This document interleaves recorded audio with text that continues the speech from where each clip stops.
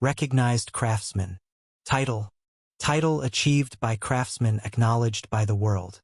Another vague title. Roland glanced at the new title that he received after finishing this new armor set of his. To his surprise, after it was all done, the world system allowed him to name this item. It was quite the finicky method, as the first words that he blurred out were applied to this item.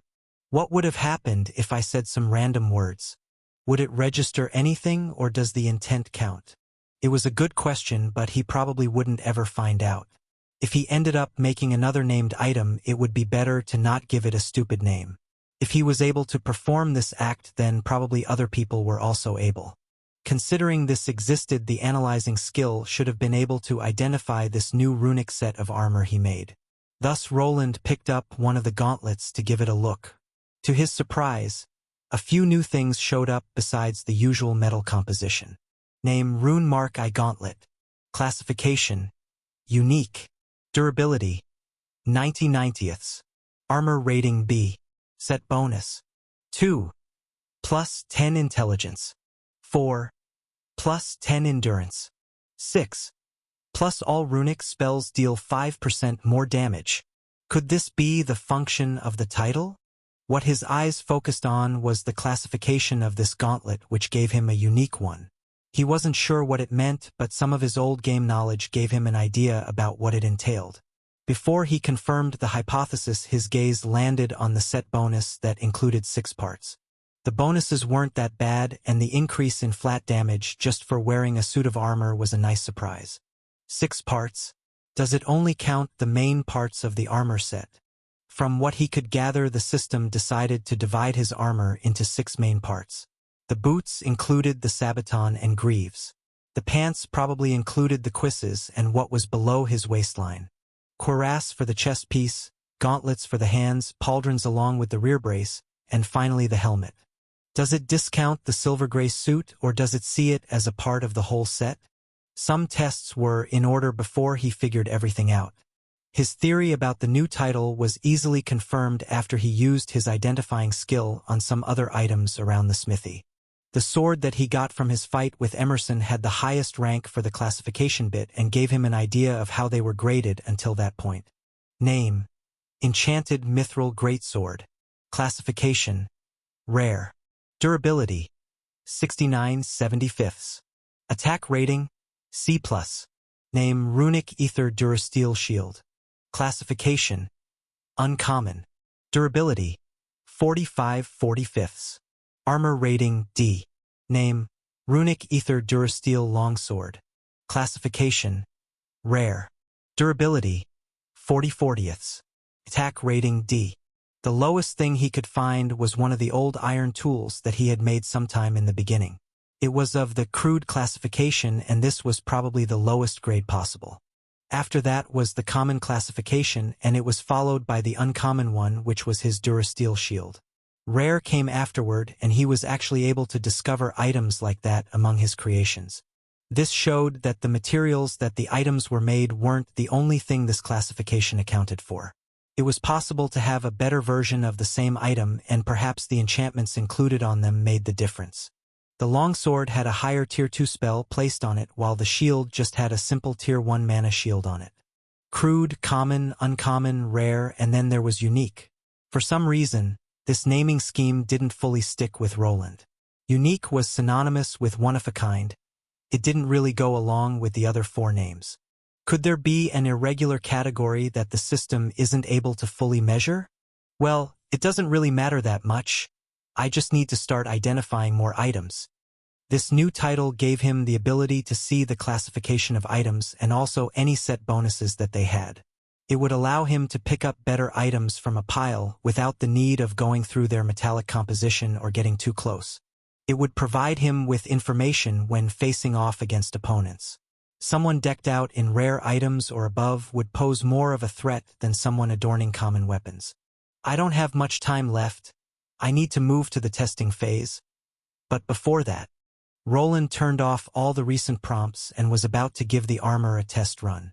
The last thing on his mind was his first level up. His level reached 177, and he was curious about how many stat points he received from his new class. When it came to Tier 1 classes, usually all the gains were capped out at 1 point. Then, moving on to Tier 2 classes, they were doubled to 2 points a level. Now that he was Tier 3, it was probable that he could gain 4 or 3 stat points a level up. Name: Roland Arden L177. Classes: T3 Runesmith Overlord L2 Primary.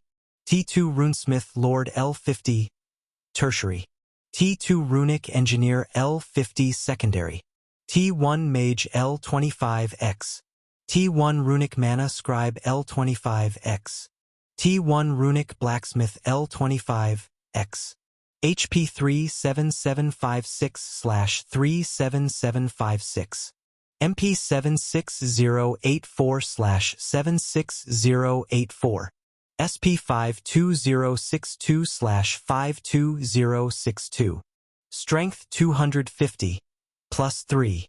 Agility 205. +2. Dexterity 293. +2. Vitality 262. +3. Endurance 292. +3. Intelligence 343. +3. Willpower 332. +3. Charisma 21. Luck 12. HM. It seems that 3 is the maximal number. But I'm not getting anything under 2 points, so it's a big improvement over Tier 2. After using this level up as an indication for future level ups, he was shocked. This meant that he would receive a minimum of 200 points in each stat until reaching max level of his Runesmith Overlord class. While his class was a bit special, this didn't mean that the other Tier 3 class holders would be that far behind. This does explain the discrepancy between tiers. There is no way someone at a lower tier could compete with such a stat difference. It was clear that the gap between tiers continued to grow. The chasm just got more massive. Roland thought back to the time that he fought the Lich and the miracle of his surviving the confrontation.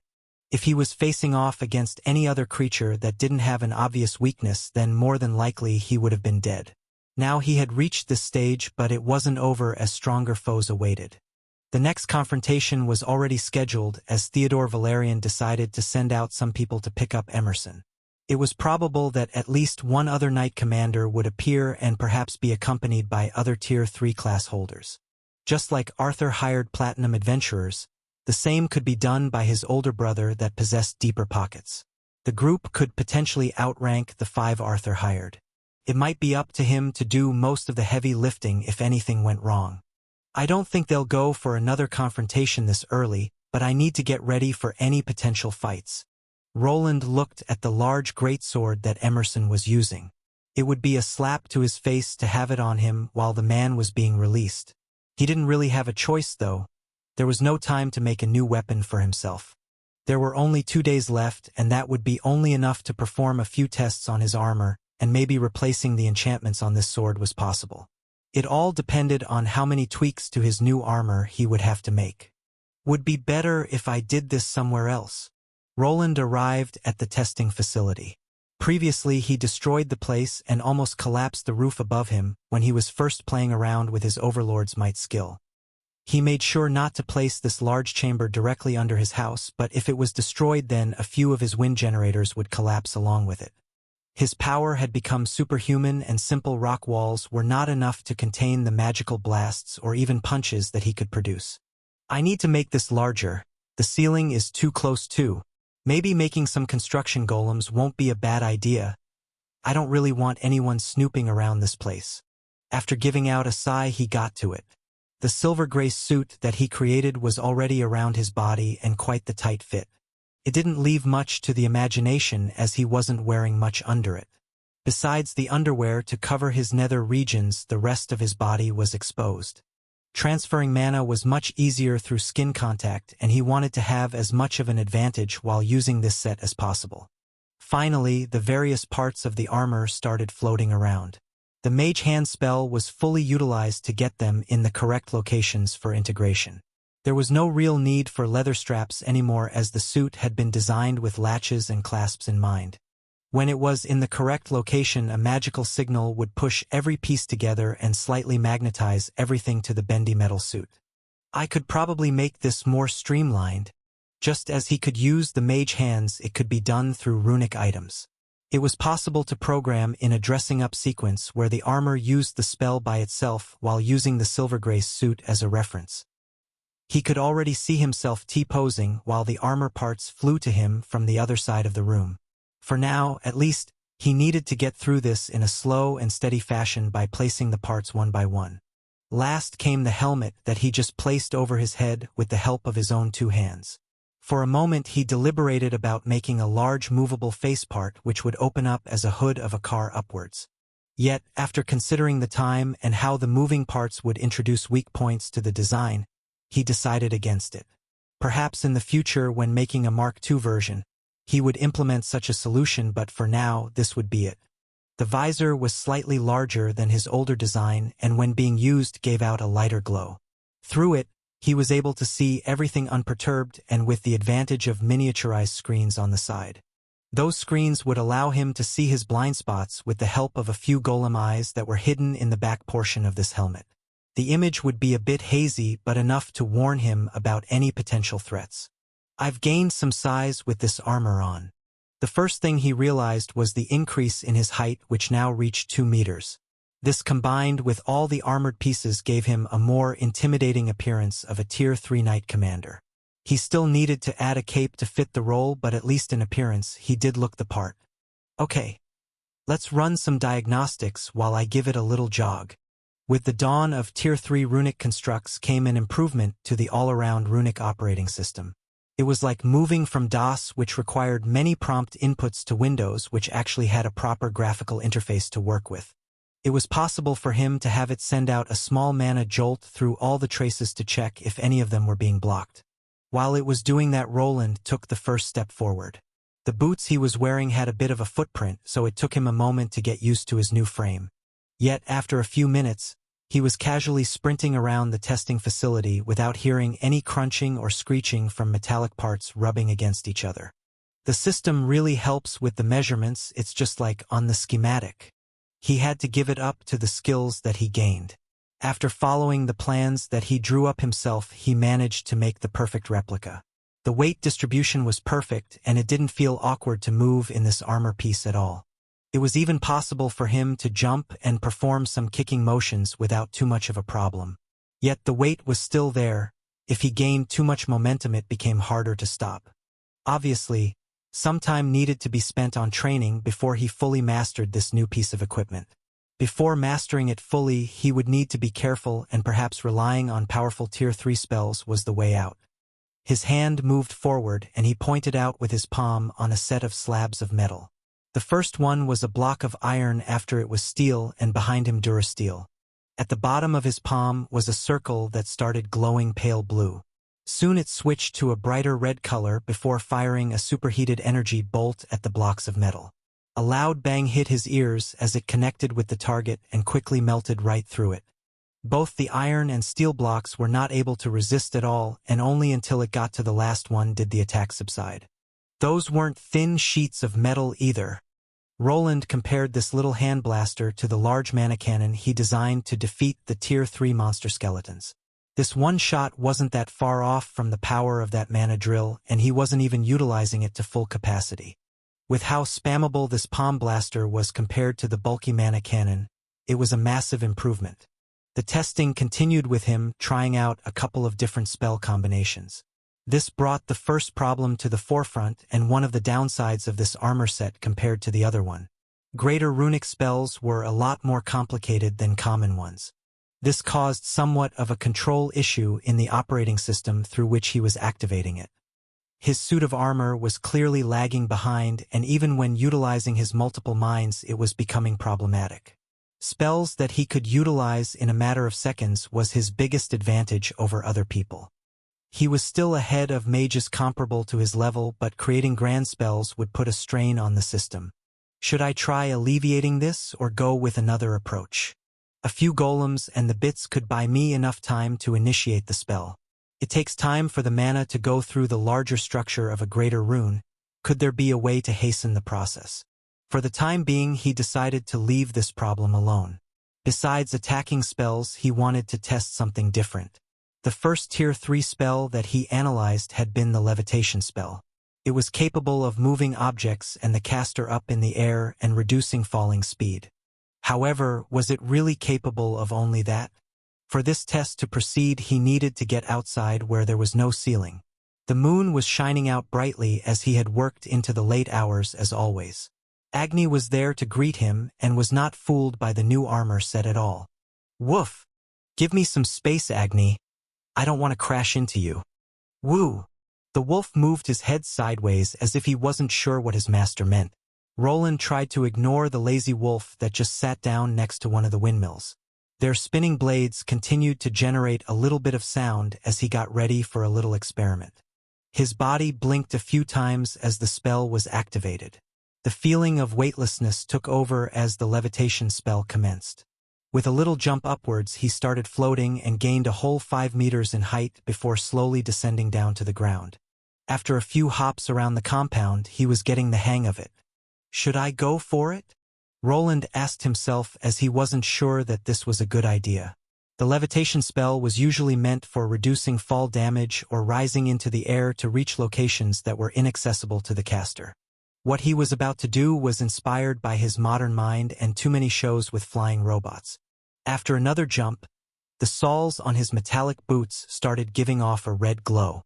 He had decided to utilize a similar propulsion system that existed in rockets. With the levitation spell active, there was not much weight for his rocket boots to lift, and thus he started gaining altitude. Whoa! Is it actually working? I can see the whole house from here. Roland's expression wasn't visible, but under the helmet, he was actually smiling. He was rising up into the air and could even see the city of Albrook. It was filled with many small lights that represented torches and moving city guards patrolling the area. In the other direction, he could even see the dungeon that had its opening illuminated as well. Wait! His mind was brought back to reality as he realized that he had gone too far up. When glancing down, his home was quite a distance away. While his mind remained calm and he knew that slowly lowering the output of the thrusts would remedy this situation, he was not very experienced in this field of flight. By bending his body in the wrong way along with his feet, he started rearing off to one side. Oh shit! I can't balance it out. The 2 thrusters on the boots filled out the sky as they started propelling him all over the place. Even his attempt at stabilizing himself with the help of his hands, which were also capable of discharging flames, failed. His armored body flew to the side and into the trees in the nearby forest where he had his first crash landing. Only thanks to an emergency mana shield and his newly attained body enhancements was he able to come out with only a few bruises. Yet as he lay there in a crater of his own creation, his mind drifted towards a solution to this dilemma. It seemed that retaining balance in the air wasn't that easy and would probably become even harder the more complex magics he utilized. However, there was someone that seemed to do fine when casting the levitation spell and was quite competent in using it while chasing Roland down in the dungeon. I wonder, could it be possible?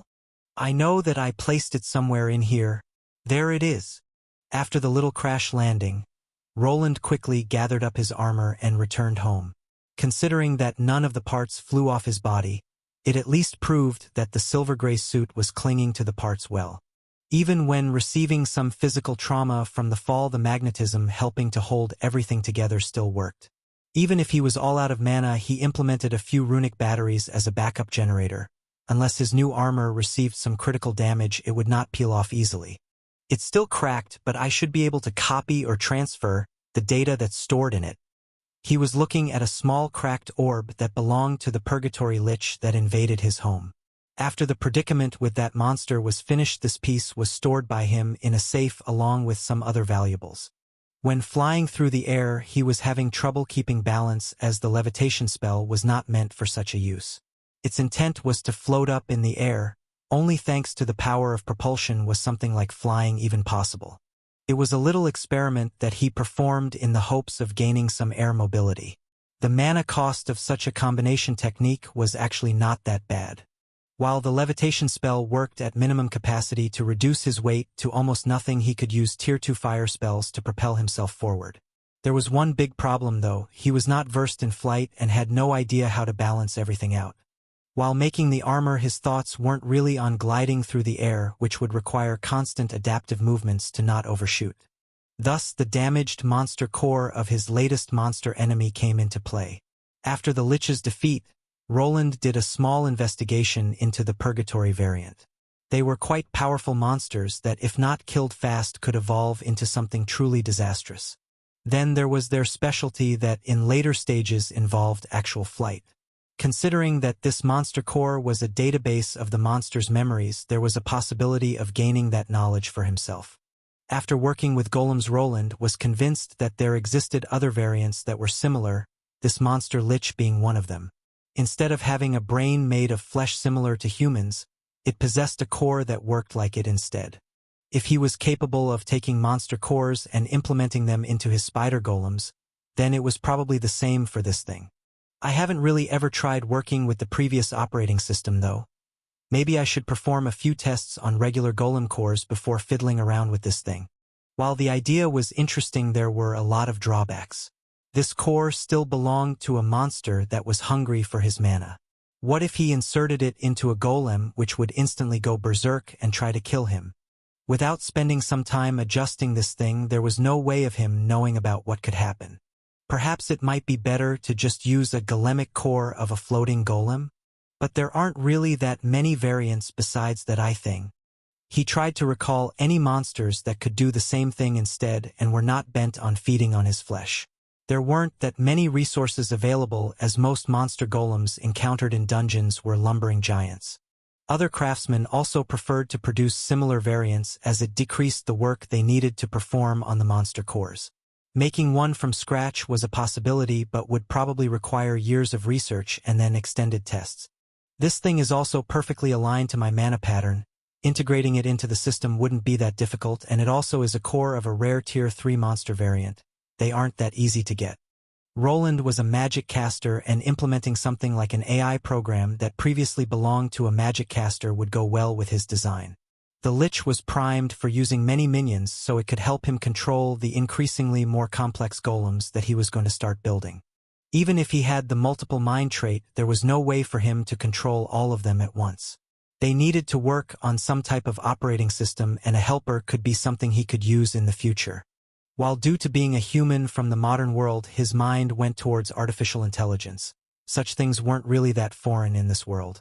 Other mages could gain some help with their spellcasting work from summoned creatures. There were even specialized ones integrated into mage towers. Roland wasn't sure how they really worked and what they did there, but it wouldn't be much different than his attempt at integrating this core to help him with some calculations. Well, I'll decide later. I need to rework the Mithril Greatsword before Theodore's knights arrive. It would be great if I could examine a mage tower, could help me with the research. It was late, so for the time being he decided to put the core away and keep this idea for later. First, he needed to get through the ordeal of the next day. Now that he had become the head knight, there were certain responsibilities that weighed down on his shoulders. After finishing up with the blade, there were things he needed to attend to at the Valerian barracks. Get your asses into gear. The commander will be here any minute. Who would have thought that the runesmith was a hidden knight? I was rude to him once. Do you think he remembers? Probably. Those tier 3s have a good memory. You're probably done for. Hey, stop joking. Shut your mouths already. A group of soldiers were standing around a field while wearing standard soldier armor. It wasn't full-plate armor, as it lacked some metallic protection around the thigh and upper arm parts. This was defended by a lengthy chain shirt and a piece of plate armor designed to protect the upper thigh called the tasses. Their helmets had no visors, and while they offered less protection, they didn't limit their sight as much as the bulkier counterparts. Around 100 of these soldiers had gathered at their training ground. On their left side, each came equipped with a shield of the runic variety. Their main weapons consisted either of shorter one-handed spears or a longsword.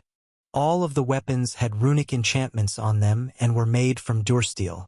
The man that fashioned these in the past was on his way here, which felt a bit strange to this squadron of men. Sir Gareth and Morian will arrive with the new knight commander. I want you all to be on your best behavior. You want us to sing him a song, Captain? Haha. That's a good idea. Davin here knows his way around the loot. We could share some drinks. That's a good idea. The soldiers nodded while their leader, Guard Captain Edmund, slumped his shoulders. He was well aware that the soldiers here weren't quite trained. They mostly consisted of previous adventurers or farmers' sons that acquired the warrior's class. Some chose to become city guards instead of roaming the dungeons and getting killed by scary monsters. Now they had become part of the city and needed a lot more training. Shut your mouths or I'll do it for you. Whatever you do, don't speak out without getting asked by the knights or your head will roll.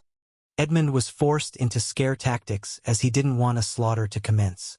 The new commander was apparently Wayland the runesmith. The man was stoic and very rarely talked. It seemed like the type that wouldn't appreciate a unit of sloppy soldiers. If he saw this scene, Edmund feared that someone could lose their life or a limb. He heard some horror stories of knights making examples of sloppy guards to strike fear into their underlings. This was not something that he wanted to happen to his men who he was responsible for. The knight commander is coming. Everyone, get to your spots, and don't dare to move. One of the soldiers that was instructed to inform him about Sir Wayland's arrival finally showed up. He quickly placed himself next to the other armored men and remained silent. Even though everyone was loud and cheery just a moment ago, now even a pin dropping would be heard. Their heads remained facing forward, but their eyes continuously glanced at the entrance through which their new leader was supposed to enter through. Many of them had already been there during the confrontation of the two knight commanders. The impression that was left was quite overpowering. To them that had never seen a proper battle between Tier 3 class holders, it was eye-opening. Gareth stepped through the threshold, and next to him was Morian. Both of them were suited up and wearing heavier plate mail suits of armor. When the two first arrived in the city, they were quite eye-catching, but now they didn't look like much, even less when compared to the person that was slowly walking behind them. The guards and soldiers were stunned by the appearance of their new knight commander. His armor was a lot more intricate than the one that he wore before, and he had also gained an increase in size. Emerson, the knight that appeared before, was wearing something flashy, but this exceeded their expectations. The weight of this suit was not something they would have been able to handle, and all of them knew it. Yet the crimson suit with darker silvery outlines wasn't the thing they were focusing on. Their gazes caught something else that was following next to their new commander. Around 40 centimeters off the ground, a sword was floating. There was a visible blue hue around it with runes giving off similar light. The sword was long and bulky and not something that should be easily able to hover in the air. All of them wanted to start asking questions about the magical flying sword, but they couldn't. The moment this man arrived before them, a strange oppressive aura surrounded the entire training field. It was as if they were looking at some kind of ferocious dragon staring them down.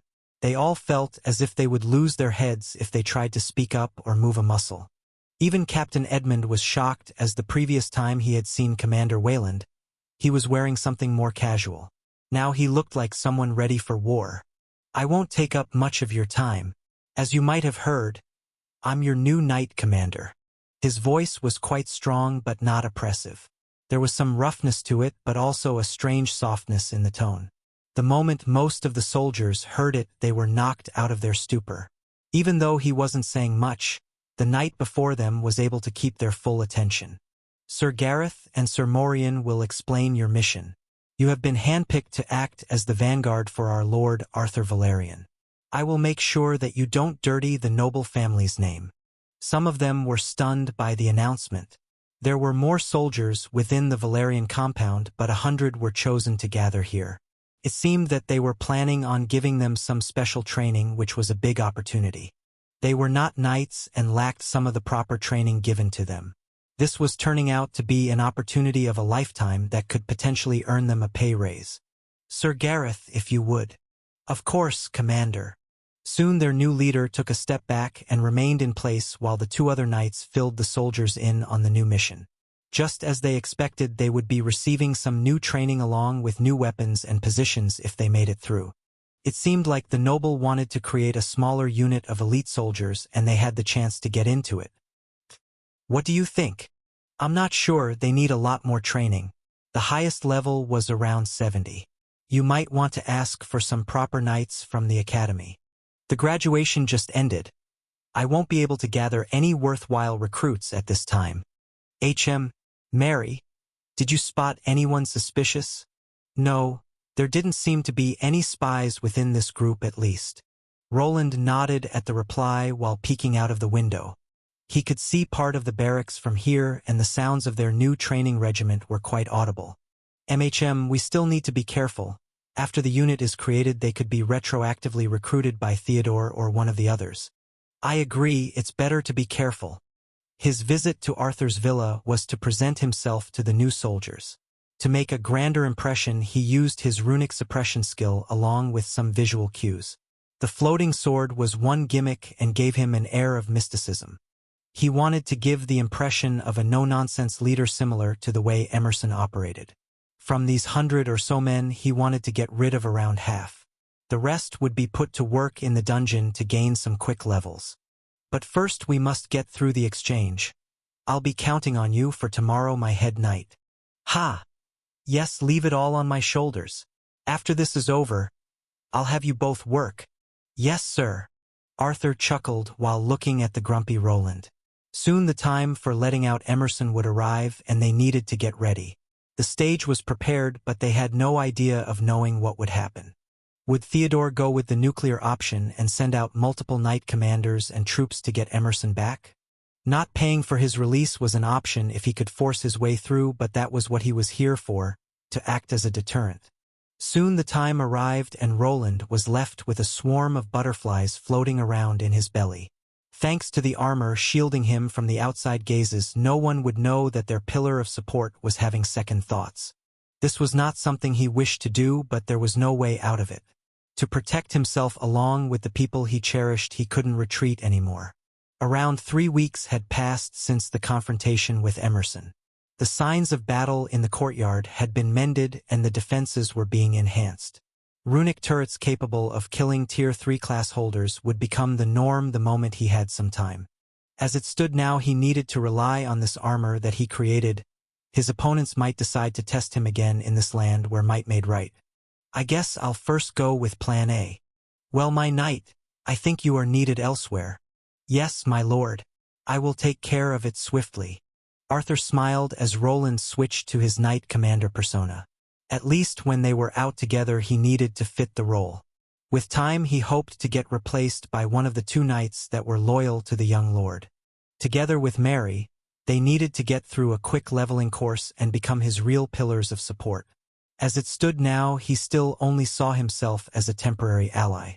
Whenever the chance arose, he hoped to free himself of this burden of nobility that for some reason didn't want him to find peace. Outside, a row of soldiers stood at attention as they formed a pathway to the Valerian villa. Emerson, as the most important part of this exchange, had been transported here. The rest of the knights would be released shortly after the money was transferred in full. Arthur didn't need to make an appearance during this exchange. With Roland around, there was no need for him to bow his head before other knight commanders like before. It was fine for him to remain in his office and keep a lookout. Commander. Both the guard knights that usually guarded Arthur were now assigned to him. Their levels had gone up since the last time, but weren't much over 100. Roland was not sure if he was trusted by these 2, but that didn't really matter. They would not betray Arthur, and at least he could count on them not interfering in things as long as he acted in their lord's favor. Soon they were walking through the villa's corridor to go outside. The maids, butlers, and even the cooking staff were all hanging around the windows. To them, seeing so many armored men gathering together was quite the spectacle. Bring him along, but remain behind me. We will not hand him over until they give us the correct sum. Yes, Knight Commander. On their way to the exit, they were greeted by 4 soldiers. They were holding on to Knight Commander Emerson tightly, who was unable to muster much strength due to the collar around his neck. He didn't say anything while glancing at Roland's new armor, but the moment the floating sword was seen, his eyes began to twitch. As I expected, he sent out another Knight Commander and a party of platinum adventurers. I hope this goes well. At the side, there was his own party of platinum adventurers. They were on standby for the time being. If a fight broke out, they would be the main backup for his side. The time for the trade was upon them, and he hoped that this time around, no blood would need to be shed. Name: Alphonse L235. Classes: T3 Spirit Champion L85. T2 Spirit Sword Knight L50. T2 Sword Knight L50. T1 Squire L25. T1 Warrior L25. Roland glanced at the status screen of the person that had arrived. His level was above Emerson, and just like the other Knight Commander, he had a spirit variant of a class. It seemed that Theodore Valerian didn't just allow anyone to become a Knight Commander. Having at least a somewhat prestigious class was a requirement. Usually, classes like High Knight were more prevalent among Tier 3 class Knights, but both of the people he was hiring had prestigious variants of already more prestigious class versions. This made him believe that whoever was the head Knight might actually match his own Overlord class, or at least be somewhat close. I'm not sure if spirit variants have any multiplier advantages, but it could be possible. His knowledge of Tier 3s ended at the names. All the books that he read before didn't really explain the skills or advantages they brought. It was a brand new world on which he could only speculate after going through the names. This Alphonse person, for instance, was clearly focused on swordsmanship while wearing heavy armor. Just like any other knight, he was wearing full-plate armor, but it didn't look as heavy as the one Emerson arrived in. It was clearly made out of mithril and probably had a higher concentration of it due to the magnified silvery sheen. His helmet came equipped with a blue comb on the top and hid away eyes of the same color behind two slits. The design was quite intricate, with a lot of blue outlines that fit together well with the silvery metal. The weapon of choice was a regular one-handed longsword that didn't possess the bulk as the one he grabbed from the other knight. It radiated magical energy and was clearly enchanted. His mana sense didn't allow him to figure out the exact magic, but it had several layers to it. This time around, it was an actual runic enchantment, and even without being able to glance at the runic structures, Roland could feel it through his enhanced mana sense. On the left side, he was holding onto a kite shield with the Valerian crest on the front side. It was a lot smaller compared to the heavy oval shield his other opponent arrived with. This item had obvious runic traces and even some runes on the front. Even without using his eye skill, he could quickly decipher the defensive spells it was equipped with. It's a Tier 3 version of the mana shield and has several layers to it. To a magical craftsman like Roland, who didn't have the leisure of having a proper teacher, this was more interesting than the scene that was playing out now. The runes were of the charged variety, and they seemed to have 3 versions of a similar shielding spell on it. With the help of the debugging skill, it was possible to figure out most of the uses, and that the defensive item was based on renewable charges. I'll probably have to focus on charges when making weapons for the other knights. Their limited mana pool won't be able to sustain the higher tier spells.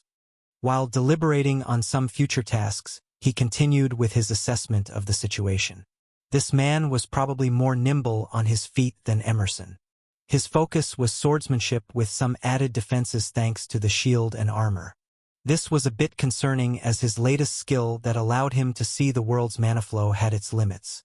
When against a somewhat slow class like a Guardian it worked fine, but when the movements became too fast, even Roland's heightened reaction speeds might fall short. He wasn't really sure, but this was the conclusion that he came to after the last duel. This didn't mean that it was totally useless. With time he expected to get a better grasp on it. Then even speedy opponents wouldn't be able to hide their intent during combat. "Bring forth the prisoner for the exchange," Roland called out while stepping to the side. Behind him were the other 2 official Valerian knights, Sir Gareth and Sir Morian. They were sticking to Emerson like 2 ticks. The man had a greater size than both of them, and even without the armor, there was a stark difference in power. Only thanks to the collar around his neck were the 2 able to drag him forward. Humph! The shackles that he was also wearing around his wrists rattled slightly as he walked forward. His gaze almost instantly fell on the hovering sword that previously belonged to him. Roland could see his facade of the stoic warrior drop as his eyes widened, but somehow the man was able to stop himself from speaking out in anger. This trade was taking place outside. To a knight that lost a duel, presenting himself to the public was a big hit to their pride.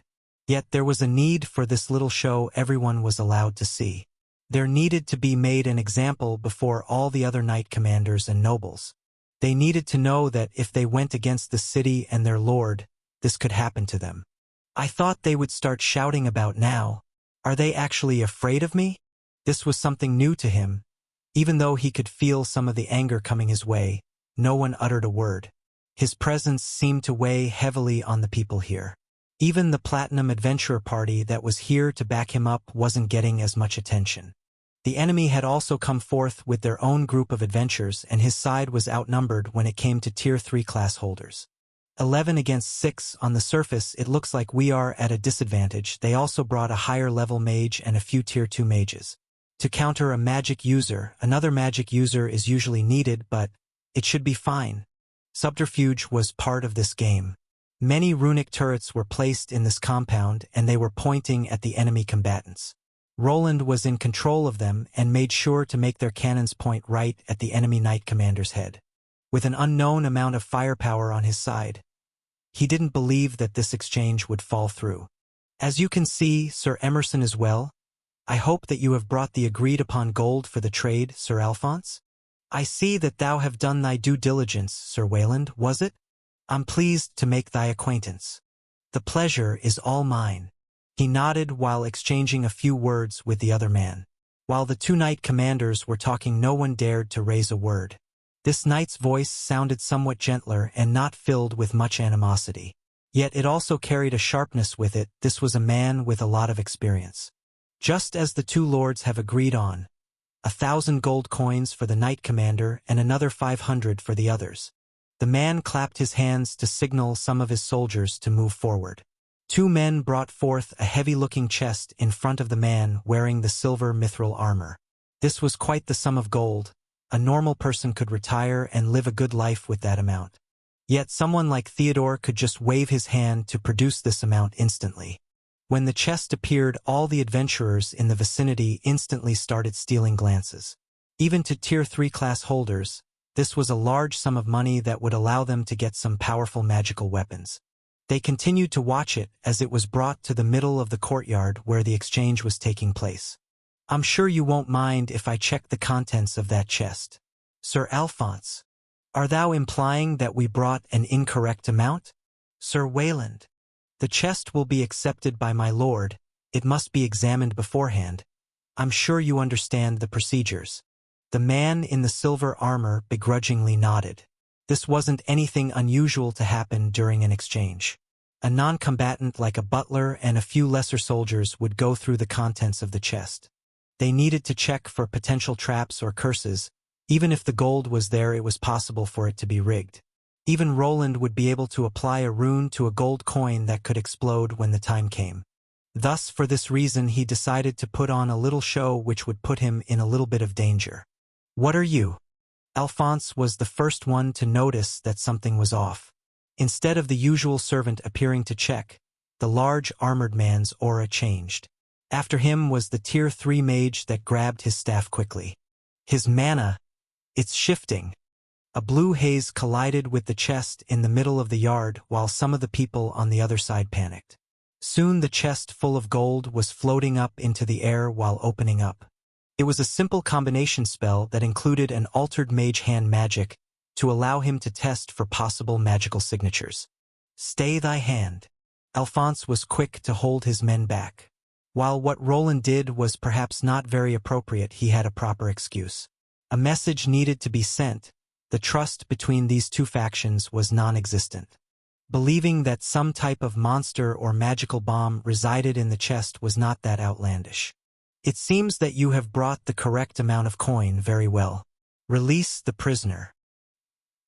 The people on the sides started sweating as no one expected to see a light show to appear before them this fast. Roland could see that he even spooked the platinum adventurers that were on his side. Aubryon already had an arrow notched in his bow while aiming at the opposing platinum archers. With no more roadblocks, the trade was taking place. He guided the chest over to their side while Emerson was left to walk toward his people. To the people here, it felt like an eternity to watch this man covered in chains slowly walking over to the enemy side. The possibility of a fight breaking out the moment he was on the other side was a possibility. Luckily, no one was stupid enough to start a bloodbath between members of the Valerian household. On this day, a precedent was set, and Arthur Valerian could not be ignored anymore. The fact that the stronger knight commander didn't allow his troops to go forward said more than words. It became clear that he was not confident of an overwhelming victory like Emerson was before him. The extent of Roland's power was unknown, and the devastating amount of magical energy that he was radiating was giving the mages goosebumps. The key. Yes, sir. The last thing to be given away was the key to the shackles. One of the side soldiers moved out after being ordered by Wayland.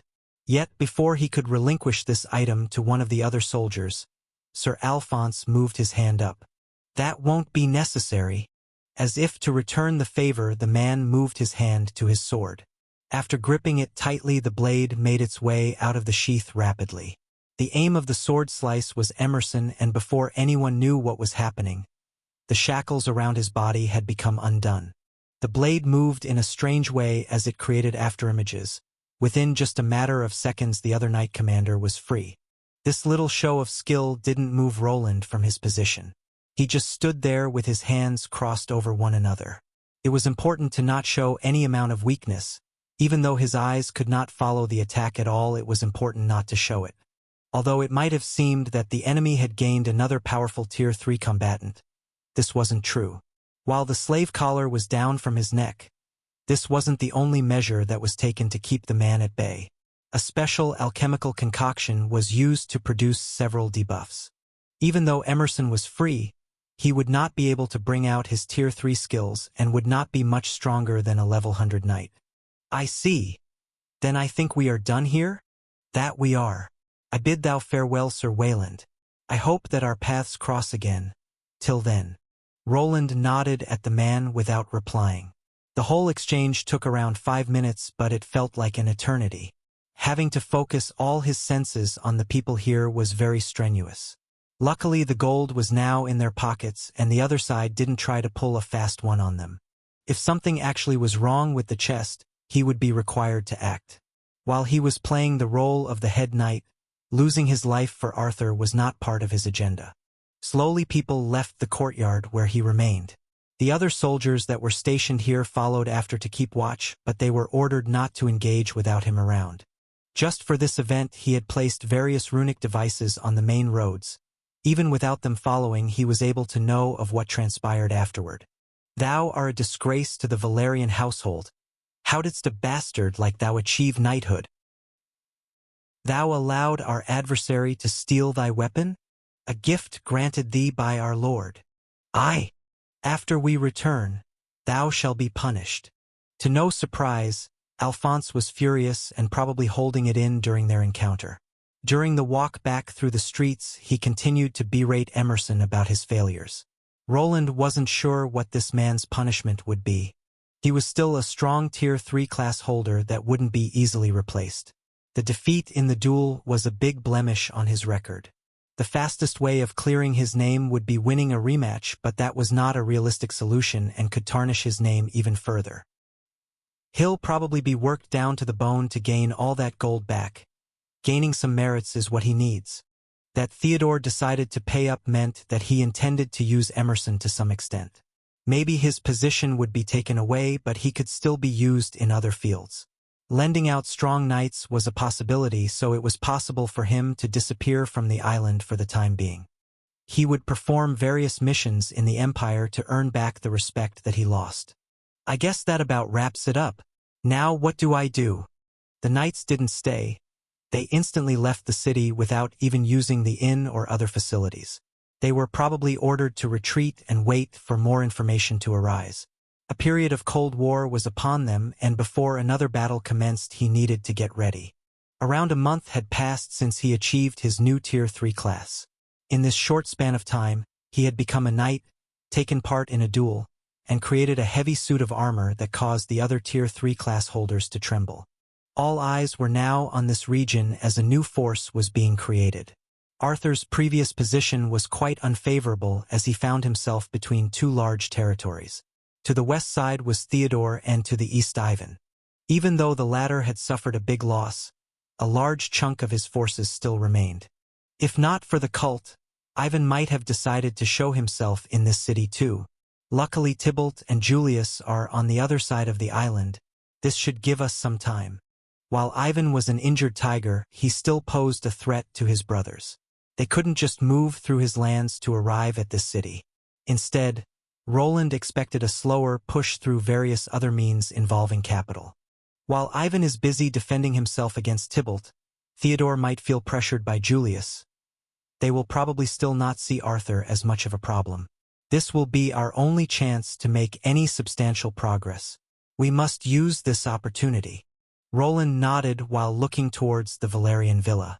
There in the window, he saw the man that was the supposed mastermind behind it all, Arthur. He was incomparable to his brothers, more similar to a paper tiger than anything else. Yet he had room to grow, and for that to happen, some changes needed to take place. His gaze landed on the person next to him, a maid with cat ears. I guess now is the time. We need to strike the iron while it's hot. Now that it's over and I have some time, I need to give this a go before it's too late. What's that, boss? Looks complicated. Burnett commented while stoking his own beard as if he was a researcher himself. It's just a part of an illusory rune that I've been working on. I'm missing a few elements, but now I can at least piece some parts together. Is that so? Well, I'll leave you to it, but you might want to postpone that. Oh, your guests have arrived. Already? I guess it's true that time flies by when you are working. They do? I always thought it slowed down instead. Bernier gave out a chuckle after leaving Roland's office. This was a smaller room where he usually spent copious amounts of time doing research.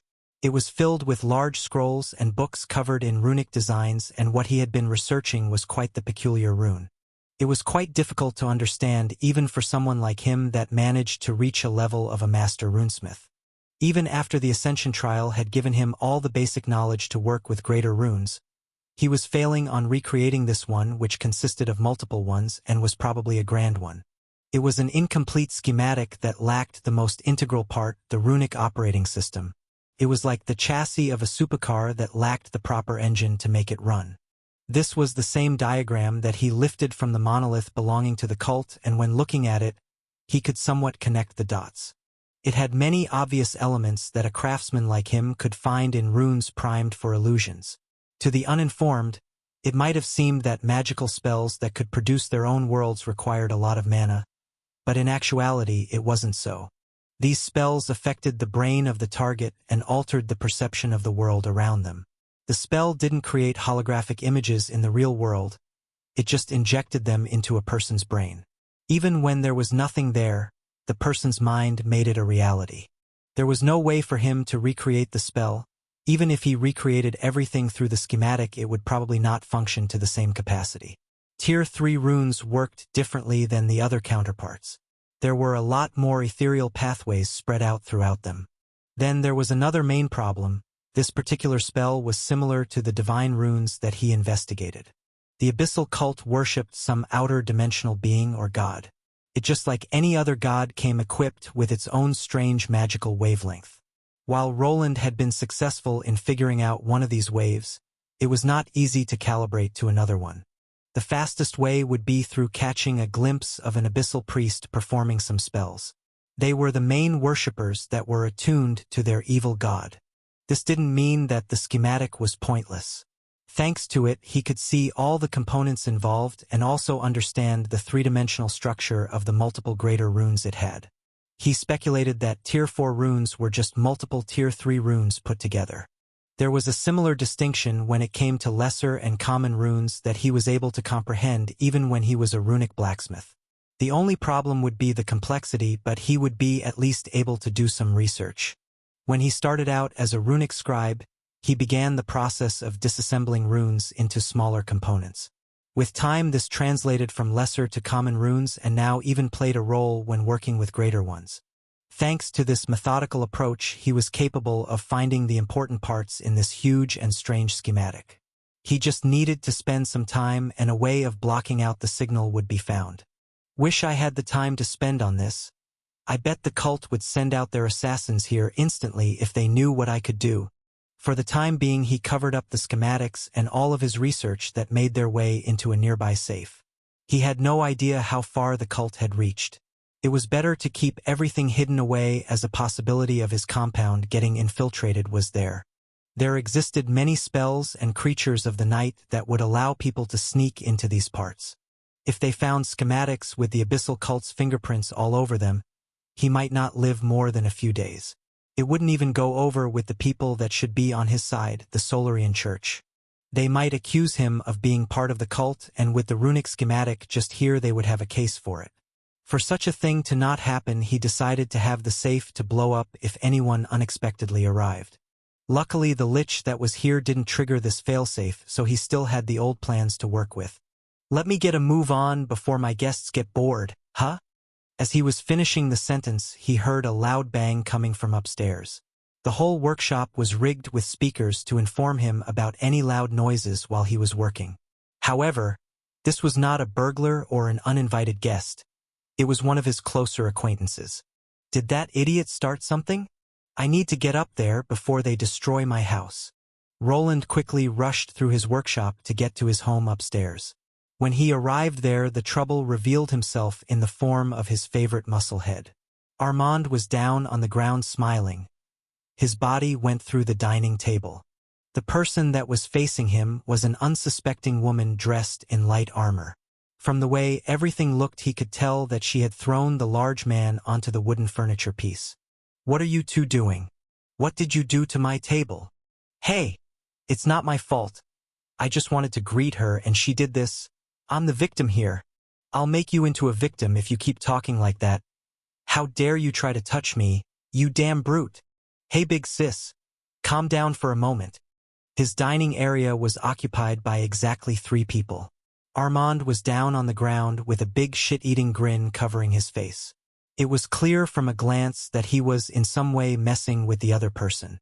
This person was Mary, the cat-girl maid who at this time was pointing one of her daggers at the muscle-brained idiot. Then to the side was the third participant, Lobelia the half-elf. Knock it off! An aura of oppression filled the whole house as Roland shouted. Some of the windows started shaking as the skill was activated. Thanks to him now being a lot stronger than this bunch, there was no need for him to plead. Just by activating the runic suppression, he was able to make their skin crawl. They were quickly forced to look his way as their knees buckled under the pressure. Whoa! Hey, stop that! I didn't even do anything. I'm sure Armand is to blame. You could have at least stopped him, but that doesn't matter. Clean this mess up first. You can't just. I can't. Mary raised her head in protest, but when she saw Roland's angry face, her ears moved back in fright. Soon all 3 were working together while gathering the splinters from the floor. Luckily, the cat maid had been properly trained, so the cleanup was done in an orderly fashion. Will these 3 be able to work together? Maybe I shouldn't have invited Armand over. What Roland needed was some help. There were no Tier 3 class holders in the city that he could really trust. The platinum adventurers that Arthur hired could easily be bought up by Theodore that had deep pockets. It wouldn't be strange if he was already attempting this after they were identified during Emerson's exchange. During the Ascension trial, he experienced backstabbing from one of his wooden people. This was always a possibility, and the vaguer the relationship between the 2 parties, the more shaky it became. To remedy this fact, there was a need to gather more resources in the form of helpers. Armand along with Lobelia were the only 2 adventurers with enough competency to be of any help. From the other side was Mary, whom he didn't really trust, but she would certainly not go against Arthur and any of his interests. He could at least trust her to never betray the city lord that he had formed an alliance with. That's enough. Follow me and try not to break anything. Damn, you sure have gotten bossy since becoming a head knight Wayland. Have I? You must be imagining things. Roland turned his face away from Armand after the reply. All of them soon made their way down into his workshop where none of them had previously been. What stood between them and the entrance was the automatic door. It could be opened by Roland's mana or by a metallic card that could be fashioned by him. Bernier and his wife along with Elodia all had their own clearances, and now he would be adding these 3 to the mix. A card. You are very perceptive. Mary frowned a bit after receiving the card covered in runic traces and small symbols. After examining it, she was not able to discover the meaning behind the item. The other 2 received their own card and were quickly informed about their use. Try not to lose that or I'll be forced to replace all of those cards for everyone. To enter my workshop, just insert half of the card into this reader here. If you do it correctly, then the armored door inside should open. Oh, it's opening. Armin's eyes increased in size as he watched Roland demonstrate how the runic card worked. After the Lich trashed the whole place, this vault-like door was placed in as a replacement. It was really thick and would give even a Tier 3 monster some time to break through it. Each card had its own unique runic password. While this meant that he wouldn't actually need to make new cards, it was better to make up the lie to enforce the rule. Haha, I'm in Waylon's workshop, if only the guys knew. If you tell anyone from there, calm down. I'm not going to tell anyone. My lips are sealed shut. Lobelia smiled widely while Roland gave her a bit of a side glance. He was aware that the Thieves' Guild believed that there was a treasure trove inside this place. The possibility of her actually breaking in here was low, but he couldn't discount the possibility. To combat this issue, he was now installing dividing thick doors for each chamber. Everything would be divided by a grade, and Lobelia would require a lot more clearance to get into the more interesting parts of his underground lair. What's that? Is that an enchanted great axe? Hey, what is that thing for? Whoa, it started glowing. Can I pick it up? Can you please not touch anything? Do I have to call Elodia over to keep an eye on you? Hey, are you implying that I need a babysitter? I'm older than you, you know. I don't think anyone would believe that. Roland rolled his eyes while Mary remained silent. She was quickly using her eyes to look over the room they entered. Not much besides regular wares that made their way into his runic shop were gathered here. Then, as they continued, a few golems could be spotted crawling around, and finally, they arrived at the main testing chamber. Here was their first destination, where he intended to inform these three about the plan. Yay! We made it without Armand blowing something up. Shut up. This must be a new world record. Lobelia cheered while jumping around the room. Mary, on the other hand, seemed a bit too reserved. This he attributed to her line of work and all-around mistrust for anyone other than Arthur Valerian.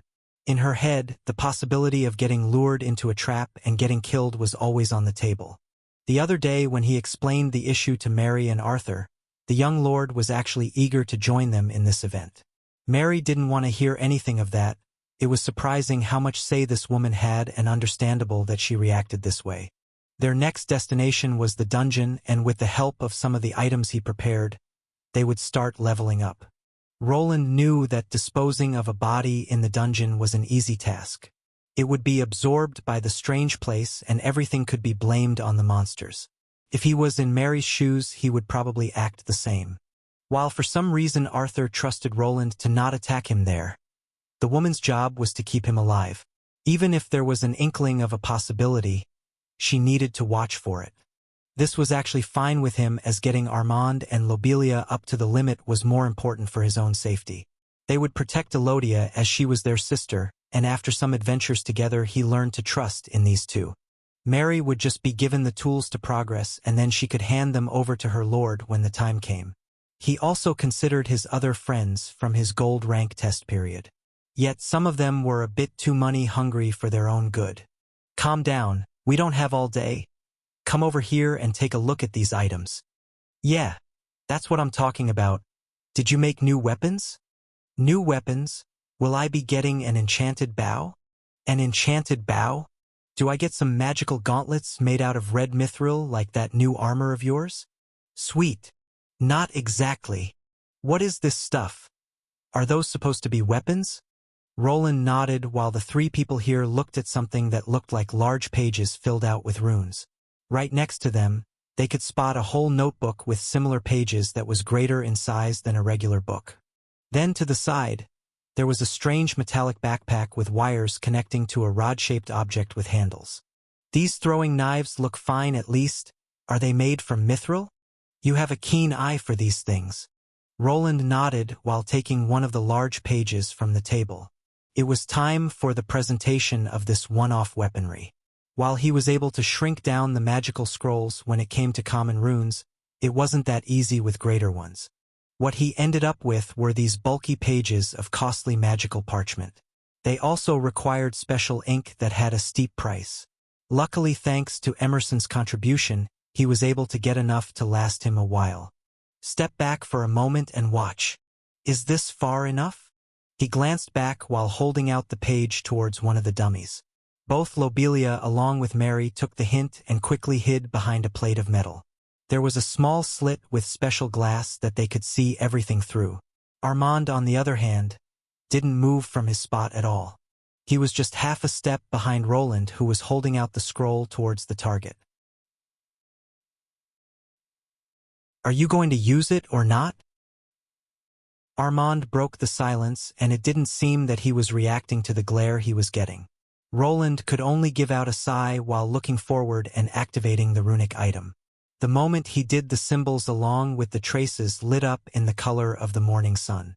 Right from the middle of this one page, a bolt of strange radiant flames shot forward and collided with the wooden logs in the shape of a human. Ack, my eyes! His helper covered his eyes as he was surprised by the bright flash. The girls that were hiding in the back quickly came out from their cover to look at the flaming dummy. Those flames. They are different. I see that you noticed. Ugh. Noticed what? It didn't even do that much damage. Are you sure that's the right scroll? Mary along with Lobelia looked at Armand with disdain as they realized that the spell was more than met the eye. The radiance and strange flame color was something only a divine spell should be capable of. Is that a holy flame bolt spell? How did you get your hands on that ink? The church usually reserves it for their own paladins when fighting against undead monsters.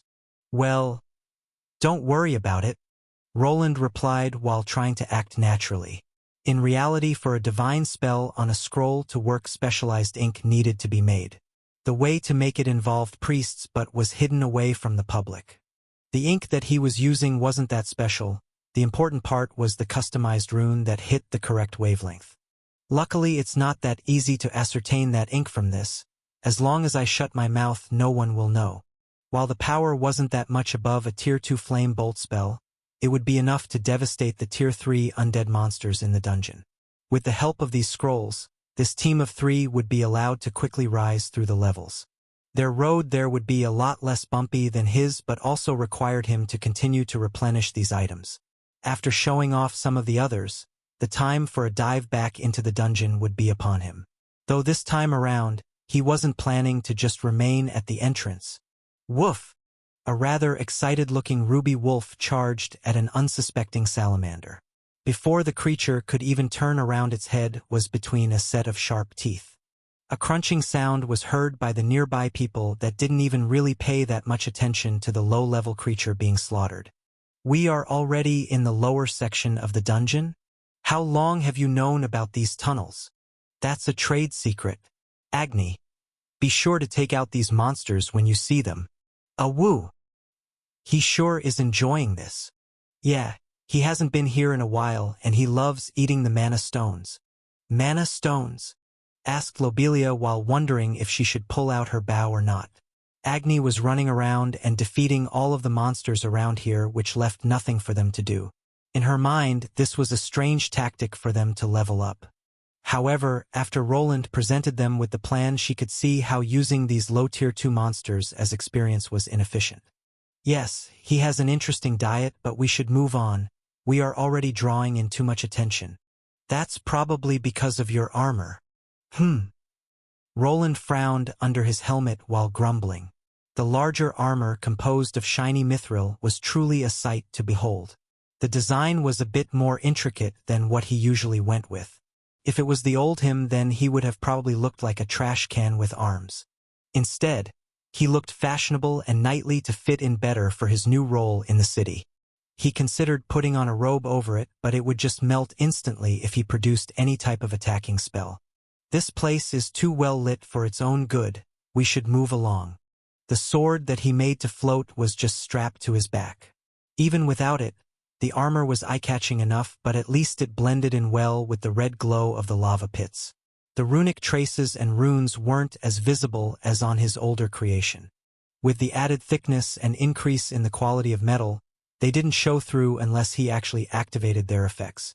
Only then would his enemies know that he was wearing enchanted gear, but then it would already be too late. A large sword. I wish that emulating swordsmanship skills would be possible for me. Roland had trained a little bit with swords when he was younger. Throughout the years he had to give up on increasing them as there were just not enough hours in the day for everything. Focusing on runesmithing had allowed him to come this far and was the right choice. It was possible for him to learn some advanced combat skills now, but leveling them up was the true problem.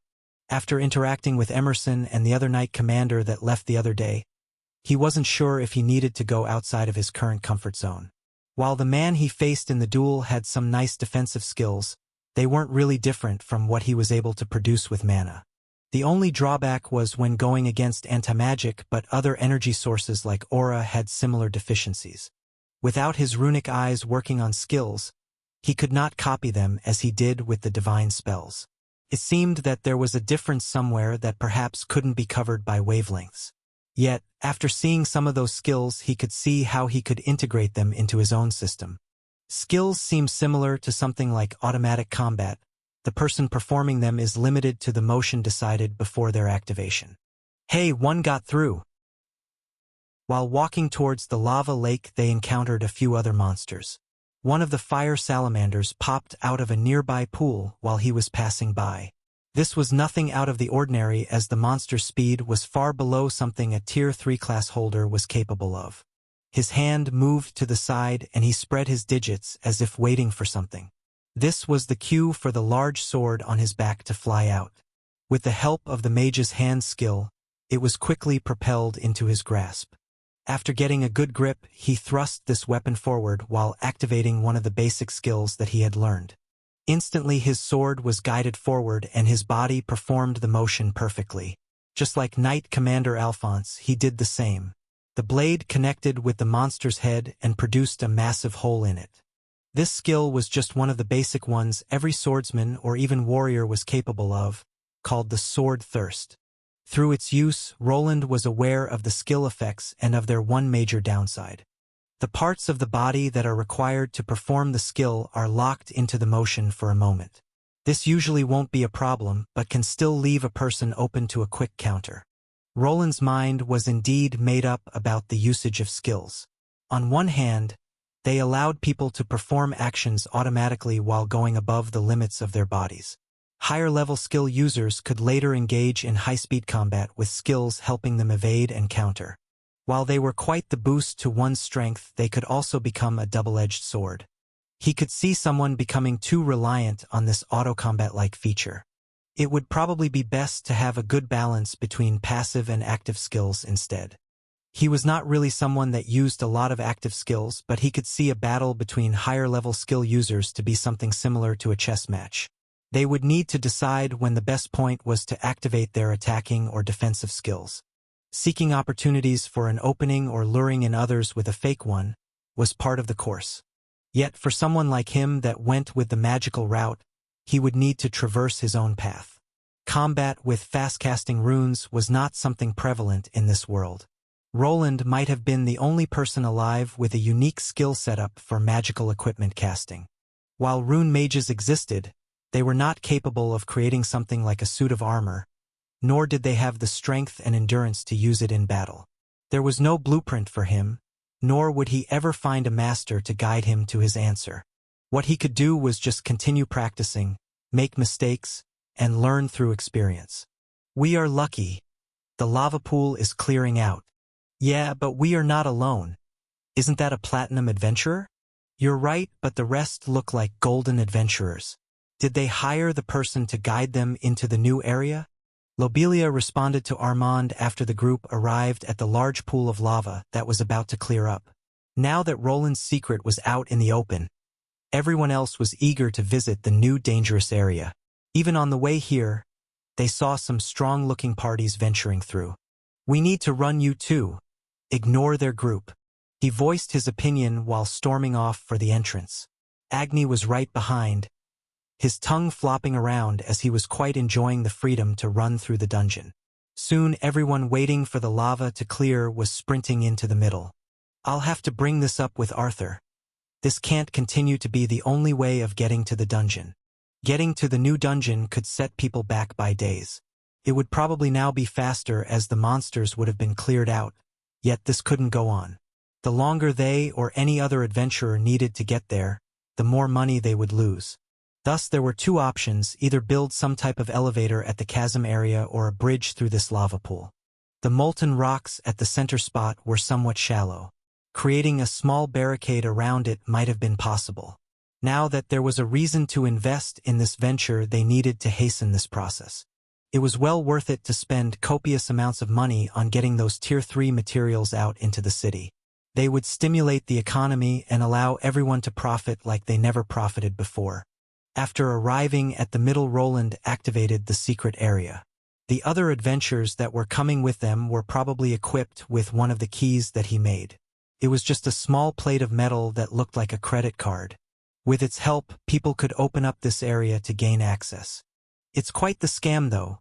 The charges are limited and you have to pay at the Adventurers Guild to get more. Getting to resources wasn't free and anyone that wanted to get further in had to pay up. The card also allowed the city to profit from an adventurer that didn't make it back or decided to sell their materials elsewhere.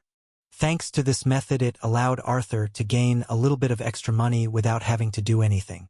Even though Roland's cards could probably be copied by others, some money would flow back into their pockets. While remaining silent, the fifth member of their group was first to make her way down into the chamber.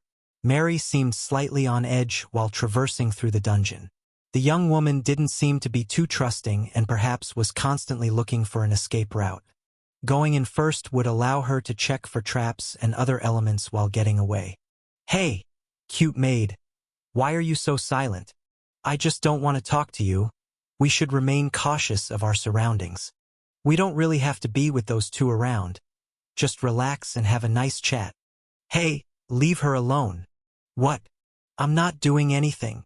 Lobelia interrupted Armin's exchange with Mary, who didn't seem too interested in her new adventuring companion.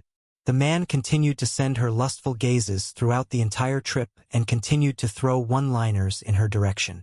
Luckily, their trip had continued without much of a problem and Armand was able to keep it inside of his pants. "I hope these two won't get in a fight while I'm gone." The path forward was clear. The corridors that were usually filled with monsters were barren. Many other adventurers had already gone through, which allowed them to reach the boss chamber rather fast. The entrance was open, and to Agni's dissatisfaction, his favorite meal was not there. Instead, they found a few dwarves moving outside with large backpacks. Should I stop them? For a moment Roland contemplated using his newly gained position. He was a knight commander, which put him above any guard or soldier in the city. When applying an analog from the real world, he was something similar to a police chief. If he wanted to stop this group that looked like miners, he could. Maybe another time. I need to teach those three how to grind out experience and not like a knight commander should perform searches on random people in the dungeon. His position was supposed to be something above a common guard. Perhaps if there were some lesser knights or guards here with him, then ordering them to do a search was proper. This group had several guards around them and didn't look too happy about something. When he examined their clothes, it seemed that they had gone through some type of encounter. There shouldn't be any other monsters beyond this point. Did they walk into the traps or get into a fight with other adventurers? For the time being, he decided to make a mental note on the looks of these people along with using his runic camera to save their portrait. There was no reason to stop them, but if he found out that they murdered people in the dungeon, then it was now his job to report them. They belonged to the Dwarven Union, and some of their faces were familiar, so finding them later wouldn't have been a problem. Soon Roland and the group continued onwards and finally arrived at their destination. "This place was a lot more sparkly before," commented Lobelia while being the first one after Agni to run into this large mine. Even though there were some more deposits here and there, it was a lot more barren than when he was the only one aware of this place. Clearly, the group that left before had something to do with it, but they weren't the only ones responsible. Others are also picking at the rocks. We'll have to hire some proper guards along with the new route. Just as he expected, a lot of treasure hunters had arrived at this place. He could see at least 3 separate groups taking away the minerals from here, as if there wasn't a problem anywhere. Now that it's known that this place has precious metals, Even the adventurers have turned into scavengers. This mine belongs to Lord Arthur. How dare these hoodlums steal from him? Mary moved her hand towards her thigh where she had a few throwing knives hidden away. While she was usually wearing a maid uniform, this time around she came in dark leather. Her face was mostly covered by a combination of a hood and something akin to a ninja mask which went along with her current class. Hold on. Just leave them be. We don't have time for this. But, don't worry. I've recorded all of their faces. After we return, we can have the guard captain take care of it. Mary knew about the technology where he could produce images. It wouldn't be hard to find these people and fine them for their actions later on. In a sense, they were performing flea labor as they would probably give up all the mine materials to not get thrown into prison. Now came the important part, the entrance to the dungeon which was occupied by some people. Now first, let me show you something that you will need. We need even more? Is it a better weapon? No. But you gave her some throwing knives and even Lobelia got arrows. Why am I the only one being left out? Because you don't have any ranged skills. What do I need ranged skills for? All I need are my fists. That's why I didn't give you a weapon. You just end up killing yourself. What? You think I'd get killed by one of those monsters? Yes. Damn. You didn't even hesitate. That hurts, brother. I'm not your brother. Can I at least use that strange backpack with the rods attached to it? Yes. But only use it when you get into trouble. Nice. Besides the scrolls with divine spells, he had given Lobelia a quiver filled with arrows and Mary some throwing knives with a similar effect. He did not want any of them getting too close to the Tier 3 undead monster as he feared that they wouldn't even be able to take one attack without dying. Giving Armand a pair of knucklebusters so he could get himself killed was an enticing idea, but Elodia would probably kill him if she found out. For the backup plan, they had a refurbished runic device that could generate a certain spell. If all things failed, they were told to use it for their safety. Just look at this. Mary, you probably remember this. Lord Arthur has a similar device in his office. Yes, it's the runic hologram. The chessboard-sized box that was at Arthur's office was similar to this one, which was much smaller. With the help of his current class, he was able to compress it further, and this would allow his friends here to progress through their training safely. Then this will be easy. As you can see, these red dots represent the undead monsters in the dungeon area. You'll be able to prepare before they even show themselves. The tactic for the grind was rather rudimentary. With the help of this device, they would wait for a monster to appear and then pelt him with some divine scrolls, arrows, or throwing knives. He instructed Lobelia and Mary to try and get their weapons back if it was possible, but run if any danger appeared. Let's go in then, I'll clear the path. While he had done all of this before, grinding directly at the dungeon entrance was impossible for them. For the time being, he needed to prepare a location where they could perform the task without other people looking in. Having divine spells flying around was quite eye-catching and would probably draw unwanted attention. Agni, stay in the back for now, and all of you remember to follow my instructions. Otherwise, I can't guarantee your safety. Woo! Lead the way, Knight Commander Wayland. Show them hell, Knight Commander. Lobelia shouted out while cheering from behind and was quickly copied by Armand. Both of them didn't really see him as a proper noble and somewhat believed that there was something fishy here. Thus they did the only rational thing they could think of and decided to make fun of the situation. Oh, shut up you two. Aye, Commander. Right? Let's go. Wait here. Are you going to be okay? Even if you are at Tier 3, 2 monsters at once might be troublesome. I'm going to be fine, it's just 2 berserkers. They are the easiest to handle. They will blindly charge at anyone that gets in range. If you follow after me, they might target you instead of me. It will complicate things. If you say so, we'll be cheering for you. Agni, you too. Just wait here and protect them. Woof! Lobelia gave Roland a big thumbs up while smiling brightly. Behind her was Armand, who repeated the gesture. Mary, on the other hand, continued to stare at the surroundings without saying much. She seemed to be constantly on the lookout for potential monsters, traps, and occurrences. It was clear that she was a true professional that didn't let her emotions wander during a mission. Agni, on the other hand, seemed a bit disappointed, but when he was ordered to protect the whole group, his eyes perked up. From the look of things, he judged the three people correctly. His two friends here were concerned with his life, while the ninja maid was not. If something happened to him, he could probably count on her prioritizing her own life. This was fine, as their relationship was only blossoming. Perhaps after more time had passed, a better partnership bond could be created. Two berserkers. I said that it wouldn't be a problem, but I'm not entirely sure myself. Even though Roland spoke confidently, he still had some butterflies in his belly. In theory, the skeletal fiends that weren't over level 160 should pose no threats to him.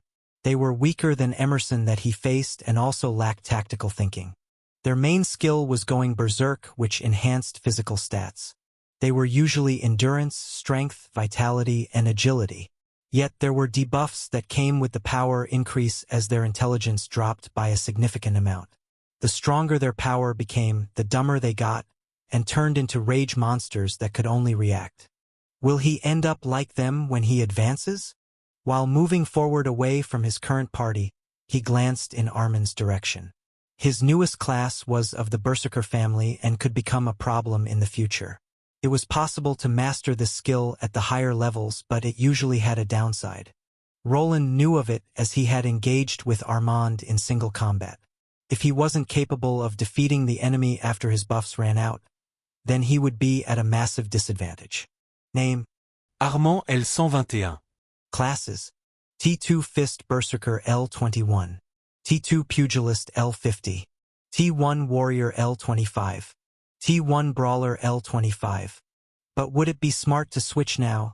He is probably used to fighting with time buffs and should know how to manage his resources. Would he even listen to me if I told him to take something less volatile? Roland had to accept the fact that even if he told Armand to go with a specific class, his muscle-brained friend would probably go for another one on purpose. Perhaps if he went with a reverse psychology approach or asked Elodia to do it for him, it could be possible. Yet there were merits to choosing such an iffy class. The increase in physical stats was tremendous. It put them on the level or even above prestige classes. This meant that if Armand managed to progress enough in his stat-boosting skills and learned to control everything, his strength wouldn't be something to scoff at. There should be ways to alleviate the mind debuffs. I should be able to make something. There were mind-cleansing spells out in the world. Now that he could tap into the field of the magic of the priest and cleric classes, he could do something about it. This was even on of the tactics used by high-leveled adventurers when a berserker was inside their group. A priest could calm their rage down if it got out of hand or install some buffs to let them focus better. With Roland's skill set, he could probably create an automatic piece of armor that would cast the spell whenever Armin's mind was affected. If he implemented this, he wouldn't have to worry about getting a rough fisting from behind. That would cover the idiot. Then what about Lobelia? Name: Lobelia L112. Classes: T2 Silent Arrow, Pathfinder L12. T2 Bow Rouge, Bow Expert L50. T1 Thief, Scout L25. T1 Archer L25. When analyzing Lobelia's status screen, he could see through the item she was using. It displayed her Thief class as the Scout class instead and also hid all of her other classes from view. There were special conditions to meet when getting the Thief class. Usually, people looked down on others that went with this route, so this was expected. The Adventurer Guild wouldn't look down on them, but this didn't mean that other adventurers wouldn't. Lobelia was focused on ranged combat, but not fully. The Bow Rogue class would help her with getting dagger-related skills. It was quite the expansive class that gave a person a lot of options and also opened up paths to various assassination professions. One of them was the Silent Arrow class, which, as the name stated, allowed people to remove sound when using ranged weapons involving arrows. She is a bit less problematic, but I might have to enhance her status-altering enchantment. If I can decipher it, so will others. She would just require regular archer-related equipment such as arrows. Her class was similar to Roland's and relied on outside sources. With the correct ammunition like elemental arrows for the right occasion, she could potentially deal with almost any hurdle. Instead of making hundreds of various types of arrows, why don't I focus on designing multi-purpose ones just like with my armor? That'll probably save a lot of time and resources. Roland had been able to change the elemental attribute of his spells since forever now. While Lobelia didn't have any rune-related skills to alter the runic operating system, it was the same for him when he started out. Thus he already knew how to design the arrow shaft and tip for her. The only problem would be the materials, as he couldn't just use regular wood. When it came to Mary, on the other hand, he could see equipping her with some powerful stealth weapons. She was probably going with the assassination route. Giving her something to cancel out sounds in a wider area would probably enhance her potential. Some spells that produced shadows or generated sounds in other areas would probably allow her to infiltrate areas better. Yet before she received her Tier 3 class, he wasn't sure what to go with. Throwing knives seemed to be something that she used normally, and creating one similar to the elemental arrows was a possibility too. Now let's focus on these two. At least those guys did their job with rigging this place up. On the small display screen inside of his helmet, he could see the entire dungeon area. All the corridors and rooms that had monsters crawling in them were all showing up. They were represented by red dots, while any person of the races by green dots. Thanks to this, he could calmly approach his next target. Infernal Skeleton Berserker. L157. Both at the same level, they seemed to be moving on a pattern. There was an additional feature in his map, as his armor was capable of storing data. The same was for the sensors, but their storage capacity was limited and would reset after a while. They were somewhat similar to cameras at a store that needed their tapes replaced. All these monsters were on rigid paths that never changed. There was one constant pattern that, in this case, would repeat every 1.5 hours. The closer one should start moving towards this corridor in a minute, while the other will remain there. That's good. I can take care of him without immediately getting attacked by the other one. It was time to test out a few things from his arsenal. With a little help from his multiple minds, he activated the storage space that was integrated into his back. A ripple in space could be faintly seen as a cube-shaped object emerged from within. It was followed by 3 identical ones, and before dropping down to the ground they started glowing. All 4 activated almost instantly after being deployed and showed off the various glowing runes they were inscribed with. Normally Roland needed to use his Mage Hand spell to hold items up, but these 4 cubes didn't need it.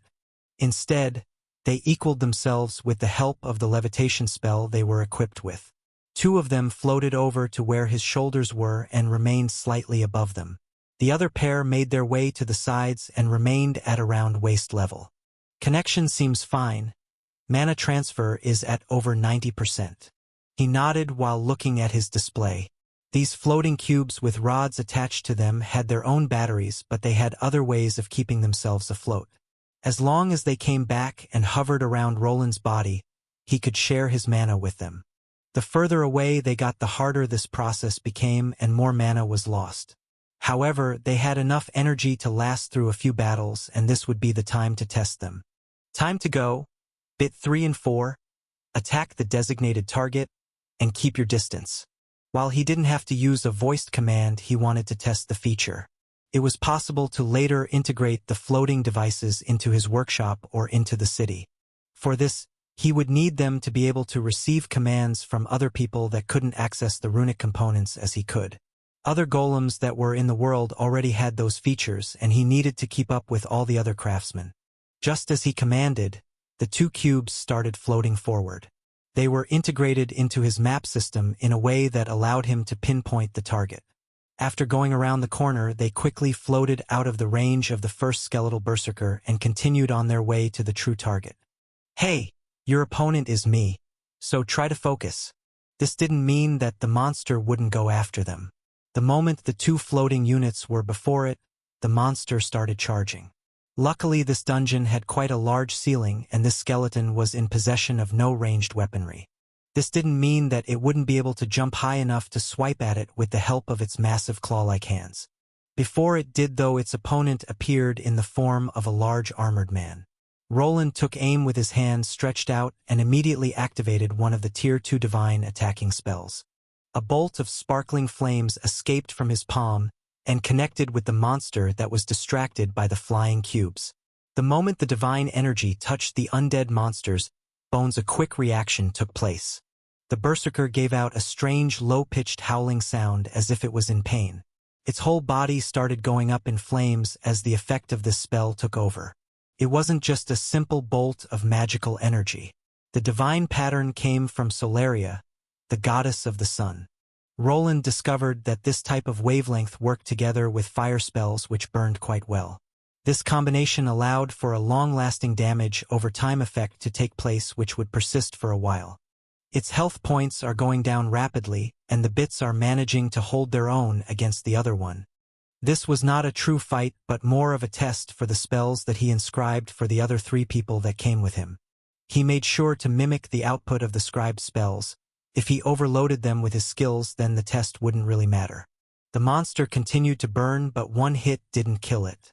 As expected, one won't be enough, but while the monster was still alive and moving forward, its steps had become sluggish.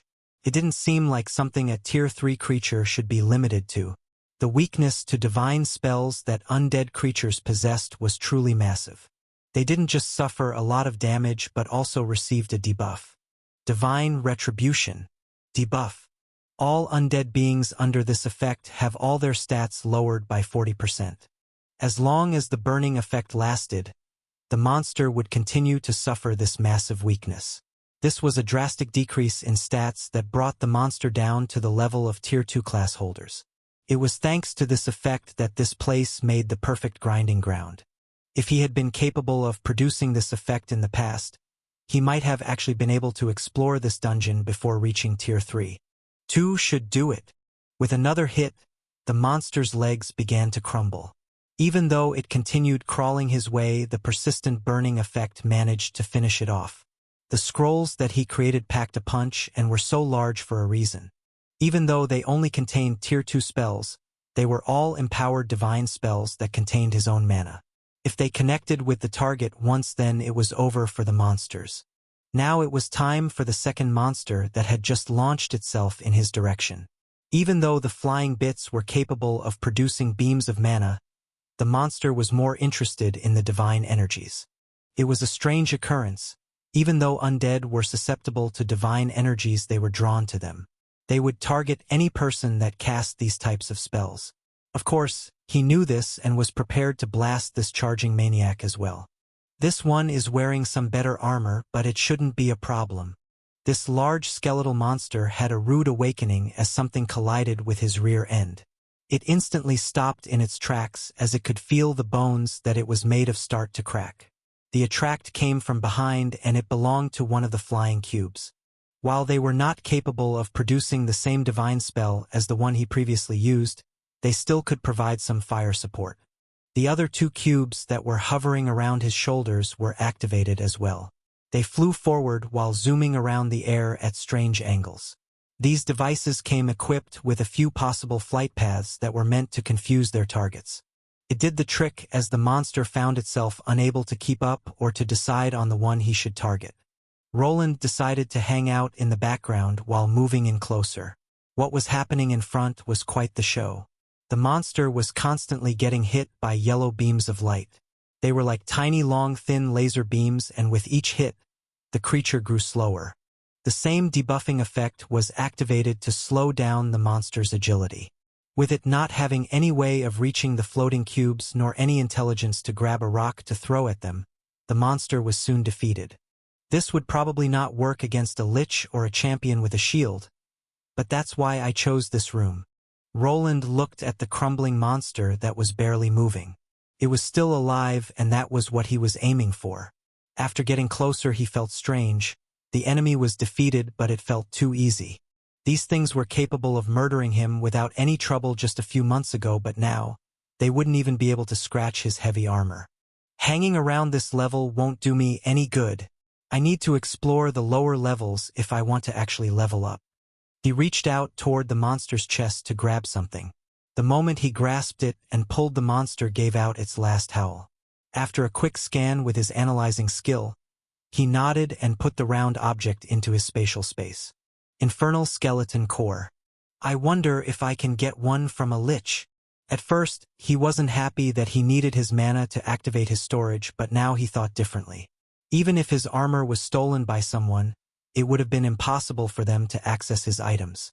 No one would even suspect that there was such an option integrated into a heavy suit of armor like his. They would just look for any pouches on the sides that contained some items he didn't care much about. I should call those 3 over. I'll guard them for now, but I can't babysit them forever. There were many things that he wanted to discover in this dungeon. The Platinum Adventurers had given a report, but he couldn't fully trust them. Without exploring everything himself and affixing more sensors, could he truly get this place under his control? Click. It was really there. How did you know? There was a pattern in the dungeon. A pattern? I've never heard of such a thing before. Most people don't do things like me, so they wouldn't be able to find it. Roland replied to Mary, who was astonished by the opening secret door before them. Inside was a small room of around 20 square meters. Right at the end was a lone chest with unknown contents. It was a secret room just like the ones sprinkled in the other dungeon, and the entrance was quite similar. These dungeons aren't connected to each other, but they are very similar. I've heard a theory about it, and this might confirm it. Back in his youth, Roland made an effort to go through all the books on this world that he could get his hands on. Someone once said that knowledge was power, and he took the advice seriously. His arrival here was abrupt, and he needed all the information that he could get his hands on. Thus, even before becoming an adventurer, he made sure to study dungeons and what made them tick.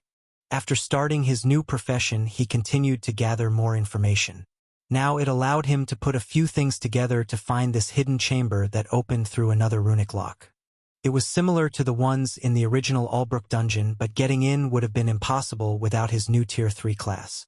The runes had increased in difficulty and now required more involvement from his skills. Usually finding a room like this would have been impossible through normal means. It was behind some bones in what looked to be a burial chamber. Roland had an ace up his sleeve, which was his mapping system. Through it, he was able to previously discover a pattern in the secret chamber location when he was going through the upper levels of the old dungeon. This same pattern in dungeon room creation existed here as well, and somewhat confirmed the theory others before him came up with. This theory stated that when 2 dungeons existed close to each other, the one with the lesser dungeon core would get affected by the other one. If it was true, then the Albrook dungeon could have been affected by this one. The similar layout of the rooms and secret chambers locked behind runic symbols was the similarity. The undead flaming skeletons on the upper levels could have also been affected by this undead crypt. I need to visit the lower and upper levels before anyone else can discover these areas. The hidden rooms and chambers usually had some bonus rewards for anyone that found them first.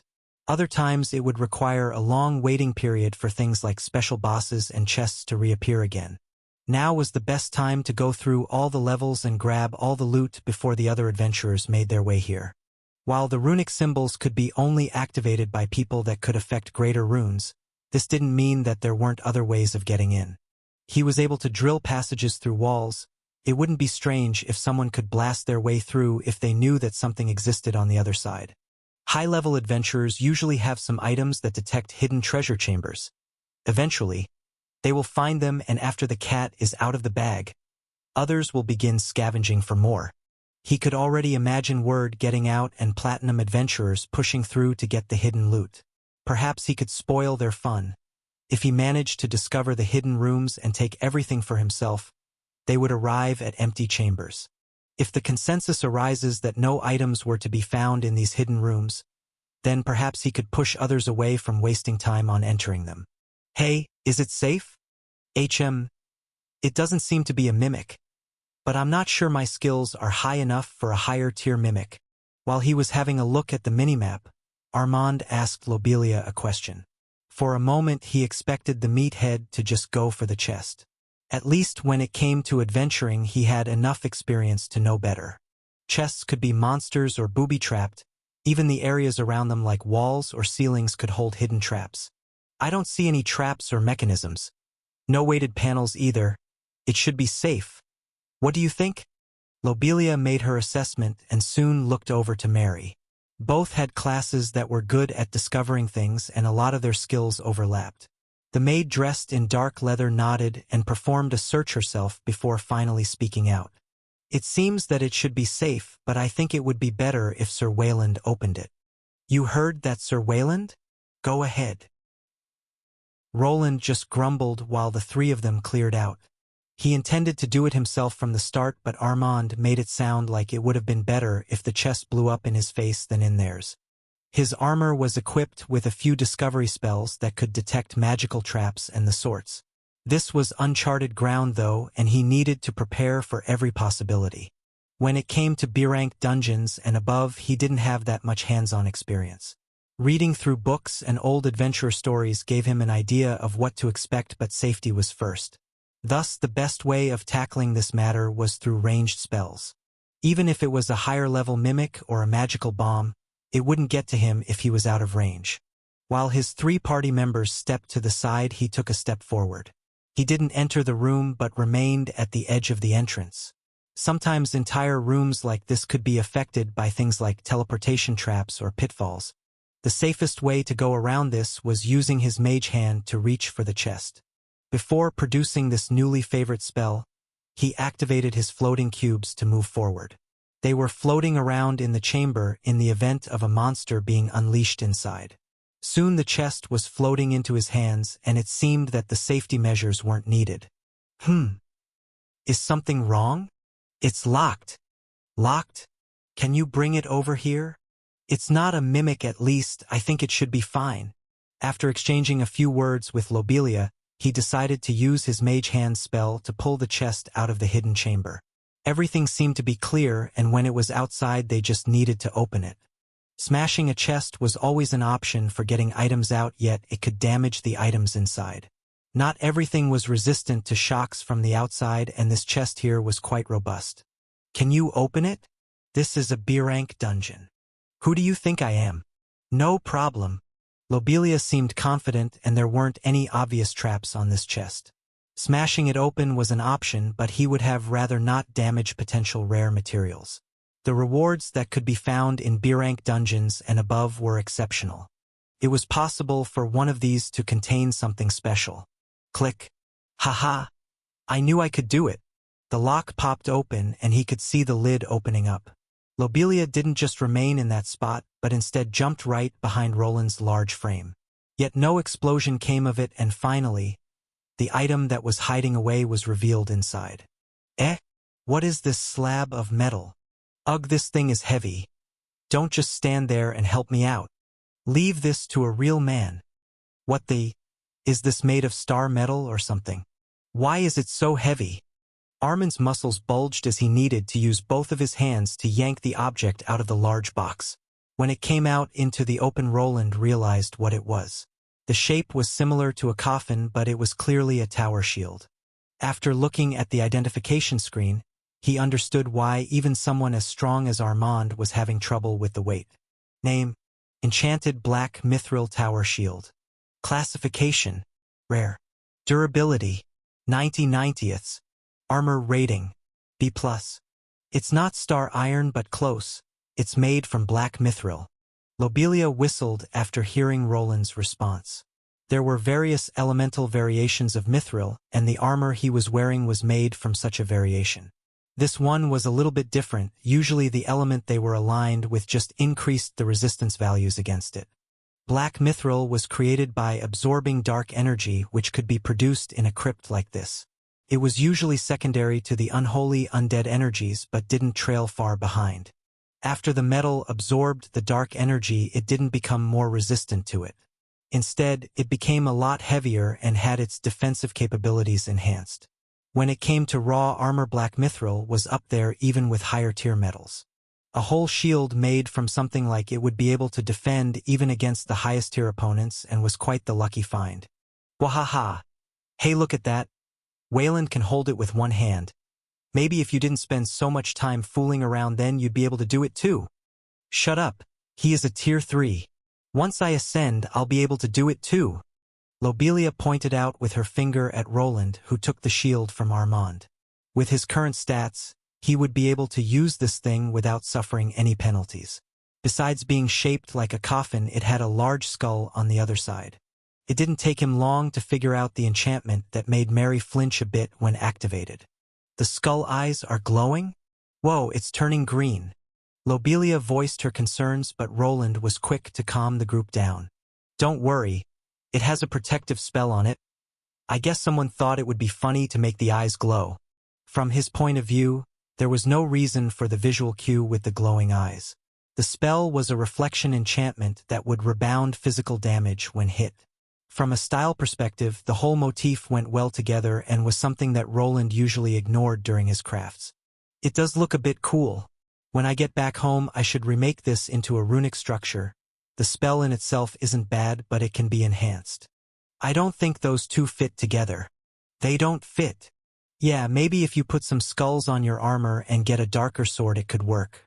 You should probably ditch it, but don't worry. I have a friend that could use something like that. How about I take it off you? Armand commented on the look of the items Roland was carrying. The shield belonged more in the hands of a dark knight, while the sword he took from Emerson was too gallant. Then, combined with his crimson armor that looked more streamlined, it just didn't mesh well together. I'm still taking it, you just sell it. Damn. He saw through it. Can I at least? No. Now get into the chamber. We already wasted enough time on this. Roland shook his head in disgust at the muscle-bound idiot. Even though he was letting him tag along to help them power level, he still wanted some extra cash. Lobelia wasn't much different, as she had a somewhat longing gaze when looking at the black shield. The only person that looked normal was Mary, who probably just wanted to train. Okay. I'll stay here with you for today, but in the future, you'll have to do it by yourself. Everyone nodded without voicing any complaints. While it was safer for Roland to remain with them, he would get sidetracked and gain nothing in return. During this small window he had before the dungeon became infested with other adventurers, he had to dive deeper into it. Mary, you're acquainted with the map the most, so I'll leave most of it to you. Can you place the device down here? The ninja maid nodded while all of them started placing down their belongings. Soon all of them were looking at the dots on the screen while Roland tried to explain everything. While perhaps he was worried about Armand, with Mary around they should be able to succeed. So you want us to focus on the Berserker variants? Yes, they are the easiest to read and defeat. As long as you fight one at a time, everything should be fine. The plan was simple. Using this chamber as a safe zone, they would target the nearby Infernal Skeleton Berserker that he just cleared out. After going through the dungeon map back to his place, this was the best tactic he could think of. While it was safer to remain in the mining area, there were too many eyes on them and the grinding trick would surely become known to everyone. If they stayed here, they could casually hide away if any platinum adventurer arrived. Without the proper tools, they would be unable to open this hidden room where their group could hide until he returned. This sounds simple enough and could actually work, if the scrolls do the job. That's why I'm going to stay here for now. The next Berserker should appear in around 20 minutes to go over your equipment. The biggest help was actually the mapping device and not the divine runes. Weapons were easily made, and even something like his big mana cannon could be used instead.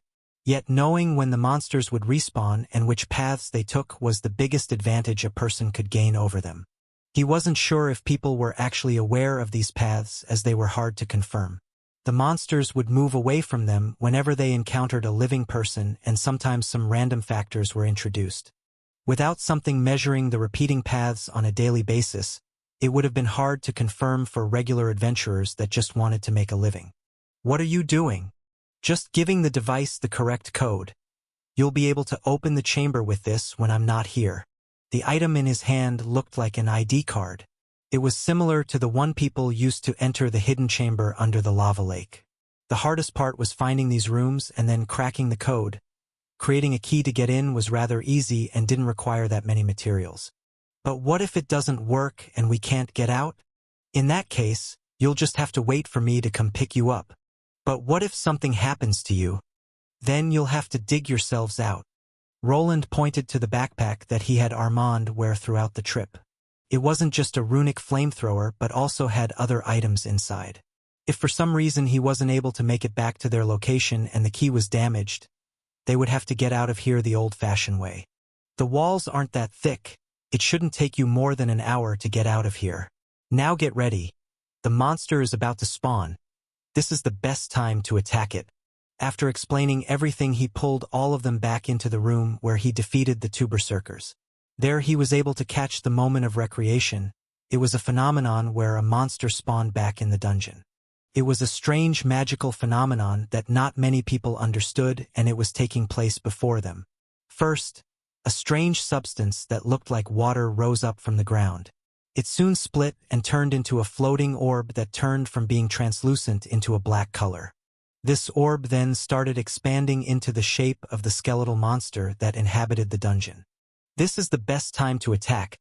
They won't be able to move for a second or two after respawning. Use your scrolls on it.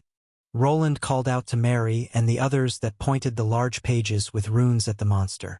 If aimed correctly, they would be able to deliver a devastating critical blow without even having to endanger their own lives. 3 bolts of divine energy flew at the skeletal being and connected right as it was about to move. The glowing eyes activated just at the right time to see the spells coming their way. We got it. It's burning up. Hey, I leveled up. Me too. What is this experience? It actually worked.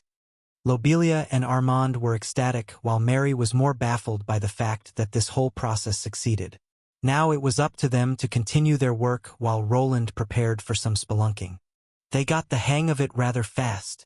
I might be able to move along to schedule for once. Roland was leaning against the corner while watching Armand use the divine spell scroll he created. The spell was constructed in a way to guide itself toward undead creatures. Even if they aimed it at the ceiling, the bolt would bend and fly at the giant spawning skeleton in the middle of the room.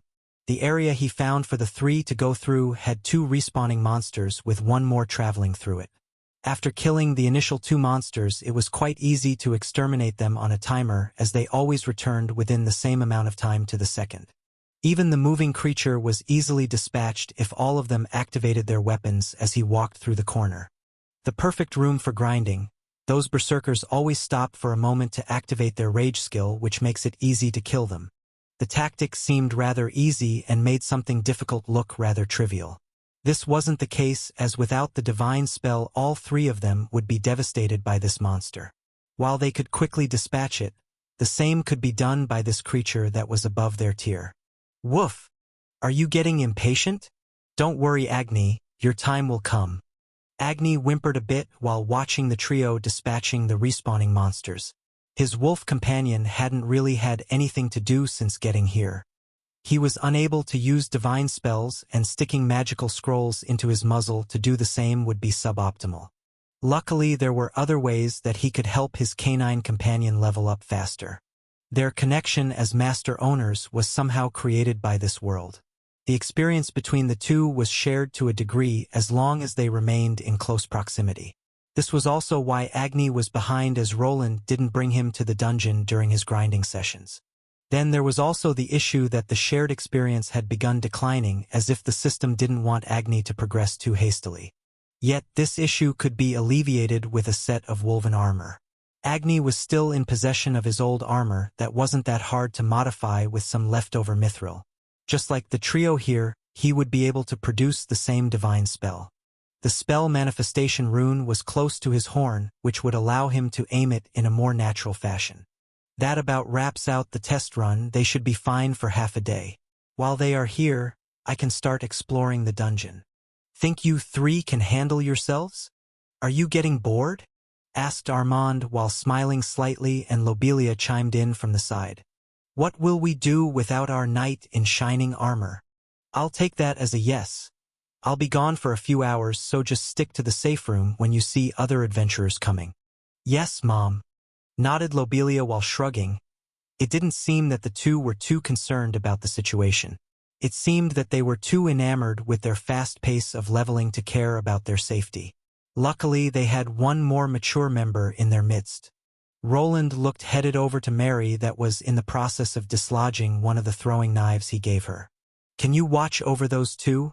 Even though the monster paths are set in stone, it's possible for some to come when lured by other adventurers. I can't promise that I won't prioritize my own safety over theirs, but if they won't get in my way, then yes. Mary nodded at the request, but Roland wasn't sure how he should feel about the response. He had been on the fence about this girl for a while. The only reason he was helping her out was so his workload was decreased.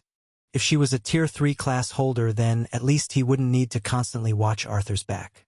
Without him around, any semi-competent Tier 3 assassin would probably be able to sneak into the villa. Even if there were some magical defenses planted there, it might not be enough. Well, at least you are being truthful about it, but I hope that you at least realize that you owe me. Of course, I will never forget what you have done for Lord Arthur's sake, but I must prioritize him and his mission over others. Is that so? I hope you understand that I'll cut my ties with your lord if anything happens to those two then. Mary was taken aback by the response. It was one thing to save herself to remain at Arthur's side, but it was another to lose an asset like Roland. Without him, the city would quickly go under, and she understood what he was implying. If those two died, then their relationship would sour, and at least for the time being, she could not let that happen. I understand. I'll prioritize their safety. Good that we could come to an agreement. Now that he had said his piece to both parties, he hoped that they would at least watch each other's backs. While he didn't trust Mary too much, he believed that she would at least prioritize keeping him happy. She knew about the plan to implement runic equipment into the city, along with creating a better way of getting to this place. Only with the help of his mapping system would they know how to create the correct path. Let's go, Agni, but remember to stay behind me. Awoo!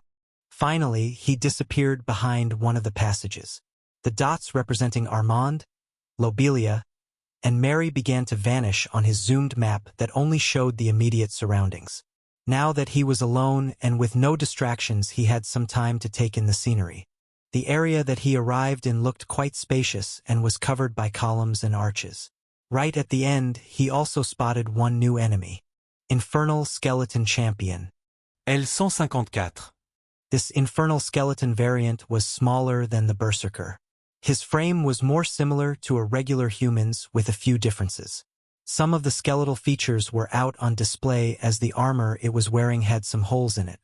Those glowing eyes that lacked any emotions were also peeking from under the helmet, and they quickly focused in on the target. What are you looking at? The monster didn't reply as he slammed his new tower shield with the large greatsword. This produced a loud banging noise which focused all the attention on him. For Roland, taking care of this monster wouldn't be hard, but today he did not come here for leveling. His role was as a support for others. After releasing a strange shriek, the creature charged forward. For a fraction of a second, he felt like something was trying to enter his mind but was unable to pierce through it. More than likely, the scream was an attack aimed at stunning. It wasn't very effective on someone like him that possessed high willpower, yet Agni, on the other hand, was frozen in place. Screams and shouts can be skills too. I'll need to upgrade Agni's armor to take care of the debuff. He can't handle it at his current level. Roland's armor was actually capable of guarding him against such attacks. Many magical shields existed, and they weren't only limited to blocking elemental effects. There were ones that increase willpower or could even block out adverse effects. Yet having them up on a constant basis would be quite troublesome. Triggering the effect instantly after the attack came made things more manageable. The monster charged forth. In its right hand it had a large mace, and in the other a moderately sized oval shield. Roland instructed the bits to float to the side and remain on standby while he casually walked forward with his new shield in hand. The monster started swinging, and by the glow of the mace, it was clear that it was some sort of skill. This attack connected with the darkened coffin-shaped shield. Instantly he could feel the weight behind this hit, even though the monster was below his level and stats his feet were pushed down into the floor. Cracks formed where he was standing, and they continued to spread in all directions. Yet he didn't back down and instead decided to give the skeletal fiend a push with the shield he was holding. With the added weight of his armor and his superior stats, the monster was forced back. The momentum it gained only caused damage to the arm that was holding the mace. It stumbled for a moment but soon was at it again. Another hit from it was coming, and Roland wasn't really doing much to stop the monster. This time around it was different. Instead of just taking the attack to the shield, he activated the enchantment on it. The skull on the front side started glowing while the coffin was covered by a green glow. The attack flew in just to be reflected by the enchantment. Part of the force was sent back to the enemy due to the recoil, causing some damage. I'd say around 40% reflection value. I could probably make it better. The monster's right hand didn't look good. The bones that were sticking out started crumbling, and probably with the next attack, it would lose its weapon. If this was a berserker variant, it would have just continued with the attack. The champion, on the other hand, was somewhat more intelligent. Instead of continuing with the attacks, it started to back away. Trying to turtle up now? It won't work, Agni. Roland wasn't alone here. While he was testing his new shield, Agni's stun effect wore off. During the second hit, the wolf circled around and got behind the enemy to now be able to activate his own armor's effect. Using the fact that Roland was playing tank allowed for a nice shot from the back. A bolt of divine energy shot forward and connected with the creature's back. Normally, the skeletal champion would be able to evade such a sluggish attack, but it was being held back by a quick binding spell. It wouldn't last for more than a second or two, but this would be enough for his companion. Agni's attack connected nicely with the backplate of the monster, and the divine flames seeped into the bony insides. It's a bit less effective on armored enemies. Agni, do it again. Woof! While the monster was hit, the holy flames were having trouble seeping in through the armor. Luckily, the plate this champion was wearing had many holes and looked rather old.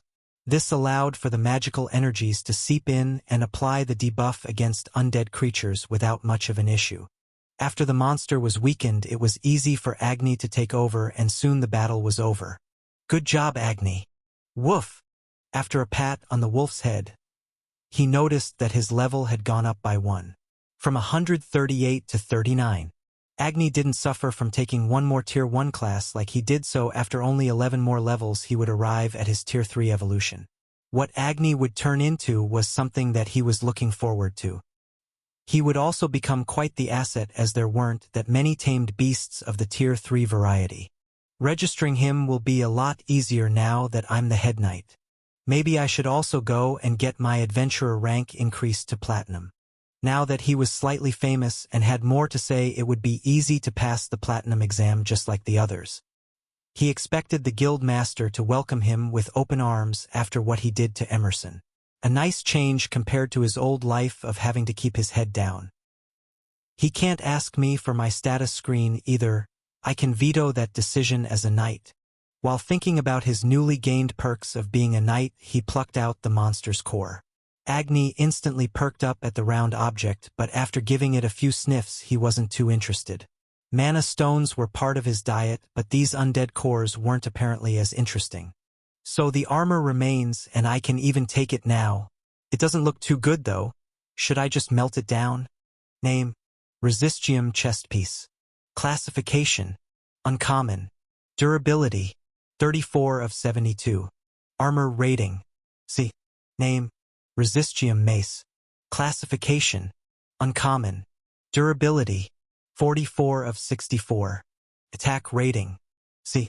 These skeletons were using damaged weapons, but they weren't that shabby. They were a notch above what he was able to make when he was a Tier 2 craftsman, and they were made from better materials as well. The storage space that was inside his backplate wasn't super spacious, but he could at least fit a few weapons and armor pieces inside. Later he could decide on what to do with these things. Perhaps Bernier could restore them. With a few enchantments and the platinum adventurers around, it should fetch a good price. The influx of potential customers was upon him, but he didn't really have the time to manage everything in his shop. These weapons the skeletal fiends dropped could be refurbished and restored for a hefty profit. Their worth was below a mithril weapon but above a durasteel one. For people that were just looking for something cheap that worked, these would offer the perfect balance. After packing up, he started delving deeper into the dungeon. The first thing that he noticed was that this space was a lot more spacious than he anticipated. It was one thing to look at a representation of reality on a map and another to actually be there. Luckily, this level didn't pose that many obstacles, as it had been already fully explored by the Platinum Adventurer party. Whoa, one of them actually appeared. While most of the creatures here were humanoid skeletons, there were other variants. One of them gave him a little scare as it instantly zoomed in his direction from the other side of the chamber as he approached. It was a flaming skull that continued to release a scream while flying forward. This time around, Agni was surrounded by a specialized shield and didn't suffer the stunning effect. It's fast, but before the monster could approach him, All of his floating cubes started firing bolts of mana to intercept the strange being. The moment one of the attacks collided with it, an explosion rocketed the whole large crypt he entered. Infernal Flaming Skull has been slain. This creature was more like a homing missile than an actual monster. The moment it was touched by anything, it exploded. It was important to quickly kill this thing with ranged attacks before it reached anyone, or it could potentially wipe out an entire party of adventurers in one go. His map only showed him some dots, so he wasn't expecting the skull missile to fly his way, but luckily his flying automatons were programmed to intercept such things instantly. This is troublesome. Agni. Step back and only use your ranged spells and equipment to attack. Woof! While informing his wolf of the danger, he activated his armor's magical systems. A lone flaming skull wasn't that dangerous, but it posed a big problem. When it screamed or exploded, other monsters that were close became alert. When looking at his map, he could see multiple dots moving his way. Some were quite fast and were probably other flaming skulls. There is only one place they can come through. Thanks to his map, he was given a tactical advantage. An easy decision was made to focus on the lone corridor that connected to 3 others further in. All the monsters would charge through it to get to where he was. Without even thinking about it that much, he started casting one of the premier cleric spells. The runic traces started traveling from his chest down to his feet as he took a step forward to perform a stomp. Almost instantly, a radiant glow escaped from his soul and traveled in a straight path forward. The ground that was filled with undead energies was becoming cleansed as the hallowed ground spell effect took shape. Soon enough, the first skull appeared and was swallowed up by the divine zone. While this spell didn't produce direct damage, it produced the same long-lasting debuff. Each and every one of the undead that appeared through the corridor would become sluggish. I guess it's time for some target practice. Roland started blasting. Each and every undead monster that appeared was quickly dispatched by his beams. Even Agni, that was standing to the side, was able to put in some work and deliver doom to a few monsters that would normally kill him with one swing of their claws. This might be a good tactic for leveling. He looked at the pile of destroyed bones before him and smiled. While his level did not increase, Agni's jumped by another 2. At this pace, the ruby wolf would quickly achieve his next evolution. This is the last one. Let's see. Some gems but no other items. Roland looked at a small sack filled with various precious gems. After letting his calculation-related skills do the work, he was given a gold price of around 200 gold coins. For a normal person, this was quite the amount of cold hard cash, but for someone that could spend more in a week, this was nothing. So that leaves me with a shield, 1 trap chest, and these gems. Other than that, there is nothing left on this level besides the undead monsters. Woof! These aren't mana stones, Agni. Agni moved his big nose toward the bag filled with sparkly items. After a couple of sniffs, he gave out a resounding sneeze. Even though he liked to snack on mana stones, regular gems with no mana in them didn't really interest him. Luckily, nobles in this world were still vain. They would buy out precious gems and even pay an extra if they knew they were unearthed from a high-rank dungeon. Some of these can be used by mages if prepared correctly. Even though these gems had no magic in them, they were created by the dungeon. To his knowledge, there were some techniques that could potentially turn these into something that could go onto a mage's staff. Some could also be used in various alchemical concoctions that he was not aware of. He'd need to go to an alchemist to have them analyzed, as his specialty was more in line with metallurgy. Transforming crafting materials into something else was in their field of expertise. I wonder what happened to that old gnome? While packing up the stones into his own spatial backplate, he started to reminisce about the past. His old boss was a crafty alchemist. If he had someone like that around, then perhaps he wouldn't have to spend so much money on side materials for crafting. Having a steady supply of stamina-boosting potions with no side effects would have been great too. He probably lured in another unsuspecting youth with one of those contracts. After shaking his head, Roland left the 3rd hidden chamber on this level. Now that he had some time to explore this place, he realized of its vastness. All the chambers were large and spread apart by long corridors that were patrolled by undead creatures. While the dungeon levels were bigger here than the ones in the lesser dungeon, the monster population was smaller. The concentration of hidden room is greater though. I never found more than one hidden chamber on each level, and here there are 3. This might be a gold mine for treasure. The dungeon level he was in wasn't the lowest or the highest. He could climb up and find weaker monsters and probably lesser rewards if he went up. If he went down, however, he would reach unexplored areas with harder mobs waiting for him. Going up might decrease the experience gain, but it would allow him to grab some free treasure. I need to figure out the time it takes for the chest to respawn. It shouldn't take more than a week if this place is anything like other B-rank dungeons, and A-rank ones are similar too. Woo. I'm coming. It's been half a day already. We need to return to those 3. His thought process was interrupted by a bump to his side. A paw made its way toward his thigh to make him finally leave the room. The wolf that this paw belonged to looked a bit saddened by the fact that they needed to return. Killing the skeletal beings here was clearly bringing him joy. Mystical dire ruby wolf. L146. The next time we get here, you'll probably reach the limit of your levels. I wonder what you'll turn into. Worf. Agni tilted his head to the side as if he didn't know the answer to the question. The choice would be up to Roland, and he had already studied the evolutionary process of a ruby wolf. He was worried that Agni would get too large to fit into the house that he already had problems with. If this was the case, then perhaps a large doggy house would need to be created.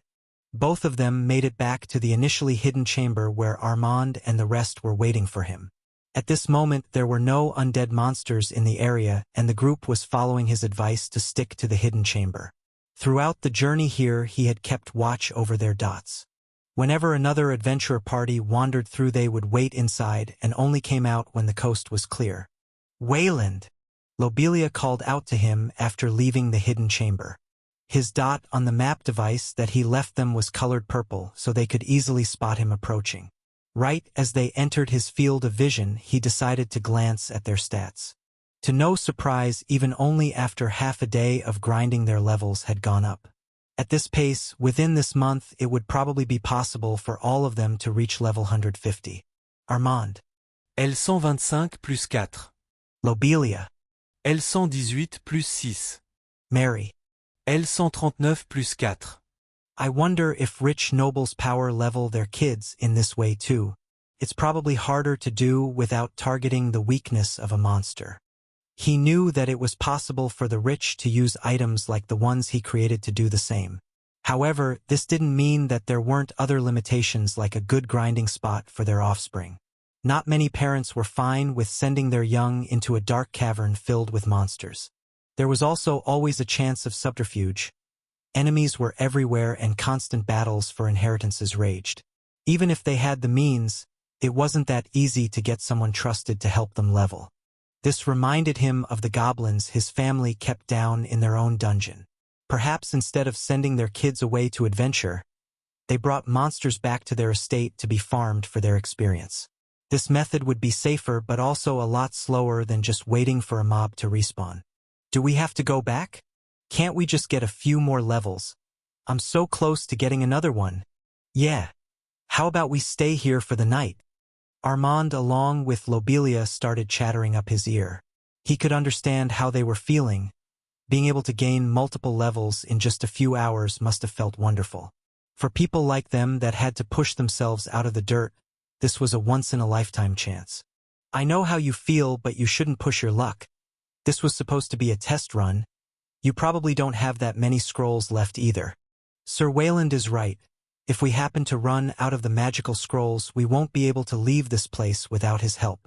If Mary is on your side, then I guess we should go back. Roland noticed that Mary was acting a bit more docile than before. She instantly agreed with his plan. Even Armand, for some reason, was agreeing with her. Did they grow a new bond during this time? They were stuck in that cramped room for a while between monster respawns. He wasn't sure what happened there, but at least they weren't at each other's throats. For a time he expected the two parties to not work well with each other. On one side there was a maid with a lord complex, and on the other, there was a perverted muscle-bound idiot with his thief little sister. He could only attribute it to the fast leveling progress. With this kind of carrot dangling on a stick before them, They could do nothing more than work together to progress even faster. Good. We will leave now and get back here in a few days. Prepare for a longer trip. We will try to stay here for a few more days. Woo! Lobelia jumped up and cheered while Armand did a fist bump. The two looked ecstatic about the thought of them leveling up, and even Mary was the same. Soon the small group of 4 and a wolf returned to the mine area. There they encountered more scavengers plundering the site and fighting with each other. Just like before, he made sure to capture their faces for later use. The guardsmen need a holographic device too. I need to talk about this with Arthur and start the recruitment. I can't do this alone. While it would be easy for him to take care of this, his position was too high to worry about some mining materials being lost. Arthur needed to put his foot down and hire more people. This entire place needed official protection from the Valerian household. Stationing guards and recording tools would be the first step. If potential thieves became aware of their acts being recorded, they would certainly try to avoid areas with runic cameras. A lot has to change around here. Soon the group headed up through the dungeon without getting into any kind of trouble. Platinum adventurers appeared here and there, but thanks to his map, he was able to avoid any conflict by just taking another route. Their concentration within the dungeon was rather low, but more were on the way. A new space within a dungeon would entice many treasure hunters, and before they arrived, he needed to clean the place out. Leveling Agni and the others comes first. Getting all the treasures is just secondary. I can always make more money later. I should look at the bigger picture. He was not a simple adventurer that ran down into the dungeon to grab spawned items from within. Even the shield he received was not that great. It was possible for him to create something better just if he got his hands on the raw materials. His main profession was still that of a craftsman, and he needed to continue to push it to the next level. Gaining experience through monsters would not be as fast as in the past, nor would they help him advance his current main skills related to runesmithing. Installing elevators should not be impossible. It will just take some time. With more work on his mind, Roland headed back to his home. There he needed to prepare the paperwork for the next stage of the Rune City plan. After he was done leveling Mary, she would be able to take care of the other 2 knights. When the 2 reached Tier 3 and became knight commanders, his role would lessen. In the end, he still just wanted to continue running his shop and live an easy life. If that would be possible remained to be seen, as while he was about to reach his home, another scene was playing out elsewhere. Oh! A pitch-black room, devoid of any life, produced a blue spark of light. This bluish flame illuminated the dark area and the large round table within it. Around it, 10 large chairs made of stone could be vaguely seen. The wisp of light that appeared was above one of these seats, and soon another one appeared opposite to it. Seat of Azure, you are early as always. One can never be too early, Seat of Crimson. A red flame took shape and produced words. The sound was somewhat distorted, switching through tones, pitches, and intonations which made it hard to pinpoint the gender or age of the person speaking. Soon other flames started to appear. The range of colors seemed to be limited to variants of blue and red, with one being pitch black. I see that not all of us have made it here. Seat of Vermilion has been having trouble with the church lackeys in their region. Perhaps he has fallen? No. His soul still remains bound to this world. If the Seat of Obsidian says so, then it must be the truth. But why have we gathered here today? One of the stone chairs in this dark chamber was somewhat larger than the rest. On top of it, a pitch-dark flame was dancing around. All the other flames seemed to be pointed toward this Seat of Obsidian. Even though their voices were masked by magic, their tones remained subservient to this one individual. We must discuss the issue of Draggy's Island again. Seat of Violet's area? The flames, even without having any bodies, seemed to turn in the direction of a purplish flame. The moment it was called out by their leader, it seemed to lessen in size before speaking and expanding back. Is it finally time? Yes, the presence of Solaria's minions has lessened. We must reclaim those lands, but more importantly, find how the mistake happened. Are you up for it? Of course. Just allow me to send in some high priests from the main temple. Our numbers have been depleted since the last battle. I fear that we can't send more than 2 with some executioners. This will have to suffice. 2. You want more? Seed of Violet? Have you not managed your temple well? Do you require more help? Maybe Seed of Violet isn't feeling confident enough? How about you leave it up to me? My troops are ready and willing. I have enough high priests to complete this mission. Be silent, Seed of Indigo. My temple will take care of this issue. I don't need your help. The violet flame started to intensify when Indigo spoke out. Their intonations were hard to make out, but the rage was quite strong. Very well, we shall leave this issue to the Seed of Violet. You must identify the reason for the breach. How could one of the monoliths be broken, discover the issue, and dispose of it? Now let us move on to the other issue concerning the royal family. Oh, Indigo! That damn bastard! My lady, is everything all right? A loud bang that was followed by wood and crystals shattering alerted the people waiting outside of the room. 3 women clad in maid uniforms in to discover a smashed tea table along with a crystal ball that was on top of it. Before it, they could see a beautiful woman, the leader of their temple and also the mistress of this place. What are you staring at? Clean this up. Certainly, my lady. The woman looked with disdain at the maids as they cleaned. The only thoughts that were going through her head were about her new mission. She had to complete this task and regain her prestige within the cult. After the strange occurrence that involved one of the grand obelisks, she lost a lot of power within this region. The island was given to her to be her territory, and she worked tirelessly to gain a foothold here. Call Kovac to me. One of the maids instantly stopped cleaning and bowed before this woman. She was quick to open the large metallic door that was covered by strange occult-looking symbols. Instead of red paint, they seemed to have been drawn in by blood to retain a strange mystical power. Within a few minutes, the maid was back with the person her mistress requested. I am here to obey. What does the cult archpriestess wish of her servant? The man had an odd pale complexion that was similar to that of a corpse. Purple veins adorned his motionless face. He looked quite frail and his stature was average at best. Nevertheless, the few maidservants that were here seemed terrified. Their gazes avoided his as much as possible without being rude. I have a mission for you.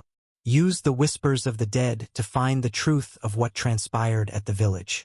The main temple will send us some aid, but take as many of our devotees as we can spare. This mission is of the utmost importance and cannot fail. Gather them now. I will inform you about the details later. As you wish, Archpriestess. The man was quick to bow and leave the area. His steps were slow, but for some reason, he was still moving at a rapid pace. Soon the woman was left alone in the chamber, surrounded by nothing but stone walls with occult symbols. I need to go back or that idiot will start asking questions again.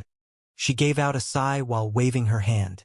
One of the marks on the wall started glowing to reveal a circular staircase going up. Her form disappeared within and she quickly traversed the long path up. It was quite the steep climb that would take a normal person over 15 minutes, but she made it up in 5. After passing through another magical entrance, she arrived in a room filled with costly items.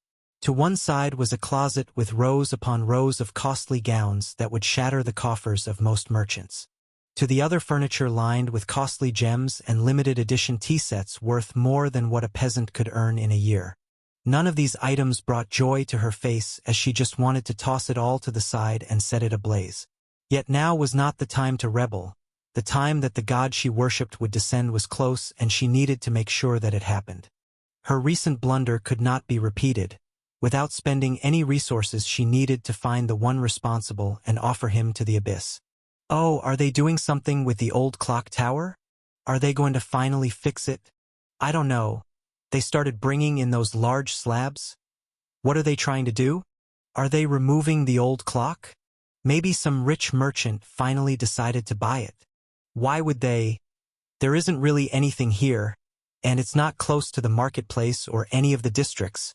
Those look like city guards. This must have been ordered by the city lord. And isn't that the new knight commander? What is he doing here? A group of confused people were looking at a large group of craftsmen. They were working on an old clock tower that was inside the city. It was in a somewhat bad location away from any trade or entertainment districts. Not far from it was the city hall, which most people hoped to avoid due to the large concentration of soldiers and bureaucracy. Officials for cities were known to have a stick up their rear, so everyone wished to limit the interaction if it was possible. There wasn't really much here, but for some reason before their eyes, the large structure was being turned into something new. After a while, everyone went on their way, but from time to time some of them returned to take a peek at the progress. It didn't take long, as the changes weren't that extensive. Instead, they were kind of strange to the onlookers. The clock tower remained mostly the same, but something was placed on top of it instead. It consisted of a large shaft with 3 blades attached to it. Only after they started moving did people realize that it was somewhat similar to a windmill. Yet it didn't seem like the insides of the tower were changed to accommodate the true use of this construction.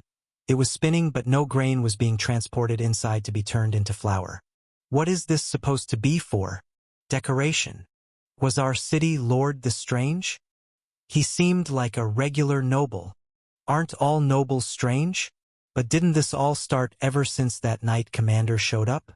Wasn't he supposed to be a rune smith? Didn't that turn out to be a lie? Residents of the city didn't know what to make of this thing. It wasn't the only strange change that was implemented. Right as this blade tower was being assembled, many ditches appeared in the city. They were placed on each side of the road and even caused some trouble with carts and merchants. Some strange black rods that were able to bend were placed inside and then covered up. They could even see them being connected to this clock tower for some reason. This process was quite interesting, as some magic was involved. At first, it was the knight commander who displayed earth magic to help create and cover those ditches. After a week, some mages appeared to take over and continued filling up the holes with those strange things that were apparently called wires. The purpose of this eluded the populace until they brought in another strange device. What are they doing now?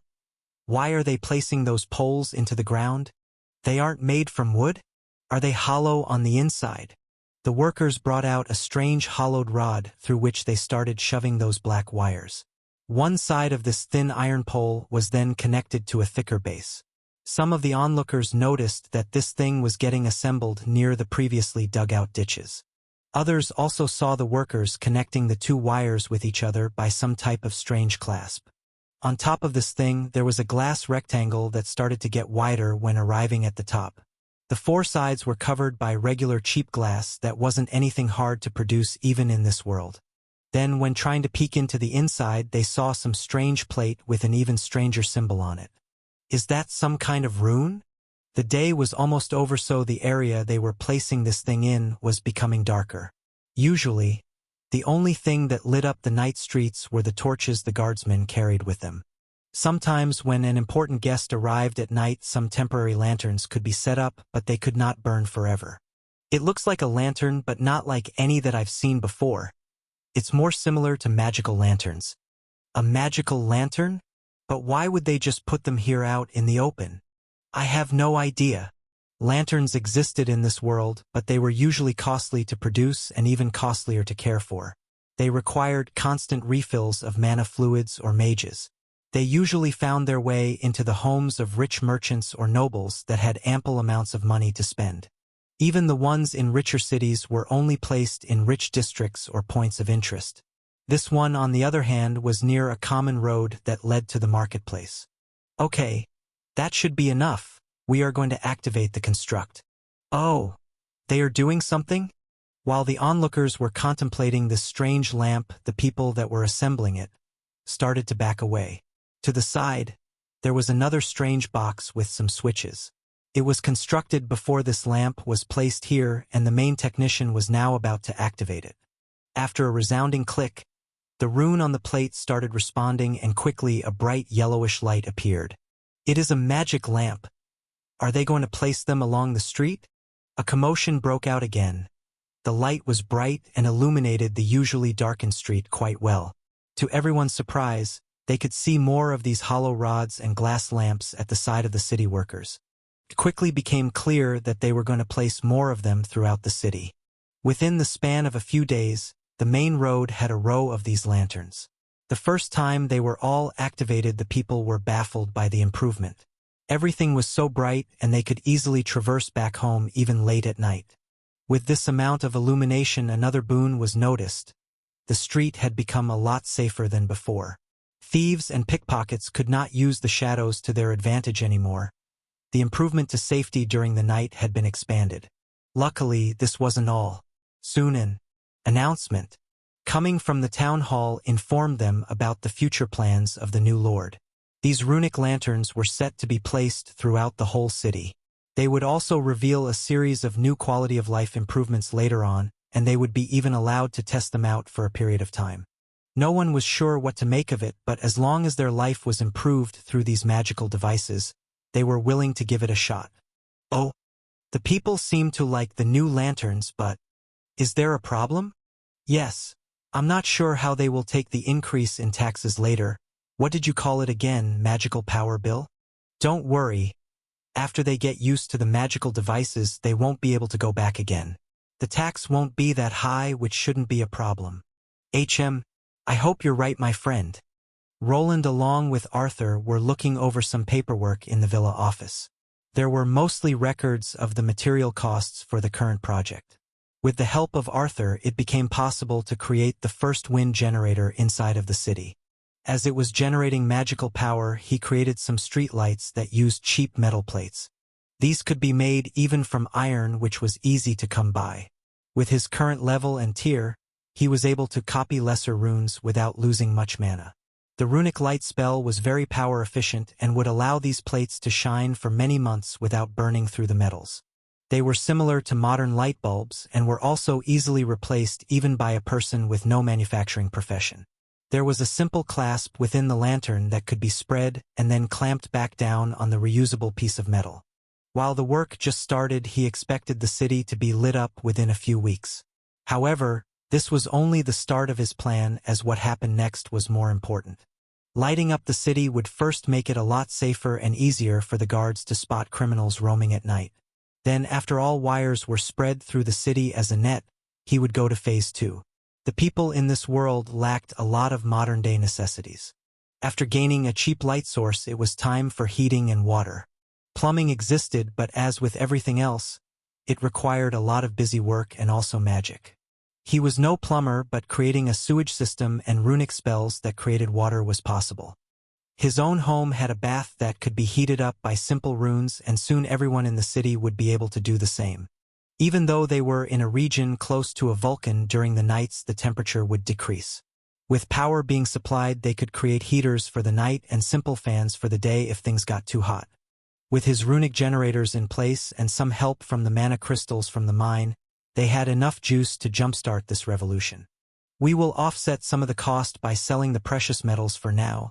While we are on the topic of metals, there were some people that could be useful, but you'll have to judge them by yourself. Oh? Are they from outside of the city or from within? From outside. I think some of them can be useful, but how about we ask the union for some help? I'm sure everything would go smoothly if we get their craftsmen involved. The union, huh? I know that you don't favor them, but this is just business. Roland frowned a bit, but he also needed to look at the bigger picture. He was the only runesmith in the city that would go through another population increase soon.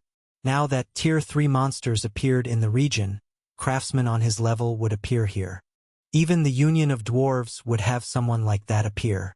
This new person would probably become the new chief there and replace the dwarves that tried to kick him out of the city.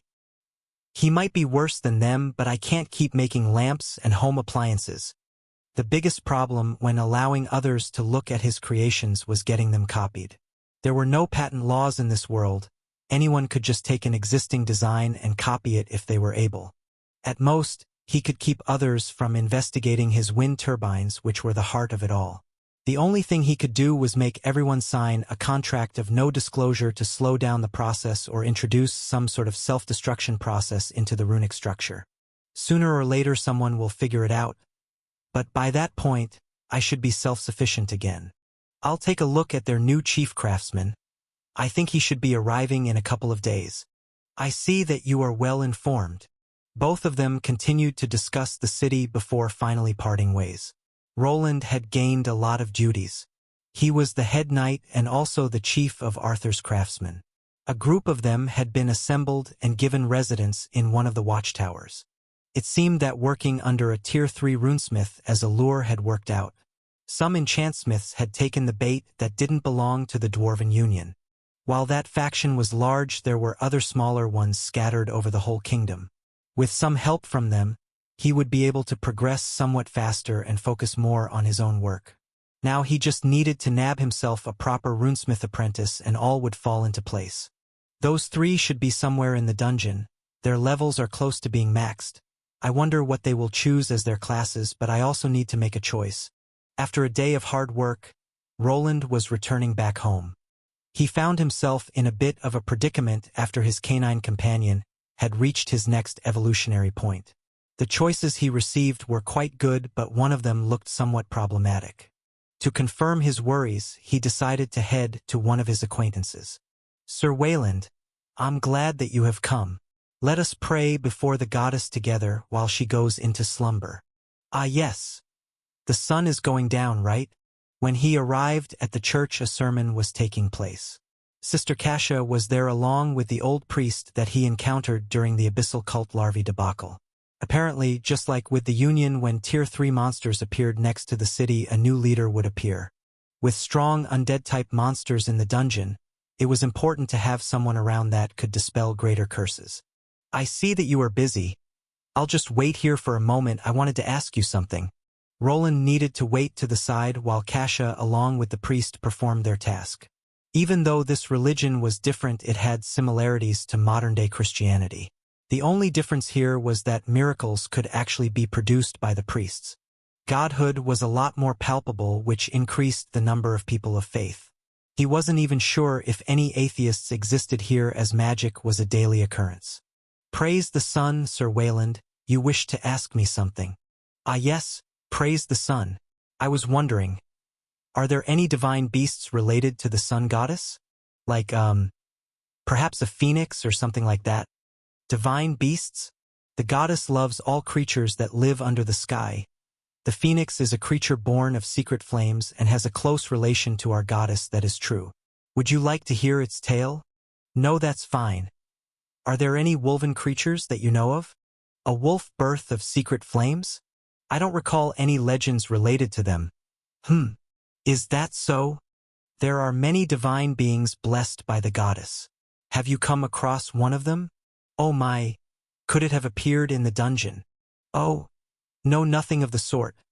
I was just wondering what the church would do if a monster that was blessed appeared in the wild." "The church tries to not involve itself with such beasts.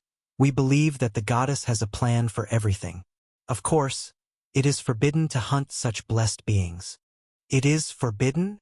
"Yes, one must not harm a being blessed by the goddess.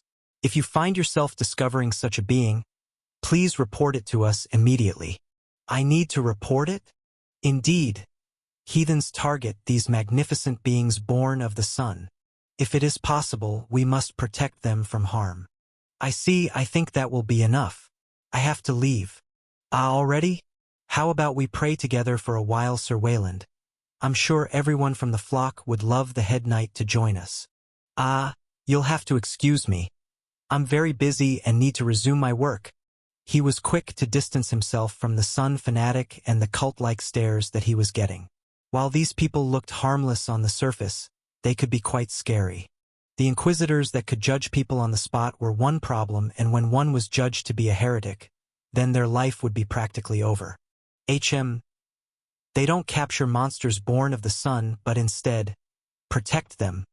While going back home, Roland glanced at the status screen that belonged to his tamed beast. There he could see the possible choices for his next evolution. He had been conflicted on what to get, but after having a talk with Kasia, his mind was shifting towards the surprise last one. Lesser Mystical Ruby Fenrir. Fire, Earth, Beast. A rare lesser ruby variant of the apex Fenrir wolf.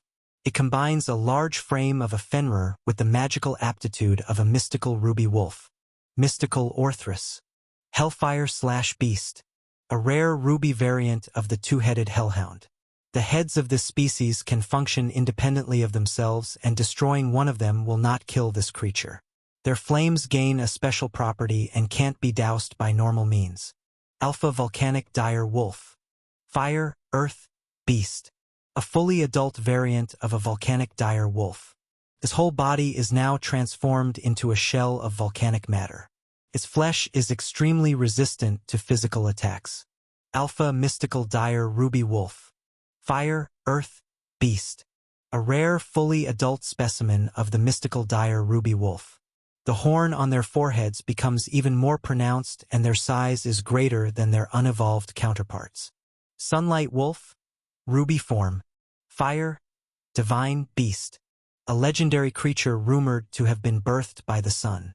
This ruby variant uses the large horn on its forehead to channel divine fire spells.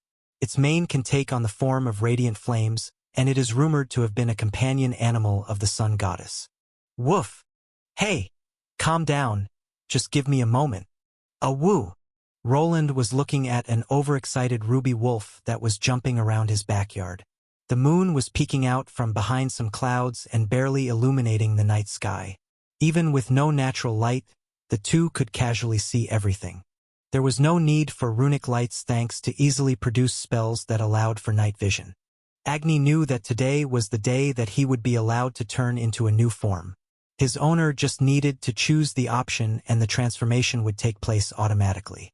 Monsters did not have to go through tiresome trials to finalize their Tier 3 ascension, but their change was sometimes brutal. They could turn into entirely different creatures with different skeletal structures and sizes. He won't set the whole place ablaze after the change, right? After some deliberation and input from the Solarian Church nun, he had decided to use the most unique evolutionary path from the 4 choices available.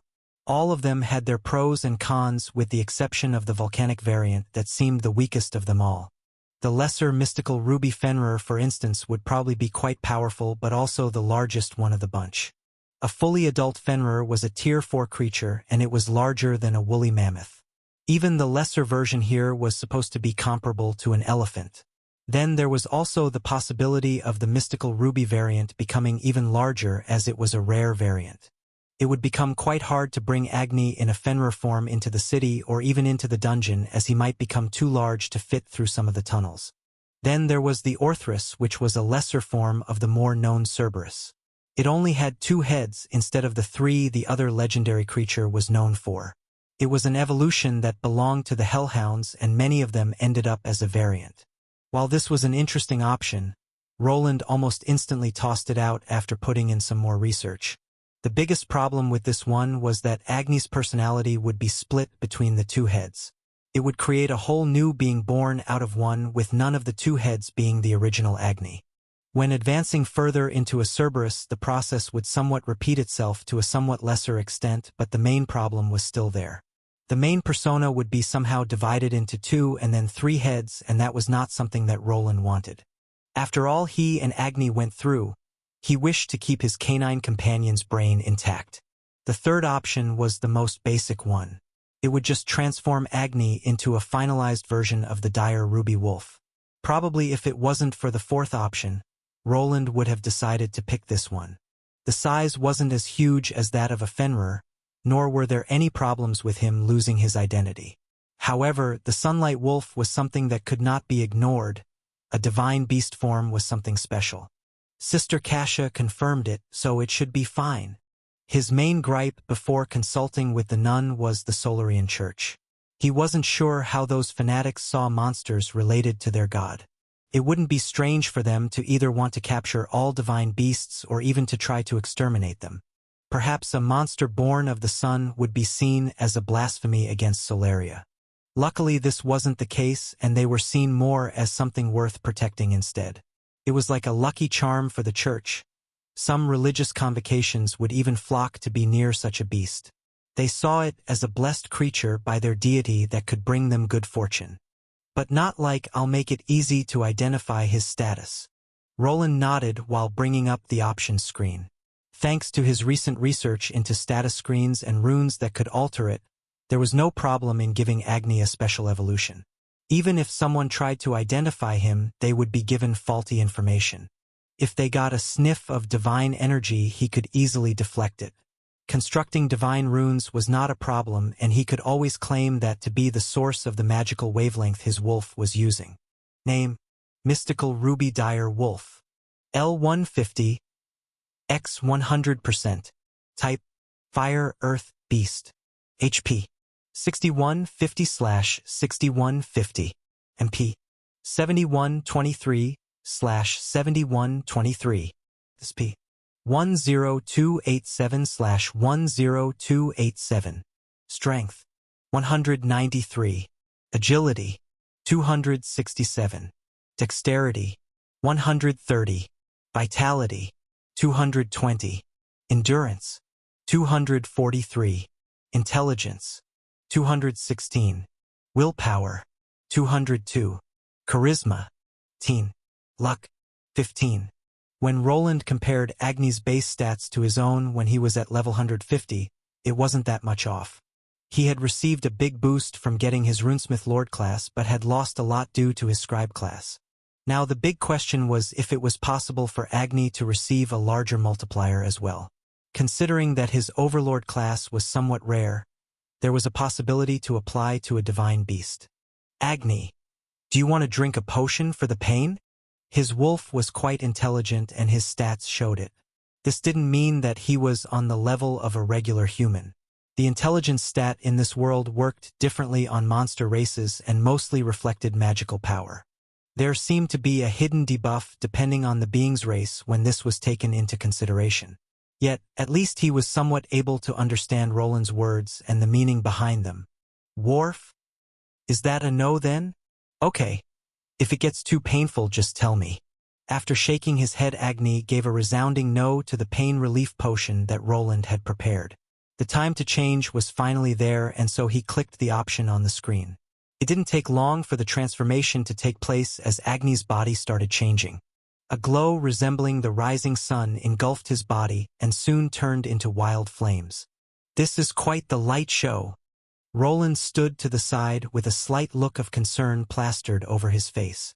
While he knew that flames should not be able to damage a wolf born in a volcanic dungeon, it was heart-wrenching to see him burning up before him. It also didn't help that he could hear various whimpers that were preceded by crunching sounds of bones being shifted around. Why is it so bright? Maybe I should have done it inside the workshop instead. His hand moved towards his magically enhanced eyes. He assumed that an evolution of this caliber could have been dangerous in an enclosed space. Records of monsters getting birth in an explosion of magical energies were out there. If Agni was turning into some sort of flame hound, it was possible for his flames to damage all the runic equipment down there. Here come the flames. I need to contain them. A pillar of flames was starting to form and was shooting straight up.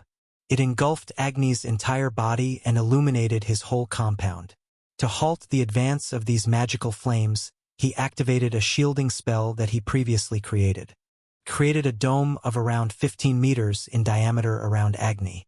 It also lowered the intensity of the light to not make it less suspicious.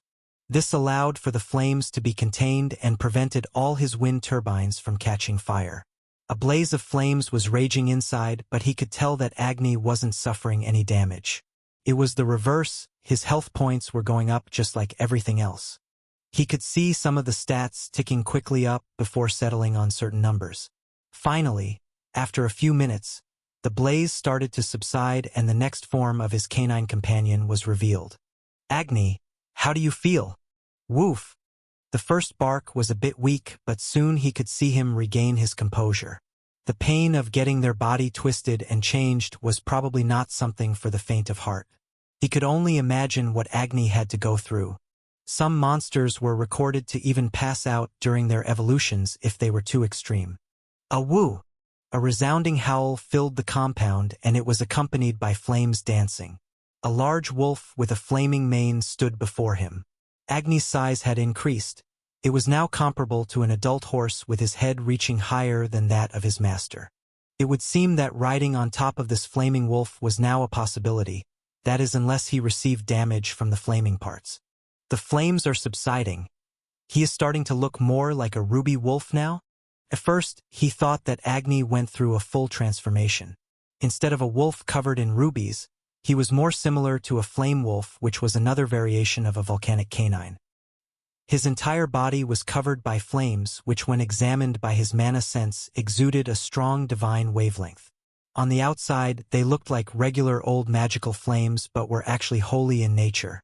For a moment it looked like it would become a problem, but soon after, his form reverted to one of rubies. The ruby horn was still there, and it was just more pronounced and a bit pointier than before. On the outside, he didn't look that much different than the old dire wolf form, with just an increase in size. This was how he expected him to look if he ever went with the alpha mystical dire ruby wolf variant. Are you feeling all right, Agni? Woof. Good. Now, can you turn into that flaming form you had before? Worf. He tilted his head to the side before giving it a go. The evolution had been just reached now, so his canine companion still had some problems grasping his skill. After a few moments, a change started taking place again. The red rubies started to shift into flames that covered his entire body. The inferno raged, and Roland could feel the increase in temperature. Those flames are strong enough to turn the ground into glass. His stamina isn't going down, and neither is his MP. This is like the books described. Could he'll actually be able to switch between forms? His main worry when considering this class was hiding the divine energies. While the church considered creatures with them to be blessed, cultists didn't. Perhaps it wouldn't raise the ire of the abyssal cultists, but there were some necromancer groups that despised such energies. Sometimes they made it their problem to get rid of beings like Agni before they became a problem, as they casually carried around their greatest weakness. Okay, that's enough, Agni. Can you turn off that skill you are using? Woof! In a few seconds, the flames subsided and his body was back to normal. Roland took a glance at Agni's status screen to see something interesting. There was a note by the class's name indicating the current form. Previously it showed divine form, but now it changed into ruby form. It was a clear indication of the shifting ability and the good fortune coming his way. Name: Sunlight Wolf. Ruby form: L151, X 0%. Type: Fire, Earth, Divine Beast. HP: 25248/25248. MP: 24152/24152. SP: 37857/37857. Strength: 203 plus 10. Agility: 282 plus 15. Dexterity: 140 plus 10. Vitality: 230 plus 10. Endurance: 253 plus 10. Intelligence: 231 plus 15. Willpower: 217 plus 15. Charisma: 20 plus 2. Luck: 18 plus 3. Mystical Tier 3. Trait: increases MP by 100%. Tier 3. Divine Beast. Trait: adds a multiplier of 3.777 to all of the basic stats with the exception of luck and charisma. That's an interesting multiplier. Do gods in this world believe in lucky numbers? After glancing over the increased multiplier, he started going through some of the other improvements. One of them was the divine element affinity. While Agni had been granted this affinity, it didn't mean that he was capable of producing healing spells. Roland concluded that he would most likely only be capable of enhancing his flames with this new element. This would make it easy to contend with the undead creatures down in the dungeon and allow for a quick level-up experience. Divine Element Affinity L1. Passive skill. Allows the caster to infuse their spells with the given element. Increases the probability of learning divine elemental spells and lowers the failure rate of casting any divine spells. Besides gaining a few more skills and the capability of producing divine spells, Agni's charisma and luck stat had gone up. Roland wondered if this was one of the reasons for the Sun Church believers seeing these types of monsters as lucky. Advanced Destruction Magic Fire/Earth L1. Passive skill. Gives the user the knowledge to cast advanced destruction spells of the given element. This trait also allows the user to learn other spells from the given element. If the spell can be learned depends on the user's intelligence stat. To confirm his theory about Agni being more built for attacking spells, he also saw the Advanced Destruction Magic passive skill. It would allow him to produce better spells and perhaps infuse them with divine energy to produce some unique effects. However, this didn't mean that he wouldn't be able to learn any restoration spells that were usually locked behind priest classes. Divine monsters were different from human classes, and the possibility was there. Perhaps if he continued to level, he would be able to unlock that spell tree as well. Whoa, slow down there. While he was looking over the stats, Agni started jumping around the whole compound. His body had increased in size, and coupled with the increase in agility brought some downsides. He was clearly not used to the increase in his stats, and after a few jumps collided with one of the wind turbines. Hey, stop moving! Before he could stop him from causing even more damage, he saw him rocket into the air while in his divine form. He activated a strange skill that made his paws shine brightly. A magical circle appeared right under his hind legs, which acted as a platform. He was able to actually push himself off it to jump higher, where he created another magical ledge. He can do that? This started to remind him about his crash landing when he was trying to test out his levitation spell. Agni kept rising into the air while moving in one direction as if fascinated by the view. It was as if he was fascinated by the moon that had shown itself behind the clouds. Yet his wolf companion forgot about the rule of the world. What went up had to eventually come down. He's not looking at his mana at all. These platforms were not a skill. They were a magical spell. They all required a chunk of his mana that was getting drained rather quickly. Soon Agni would feel a sharp pain akin to having drunk a frozen beverage too fast. It would make him fumble the next magical platform to send him spiraling down toward the ground. The wolf had no experience in controlling this spell quite yet and found himself on a collision course with the nearby forest. "You're lucky that I'm here." Roland's voice called out to Agni as his now enlarged form started to slow down. Before he could crash into the trees below, he was caught in a levitation spell that lowered the speed of his descent. He was then able to regain some of his balance to produce some of those platforms and finally land down on his own four legs.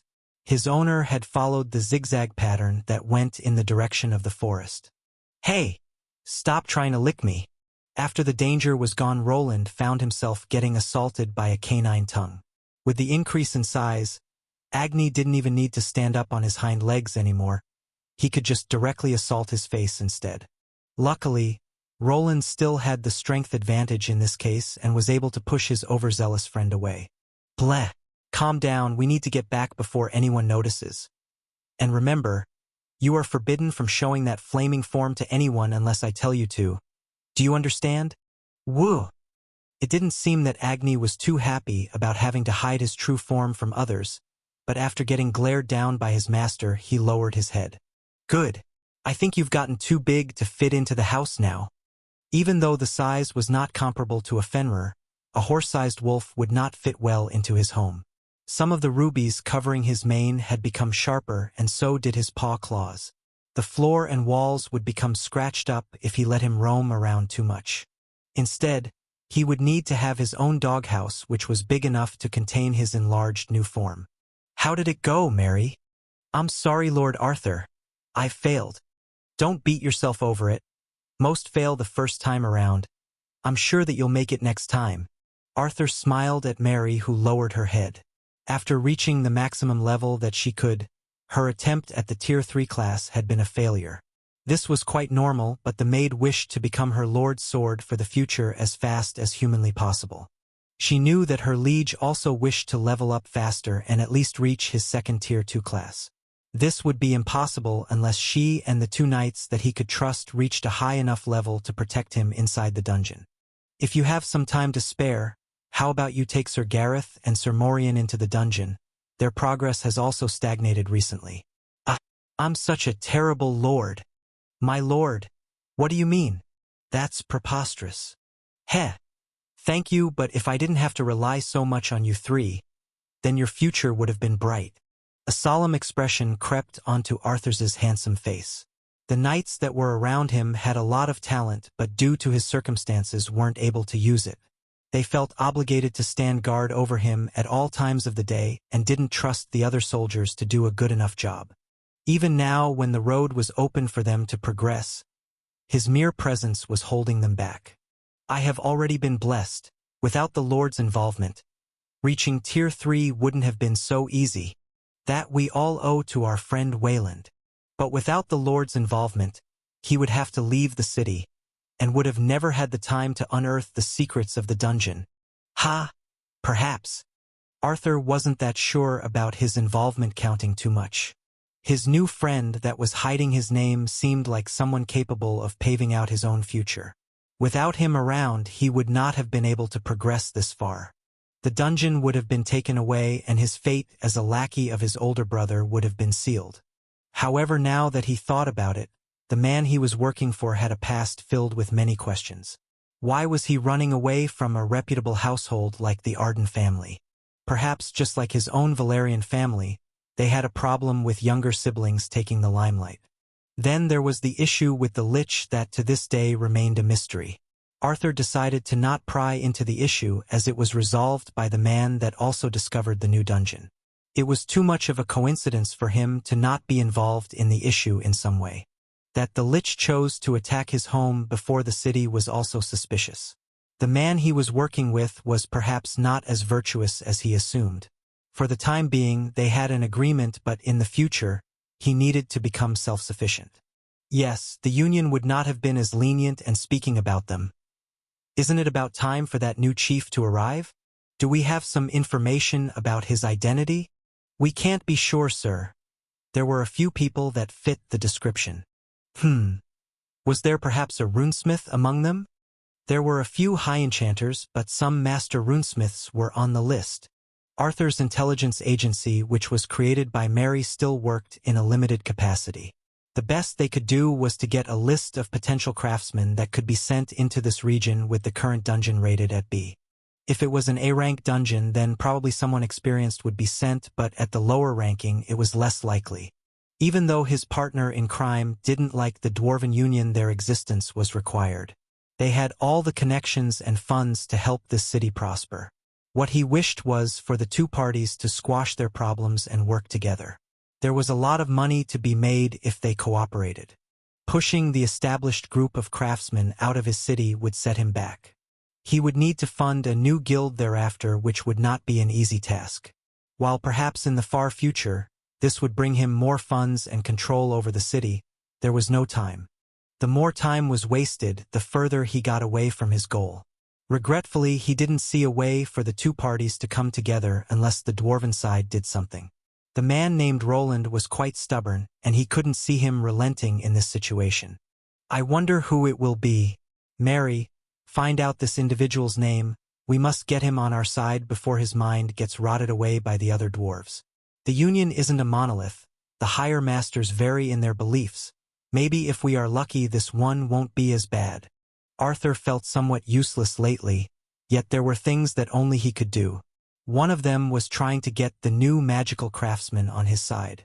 This required some charisma and meditation skills that his friend somewhat lacked. Perhaps it wasn't too late for him to do something about it. With the allure of creating a city with many runic devices everywhere, perhaps even a dwarf could look past who it was created by. If he enticed them over to their side, the profits that they could create would be tremendous. Quickly, Mary, we must prepare. Send out someone to receive the new Dwarven master. Bring them over here. Ah, of course, my lord. While Mary didn't know what happened to her lord, he looked to have been invigorated. After failing her Tier 3 Ascension trial, she had some free time until it became unlocked to her again. Thus she rushed to the exit to inform the head butler and the maids about the arrangements. They needed to prepare for an important guest that belonged to the Dwarven Union, and by the looks of it, they didn't have that much time. Just as Mary and the staff were scrambling around, a similar scene was playing out at the Dwarven Union. A group containing the two leaders, Bammer and Dunan, were making their way down the street. There were around 15 other Dwarven men right behind them, which brought in curious gazes from people passing on the side. What do ye think they sent to us? I dun know. It's strange. They didn't mention it directly. What could this mean? Dunan nodded at Bammer, who had been previously their only magical craftsman. Usually, they just received wares from the main Union headquarters just like any other branch and did some simple crafts here by themselves. Now a new boss was about to arrive along with others. It was a higher tier along with their own disciples, and both of the Dwarven men here were trying to earn that right here. Could it be Master Thornin? Or perhaps Galtarn? I hope it's one o' thame. If we can get on their good side, then nothing will be able to stand in our way. No Ian that human. Aye. The two recalled suffering many defeats at the hand of Wayland the runesmith. Little did they know that he had been a high-leveled knight in disguise. They didn't even know if he was a proper runesmith or if there was a hidden master within Arthur's estate. The city lord also made things very hard for them since he arrived. However, with a master on their side, things would change. This person had a lot more pull than any of them and could make it hard for anyone to prosper inside this city. They could not see the nobles leaving money out on the table. There was just too much to gain. Soon all of them arrived at the meeting place where the carriage would be. The wait was boring, but they needed to be here early to not miss their new boss. Dwarven craftsmen took their job very seriously, and there was a clear status quo. A master was always the last person to arrive at the smithy and the first one to leave. Even if they had to wait for a whole day, they needed to be there to greet him. "Ah, it's there!" One of the men from the back shouted out while pointing at a large carriage. The symbol of the Dwarven Union was on the side, and behind it, a few others of the same type were approaching. They were sure that it was their new leader, and the other carriages contained their entourage. Now it was up to them to make a good first impression through which they hoped to get into his good graces. Get a move on and make way for the master craftsman. Aye! The dwarves weren't tall, but they made that up by being quite wide. They were all grizzled men with bulky arms, and when they acted together, no one could stand in their way. Every person that was near the carriage section was pushed to the sides so that their boss could get out of his carriage. Some complained while others shouted out some profanities, but after realizing that they belonged to the Dwarven Union, all of them quieted down. Even adventurers didn't want to speak out about them. The weapons and enchanted gear were mostly created at their workshops. If they caught the ire of the Union, then perhaps they wouldn't even be able to sell the loot they received at the dungeon or get their weapons repaired. The lone runesmith in the city couldn't handle all cases, which made them all reliant on these bearded bullies. "Greetings." Bammer stepped forward to greet the new chief, but before he could finish the sentence, the carriage door slammed open. His aim was to open it up, but instead, it collided with his face and sent him tumbling back. The other dwarves stood still, as if they were frozen, as the voice of the person that was coming out of the carriage sounded a bit off. "Arg. Why doesn't this shithole have a rune train? I just had to go and get on the nerves of that ol' nook. What is this? What are ye bastards staring at?" The group of dwarves was stunned by the look of the person that left the carriage. At first, they thought that perhaps their new leader was behind them, but no one else was there. Then their gazes landed on the emblem on their clothes, which confirmed that they were a higher-up member of the Union, and more than likely their new chief. "Oh, okay, Agni. Give it a shot." "A woo!" Roland called out from the back while ordering his recently evolved wolf companion to activate one of his skills. Agni's mouth started producing some smoke before a surge of flames erupted forward. The dummy on the other end, along with the reinforced wall, started to quickly heat up. "It's melting right through it."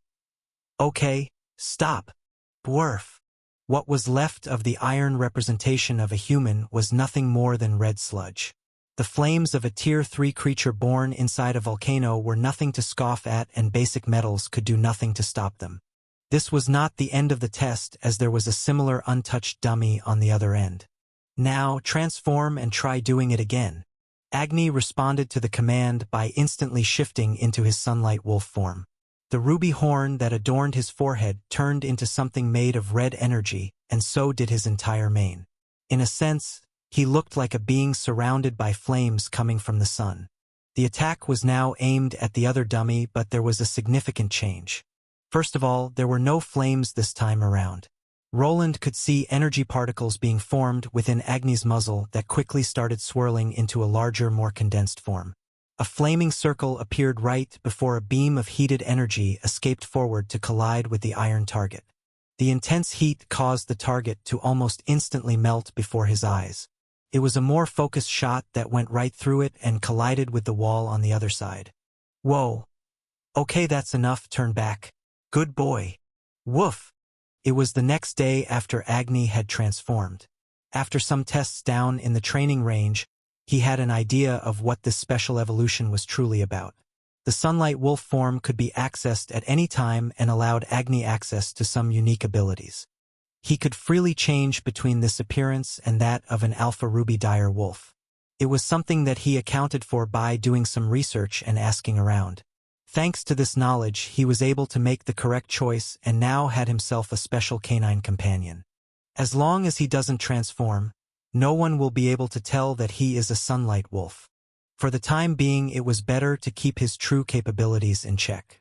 Agni's abilities needed to be enhanced by a few trips down into the dungeon where he could probably easily take care of the skeletal beings there. With his help, Roland expected to be able to level up even faster than before. Both of them were capable of destroying the undead, and when it came to attacking spells with the divine attribute, Agni's last attack hit harder than the spells that Roland could produce. It's a proper Tier 3 magical skill. The enhanced Tier 2 spells that I created pale in comparison. I should be able to use it to enhance them even further now. The only problem now is... Woof! Are you worried about me? Woo! Agni seemed to have become more attuned to his master after the recent transformation. It was obvious that Roland was getting stretched thin. He had to help show the construction team how to assemble the runic lamps and also help them place the cables.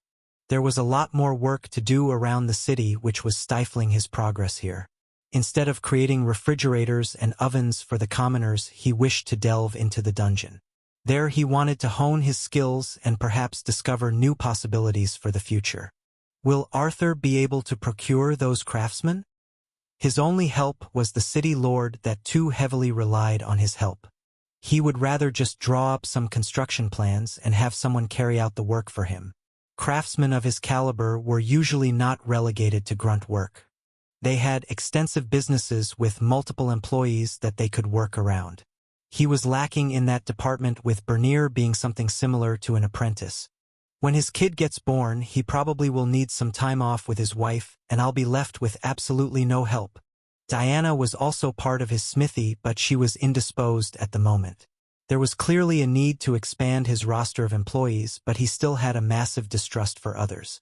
The only way of going around it would be by establishing a secondary workshop somewhere else so that people would not have direct access to his home and main workshop. Something like that would take time, and he would rather invest into something else. I don't really have a choice though. Unless some kind of miracle happens, expanding the city will take a while. But anyway, let's go, Agni. I need to work on a few things. After dousing out the flames, he started heading back to his workbench. Before he could go there to perform some runsmithing on a few shop items, he was interrupted by some buzzing. Not far from the bench was a small crystal ball that could receive various magical signals. With the help of some previous tinkering, he was able to configure some new uses. First was the vibrate option, and second was red words that informed him about the identity of the caller. Arthur? What does he want? Astérisque BZZZ astérisque. Wayland. I'm glad that you are here. Greetings, Lord Arthas. Is there something? I think you might want to come to the estate. I have someone here that wants to meet you. Someone wants to meet me? That's correct. Please come. Sooner than later. I'm not sure I can keep them away from the runic creations. Keep them away? Roland wasn't sure what this was about, but apparently, someone was trying to fiddle around with his runic creations. If they couldn't be stopped by a noble lord, then either they were someone important or crazy. All right. I'll be there soon, but who is it exactly? Thank you, but there is no time to explain. The conversation ended, and he was left pondering about the issue. Was it another knight commander seeking trouble? Should he gear up fully or use his knight uniform instead? Agni. Stay here and guard the house. I'll be back later. Woof. After a moment he decided to move it. From Arthur's tone, he didn't interpret the situation as being dangerous, but mostly something annoying. His interest was piqued. Who could have intruded on a noble's house? Could it be someone from my family? No, that makes no sense. Robert should be nowhere near here, and my name shouldn't have leaked. Could it be someone from the Arden house? Maybe someone that he trusts. Roland was making his way down the street while wondering about Arthur's visitor. From the short conversation he had with him, this individual was somehow interested in his runic items. This didn't help much. Even the city lord himself was pretty fond of the magical creations, and so would other people. I guess I'll find out when I get there. He sounded more perplexed than afraid, so it should be fine. After racking his head a bit, he decided not to worry too much. From the tone, it didn't seem that it was anything that urgent. The situation was probably not that grave, as Arthur never mentioned an adversary. However, just to make things less troublesome, he decided to peek at the runic cameras that he installed throughout the Valerian villa. While the image quality was still not the best, it would answer a few questions. Are those the dwarves? Why are there so many of them? There is someone in the middle, but it's too blurry to make out the face. Roland started squinting while trying to examine the footage. The recording showed a group of dwarves arriving at the front gate. Two of the faces were easily recognizable, as he had multiple run-ins with the Union. Dunan and Bammer are in the front. By the way they are acting. The person in the middle must be the master craftsman the Union sent here. It didn't take him long to figure out what the situation was. His theory was confirmed after passing some carriages that had the Union symbol on them. It was clear that his competition had finally sent out someone to truly compete with him. This person had probably arrived at the villa to voice their complaints, and the entourage they brought along was probably there to back them up. What do those dwarves want? Hope they won't try to use blackmail again. His history with the Union was long and tiresome. They had tried to price him out of the city and also forced all the shop owners to ghost him. Only thanks to Arthur and the Thieves' Guild was it possible for him to make it through that period of his life. Now he had some semblance of power, but the Union was still a big player here. Even if he wanted nothing more than to send them packing, they had a lot of money and were not easily replaced. Ugh! I'm already getting a headache just thinking about this. At this stage, the city wasn't there yet. There were many streets that needed to be laid out with wires to power the streetlights. Then he also needed to create various runic items that could use the supplied mana. The mining area needed to be secured, as they needed a steady supply of mana crystals from it. Before they created more wind generators or went geothermal, they needed to subsidize it through the mine. Getting into another war with the Dwarven Union could waste a lot of money. Arthur could of course throw them out of the city, but it would set them back by at least half a year. The tax revenue that they were receiving from their shops was immense, and replacing them with other craftsmen would take a while.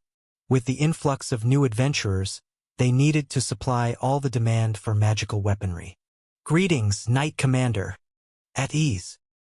He was greeted by the guards at the gate that saluted almost instantly when they saw him. Even now he was still getting used to how they treated him. In their eyes, he was some mysterious knight that had been hiding out in plain sight. Some even worried that he would seek vengeance for the times they gave him the stink eye. Such things didn't really bother him, as he had no pride concerning his noble heritage or being a knight. Why are these people here? They arrived along with the new master craftsman, Commander. His newfound position at least made it easy for him to get information. To the side, there were about 20 dwarves that clearly belonged to the Union. They had created a little spot for themselves on the side of the road and were probably waiting for their leader to return from the villa. Those two aren't there, so they must have gone inside along with the new guy. Roland could already see himself getting shouted out by an old dwarf with more experience than him. While he was a full-fledged runesmith, his work mostly focused on the runes. This person that arrived could be his senior and superior in the way of runes. Yet, he was no slouch either and was also interested in some input. It wouldn't be bad to have someone to bounce my ideas off. But considering that this is the Union that we are speaking about, they might demand that I hand over all of my schematics. In the past, all of his runes came from using his debugging skill.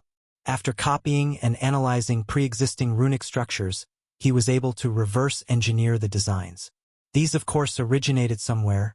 It was worrisome if he had some angry dwarf accusing him of plagiarizing. Yet, laws against this didn't exist, so it was unlikely that such accusations would amount to anything. Did you see this master craftsman? How did they seem to you? No, sir. They were behind all the dwarves. I didn't really take a good look. Try to get a better look next time. Why, yes, sir. My apologies, Commander. Miss Mary received the guests, so I... The soldier looked a bit frightened by his response and started bowing to the point of his helmet falling down.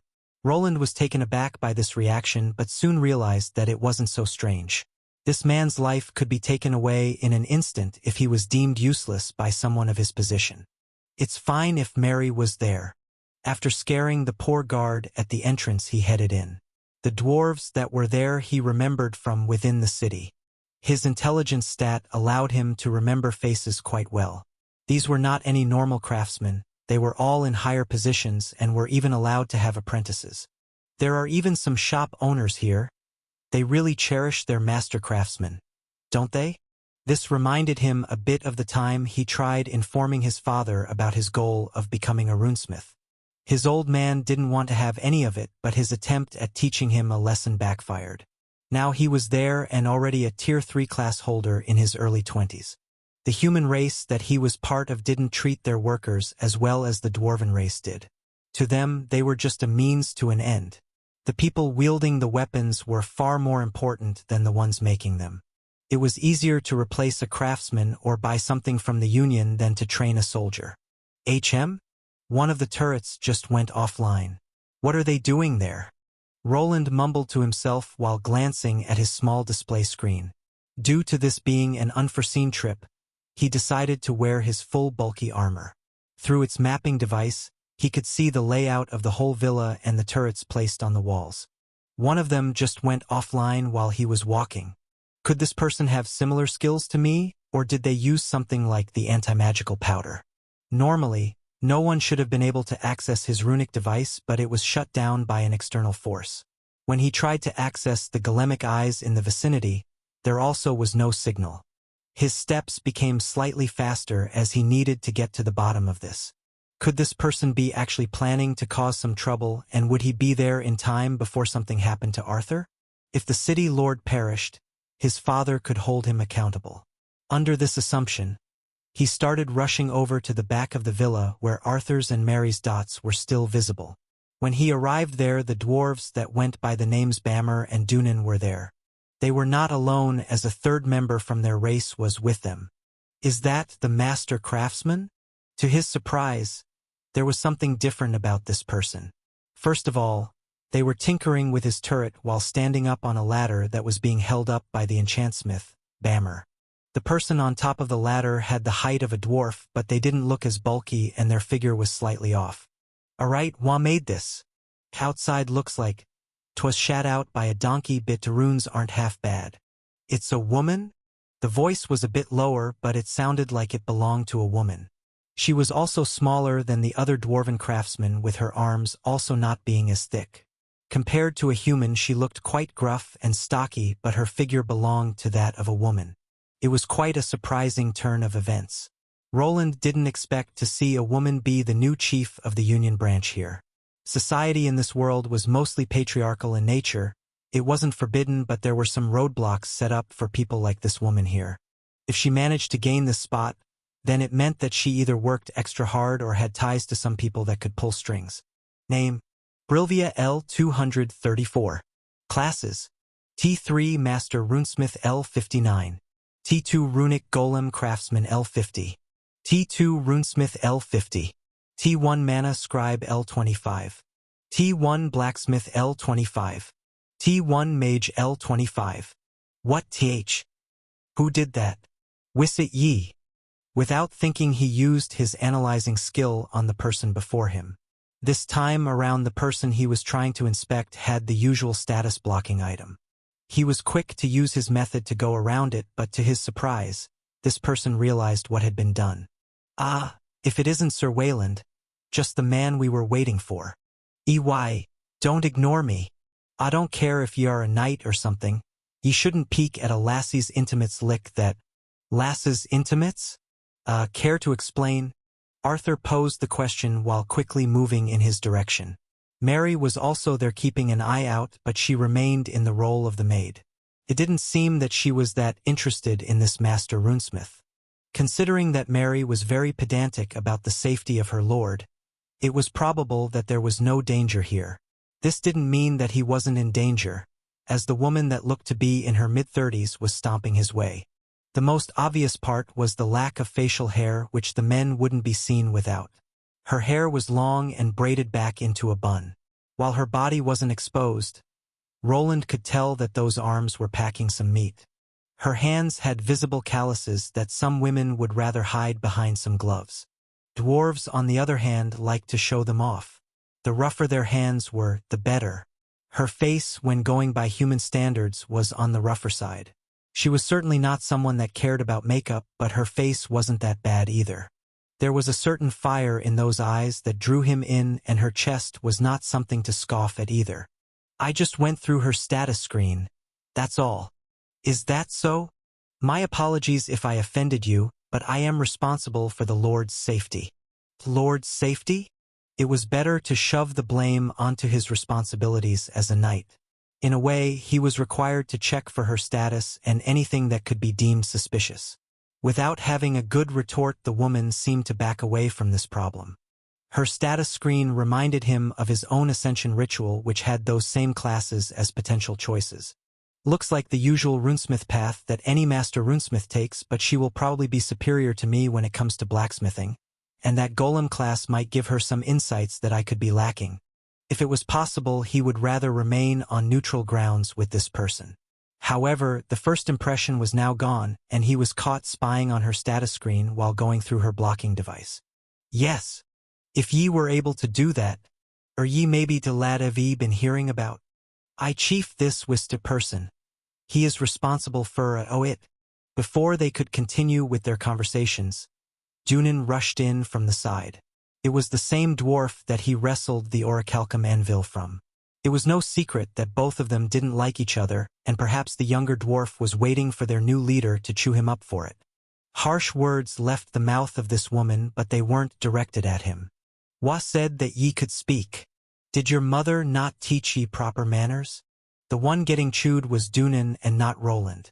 He even received a smack to the back of the head from his superior that he couldn't do anything about. Bammer, who would usually back up his fellow union member, remained in the background without even letting out a peep. She was keeping the two on a short leash and not taking any back talking. When Rune tried raising his voice, he was instantly smacked again. Is she his mother or something? The two looked like kids that did something wrong. It brought a small smile onto his face to see the union dwarves getting some pushback, but he couldn't relax yet. What did this woman come here for, and why was she tinkering with his turrets? Was she actually trying to get to his secrets, or here to complain about his unorthodox use of runemything? Just go stand there and hold your mouth. The two nodded and quickly moved to the side. Now he was left looking at the small woman that was around 140 centimeters. Dwarves in this world were usually somewhere between 120 and up to 150 centimeters in height. She was taller than the usual female of her race, and also the reason why he at first took her for a man. Are ye the one that created that monstrosity? Monstrosity? Are you talking about the runic turret? So ye gave it a name? Yes? Is there something wrong with it? Wrong, Wyatt? Where do I even start? Shoddy design. To unpolished edges. How can something be so ill yet so exquisite at the same time? Ha! How does it not explode? How did ye do it? Ye must tell me. How did ye get around to trace expansion problem? Trace expansion? I guess it goes around the standard route that other similar devices use. To his surprise, the woman started suddenly praising his runic turret, while the outer shell looked abysmal in her eyes. The components that made out the heart of this creation were worthwhile to look into. Roland used a lot of runes as their base, but liked to play around with the components to get as much efficiency as humanly possible. This left most of his creations to be overtuned on the inside but somewhat plain on the outside. Wait, is this why I was called here? Ah yes, Master Brilvia was intrigued by the various magical contraptions around the city. Why don't you have a chat with her while Mary prepares some tea? Roland could tell that Arthur here was attempting to sweet-talk himself into another good deal. The woman before them was the new leader of the Dwarven Union that they had bad relations with. Her presence was something that they would probably need to live with for some years. Roland realized that Arthur wanted him to make a good impression. This explained why he allowed her to tinker with the runic turrets and the golem eye system around the villa.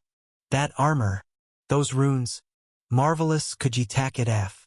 You want me to take off my armor? It'll be hard to examine it while you're sportin' it, yeah? For a moment he could have sworn that he saw some drool running down her mouth that she quickly whipped away. When looking in her eyes for a moment, he remembered a certain noble mage that was too much into runes. This dwarven lady was similar, and it didn't seem like she would take no for an answer. Master Brilvia, could you not? What do eel want me to do? If you don't tack it af, then I have to examine it this way. Now hush, I am needin' to focus. On the runes, this is so fascinating yet so impractical it boggles the mind. How much mana would you need to activate such a runic component? Ha ha. I see that you have formed a bond between craftsmen, but perhaps we should have a small chat together about the future of the city, and perhaps the new partnership with the Union. As long as it gets me out of here. Hey, stop, move in. Roland tried to pull his arm away as it was being examined by a rather strange dwarven woman. She was wearing some special glasses that had something that looked like a magnifying apparatus attached to it. This little gizmo, when looked through, allowed the master runesmith to magnify the traces better to get to the heart of the components. Brilvia, the new Union chief craftswoman and the new leader of the dwarves in the city, had taken a liking to his armor. He was astonished that she had no quarrels about getting closer and trying to yank his gauntlets from his arms. An attempt to go for his helmet was also made, but she was too short to lift it above his head. While he didn't want to have anyone investigate his suit, it was also interesting to see someone from his own profession. The woman was a master runesmith, something that he once aimed to become when he started out at the age of 10. She had all the textbook classes like mana scribe, mage, and blacksmith without the runic variants being there. Not many people that were given the mage class would choose this profession without belonging to the dwarven race. There was a reason why almost no runesmiths existed that weren't part of their group. The mage class offered a lot of possibilities that didn't involve tiresome work at a stuffy smithy. Please, I'm sure Master Wayland will allow you to look through his creations later. First though, perhaps we should discuss an agreement. Ye wish to do business? Of course, as explained before, my head knight, who is also the one that created that armor, has not been on good terms with your people. I wish to remedy that and let bygones be bygones. I thought ye were trying to pull a fast een on me. But this lad seems to be 'tis genuine article. HM. After hearing Arthur's points, the dwarven woman decided to look away from the runes on his armor. Even though she belonged to the Union, it didn't mean that her opinions and motives were the same. Instead, it looked like she was far more interested in his body of work than that he was a human runesmith. So if they really did that, I will have to apologize on their behalf. I have hoped that the idiots would learn something. Why, age-bit old habits die hard. But, oh wheel, that's just how those mallet heads cannot do much about it. The woman shrugged while grinning in Roland's direction. He wasn't sure what to make of it, but at least at this moment, it didn't feel like she saw him in a negative light. The two other dwarves that previously led the branch didn't like him and didn't change their tune to this day. While Roland was sometimes petty, this didn't mean that he couldn't see the broader picture. Is she actually willing to work with me? Wouldn't this make my work a lot easier? The current main issue was his position. He was acting as the head knight and had some troublesome duties. This didn't allow him to leave the city too hastily, and he was even forced to monitor Arthur's villa. There were even incidents with trespassers that probably belonged to some information guilds. Everyone was trying to gather information on the new Valerian sun that was rising in fame. Watching over Arthur, instructing the construction workers with the runic wires, and also having to produce them himself. Assembling home appliances and working on a way to magically innovate the city. Helping Mary along with his friends to level up and finally do it himself. All of these things had to be done, and if he had an actual master runesmith to push some of the load of, it was something he had to keep in mind. A dwarven master runesmith does never wander alone. She must have a few regular runesmiths under her wing, with multiple people like that around. There were a lot of advantages if he decided to work with the Union. However, they had already wronged him once, and he could not just trust this unknown person. While she seemed more interested in his armor than anything else, Perhaps that would be all that he was to her. He could see their partnership ending the moment all of his smithing secrets had been revealed. It has to be an equal trade. I at least need to get something else from this if they decide to screw me over in the end. Roland was a lot more experienced now and knew what to look out for. Arthur was also here, so it wouldn't be hard to draw up a few binding contracts. This was all going to be a business partnership where all the sides were profiting. There were a lot of things that the union could take care of for them, but a line needed to be drawn. Can't do much about it? I don't think I'll be satisfied with just that. Oh? Was there more to it? Brilvia looked to Arthur, who was sitting on the other end. All of them were outside in the same location he had invited Knight Commander Emerson before. Previously he had explained some things, but even Arthur didn't know the full extent of the bullying received from the Dwarven Union. Roland somewhat glossed over a few details that also involved him having to work together with black market merchants. It was no laughing matter, and normally someone in his situation would have been forced out of the city or into an unfavorable contract. I'm not sure what your colleagues have told you. Probably some nonsense to make themselves look better, but it's not something that can be forgiven with a simple apology. Plus, as you saw, they weren't very apologetic and tried to shove the blame on me. I see that your lad will not just let it be. Just licky said, Lord. Roland was a bit out of the loop here. Before he arrived at the Villa, Arthur and his guest had ample time to chat. It was possible that he mentioned the people that wrong him. The two that were the biggest troublemakers were even here, and they tried to paint him as being in the wrong. Brilvia even saw Dunan trying to make excuses when Roland arrived. Very well. Can ye call them idiots, our? The woman looked towards Mary, and after getting a confirming nod from Arthur she headed out. After a minute, Dunan and Bammer were before them. Both didn't look very well and were somewhat nervously sweating. Roland didn't know what she was trying to do, but it seemed that the two would be in for it. Dunan, Bammer. Why yes. Apologize to Master Wayland Eyre. Apologize? Do I have to repeat myself? What do ye think you're talking to? Be but Master Brilvia. Don't ye Master Brilvia me? Lower your head and apologize now. To Roland's surprise, the scene devolved to Brilvia shouting at the two dwarven craftsmen. It reminded him of a mother having to force their kids to say sorry. The two were adamantly refusing the order, but when they did, all hell broke loose. It was quite a sight to see her fists descending on their heads. Her level was quite high, and the strength increase from smithing classes was tremendous. It only took one hit per person to knock them down to the ground and out for the count. I didn't hit ye that hard. Get up. I apologize. Please stop hitting me. Me too. I was wrong. No one stopped the woman from giving the two dwarves a few bruises. Arthur, that was watching this, seemed happier than Roland, who wasn't sure what to make of it. If a few punches to the face didn't really make the years of struggles any better.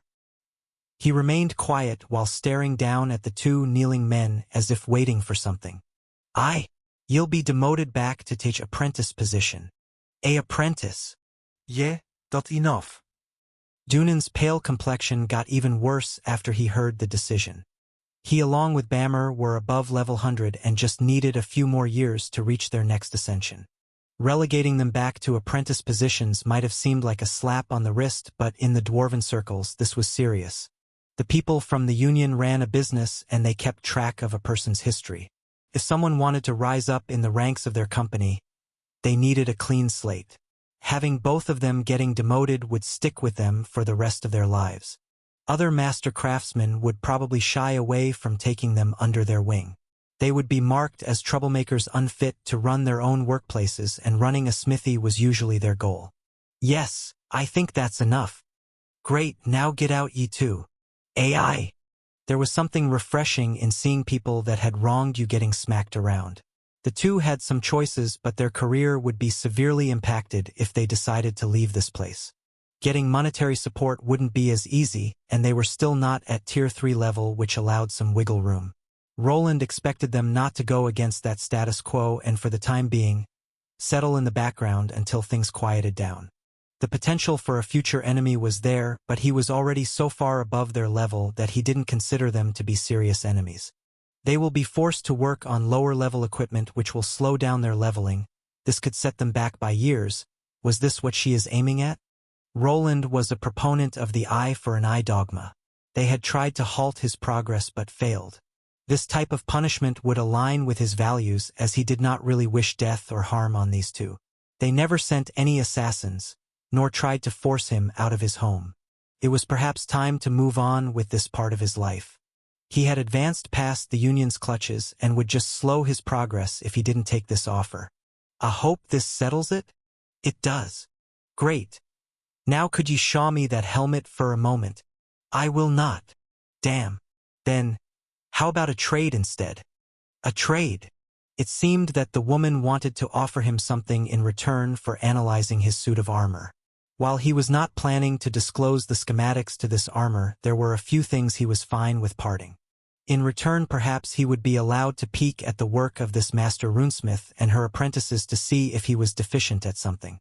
At this point in his life, he was skilled enough to notice such things rather quickly. Even a glance at a true master's work could help him improve his craft exponentially. Ah, may I cut in for a moment? If we are going to discuss any dealings with my head knight, I will have to involve myself. Before the conversation could continue, Arthur decided to cut in. Roland nodded, as he also wished to discuss the issues in the city and how they could tackle them together with the newly run Dwarven Union. Ah, ye. The talk from before? Precisely. As you may have heard, there is a mine in the dungeon. I was planning to hire a non-union-run company, but if we are going to work together, then perhaps I won't need to. The woman nodded as Arthur brought forth the issue of the mine. Roland had previously advised him to not sell the rights and not rent it. They needed the mana crystals that formed there to run their new mana power plant. Yet getting experienced miners wasn't that easy. The team from the Union was already there, so it would be a quick remedy to their issue if they could work out a good enough deal. If you'll want my men to help out down there, you'll have to gimme a good enough deal, she replied while sneaking some glances at Roland's runes. In response, he looked at Arthur and started shaking his head. Now, I'm sure we can come to an agreement. Maybe my head knight won't part with his intricate armor, but perhaps you could trade some secrets between each other at a more private location? I'm sure there will be enough room at your great workshop for another skilled runesmith like him. Aye, that sounds reasonable. I'm glad that you think so. How about we change locations and discuss things more thoroughly? That might be better, but am needin' my assistant. Making contracts is not my strength. An assistant of a master runesmith is always welcome. Soon Mary, with a few other maids, appeared with the said assistant. It was a rather plain-looking dwarf that was somewhat on the shorter side. His clothes were also different compared to the other craftsmen. He was more similar to a butler, and even without giving him a scan, Roland knew that he was probably closer to an accountant. Soon all of them went away to discuss the future of the city, which would hopefully ease the workload that was crushing down on his shoulders. No, please. I did everything that you wanted me. Why are you doing this? Why are we doing this? Because it's fun. ARGHHHHHH. A high-pitched scream echoed through the dark room as a black dagger went through a bondman's chest. As the weapon pressed in, a strange puss-like substance started oozing out instead of blood. The sounds of sizzling flesh were drawn out by the screams of the man that was being tortured. Yet before he could continue screaming, his whole head rolled to the side in an instant. Hey! Why did you have to spoil the fun, you dumb warlock? Stop wasting time. Having fun is never wasting time. You should try it too. In one of the corners of this dungeon room, a man covered by a dark robe was standing. Something akin to a tendril with a sharp ending started slithering back into his sleeve, along with some of the blood of the prisoner that was just killed. Compared to the other person here, his frame was larger and his voice deeper. Such a shame, he was also a looker. No wonder he was able to scam all those noble ladies. The woman picked up the head that rolled to the side only to examine the dead man's features. Then out of nowhere, she tossed it upwards while pulling out two matching black-edged daggers. The blades moved like lightning bolts toward the head and turned it into multiple slices. Are you two done? Good. We have gotten a request from a temple. You two have been chosen. Another mission already? They are really working us down to the bone. At least this is the last one. The person with the daggers cackled while looking at a third robed figure that had entered through a prison-like door. This individual was somewhat hunched over and their digits were extremely long and thin. The two people inside the room waited for the man to enter before leaving themselves.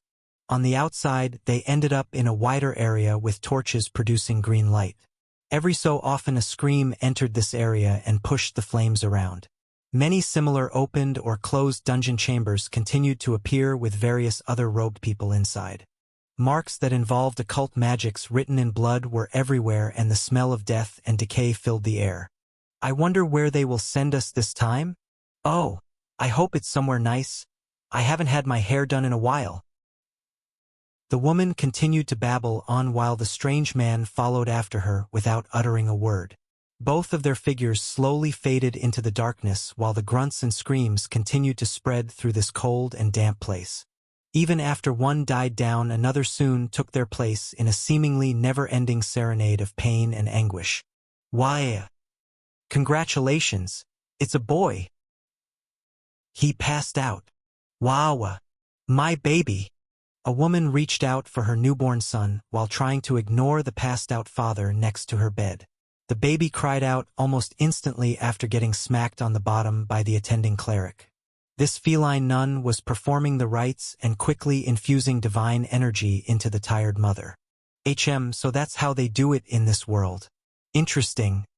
To the side was Roland, who was having to pick up the passed-out father from the ground. Diana had finally given birth to a healthy baby boy that didn't seem to have any abnormalities. It was the first time for him in this world and his old one to witness a birth. After a quick scan with his analyzing skill, he was given a mostly blank SCOTUS screen with no name or classes. Name: Strength 1. Agility 1. Dexterity 1. Vitality 1. Endurance 1. Intelligence 1. Willpower 1. Charisma 6. Luck 10. The name is blank and all the stats are at 1 besides charisma and luck. Roland had to take a second to look at the child's luck stat, which was a lot higher than the one he had at the age of 5. This was a strange stat that kept going up with his age and had an obscure use that even people in this world weren't sure about. The consensus was that the higher the number, the more a person was favored by God and good things happened to them. Considering that he had a lot of close-death experiences in his youth, perhaps he was disliked for some reason. After looking over the status, he peeked at the midwife, Sister Kasia. Thanks to his involvement, Bernier's wife Diana was given one of the better clerics in the city to help her through the pain. This was considered a luxury as most commoners could not afford a higher-level priest to attend. Physicians existed in this world, but they were seen as lesser to a priest. They lacked skills related to healing and had to use bandages or medicine made by alchemists as a substitute. With the help of a priest, giving birth didn't seem that bad. Kasia was able to cast spells to relieve pain, and there were also potions that did the same thing. Using potions was somewhat inferior as they varied in quality. There was a possibility for them to affect the child as they had a hidden toxicity rating. When a threshold was reached, it would produce a debuff that could last for a while. Hey, wake up! Roland moved his palm towards Bernier's cheek and gave him a few smacks. His strength was quite up there, so he tried to not give the new father a concussion. Finally, after a few seconds, Bernier opened his eyes widely. What? I think you should join your wife and son. My son? I have a son. Can you stop embarrassing yourself already? Get over here, you idiot. Bernier had passed out around the moment the child's head was emerging. The sight even made Roland look to the side. It didn't seem like it was Kasia's first rodeo, as she didn't even flinch and kept infusing the areas with divine spells. Thanks to them, the mother didn't have to suffer through the pain, and the baby finally emerged. He stood back while watching Bernier, who was his assistant, awkwardly touch the baby.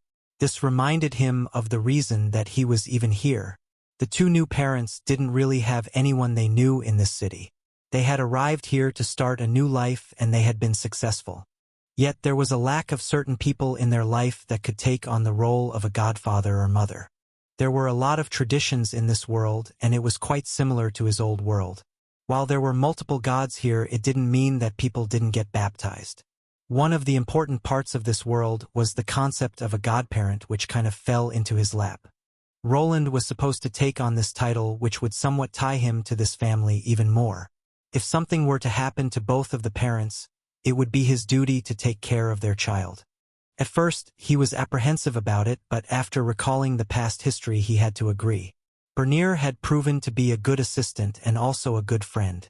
When his home was getting attacked he protected it and even went against Valerian knights to protect it.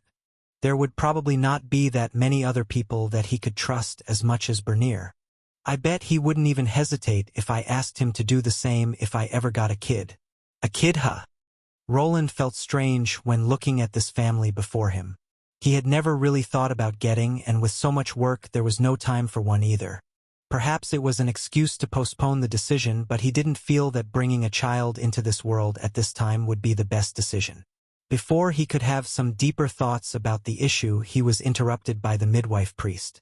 The Lady of the Sun has graced us with another life. Its life is like the rising sun that illuminates the world we walk on. Ah yes. It was quite early in the day and the sun was rising. For the worshippers of Solaria, this was a good sign when a child was born. A new dawn signified longevity, while giving birth at sunset wasn't as welcomed. Then, in some other religions like the ones worshipping the moon, it was the exact reverse. Birth by day with the blessing of Solaria and birth by night with the blessing of Lunaria and Lunaris. Some people even attributed these birth cycles to indicating future classes a person could possess. Oh, look at the time. I think Diana needs to rest, so I'll see myself off now that the ceremony is finished. While Kasia started babbling on while praying in the direction of the rising sun, he approached Bernier.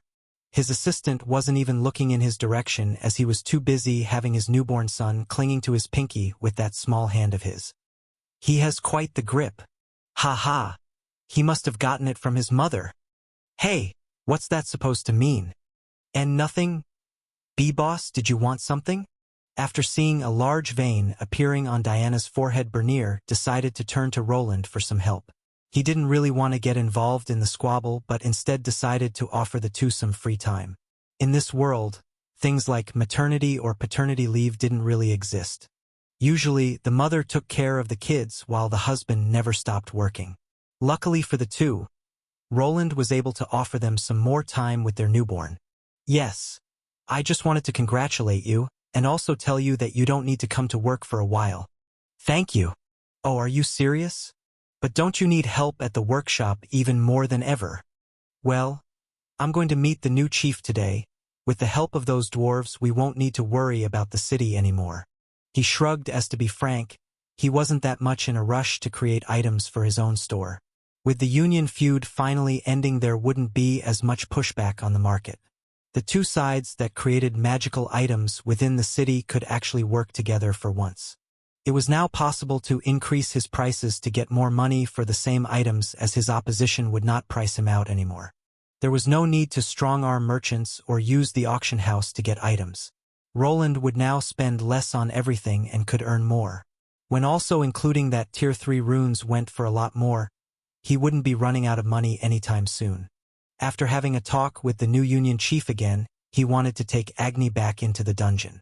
Armand and Lobelia had managed to reach their caps as well, which would allow him to focus on his own progress now. The dungeon held many secrets within it, and before other platinum adventurers arrived, he needed to go through all of the hidden chambers. Gaining a platinum adventurer card wasn't required for someone that was a head knight, but having it around wouldn't hurt either. If he ever decided to end his knightly career, having the card would make things easier. The Adventurer Guild was accepted in other countries, so it would be helpful if he ever was forced to run again. Is that so? Well, I won't say no to some free time. Don't regret it later, boss. I won't, and also, congratulations on your child, Diana. Thank you, Wayland, but... Yes, is there a problem? Well, I know it was thanks to you, but... Could you do something about that? That?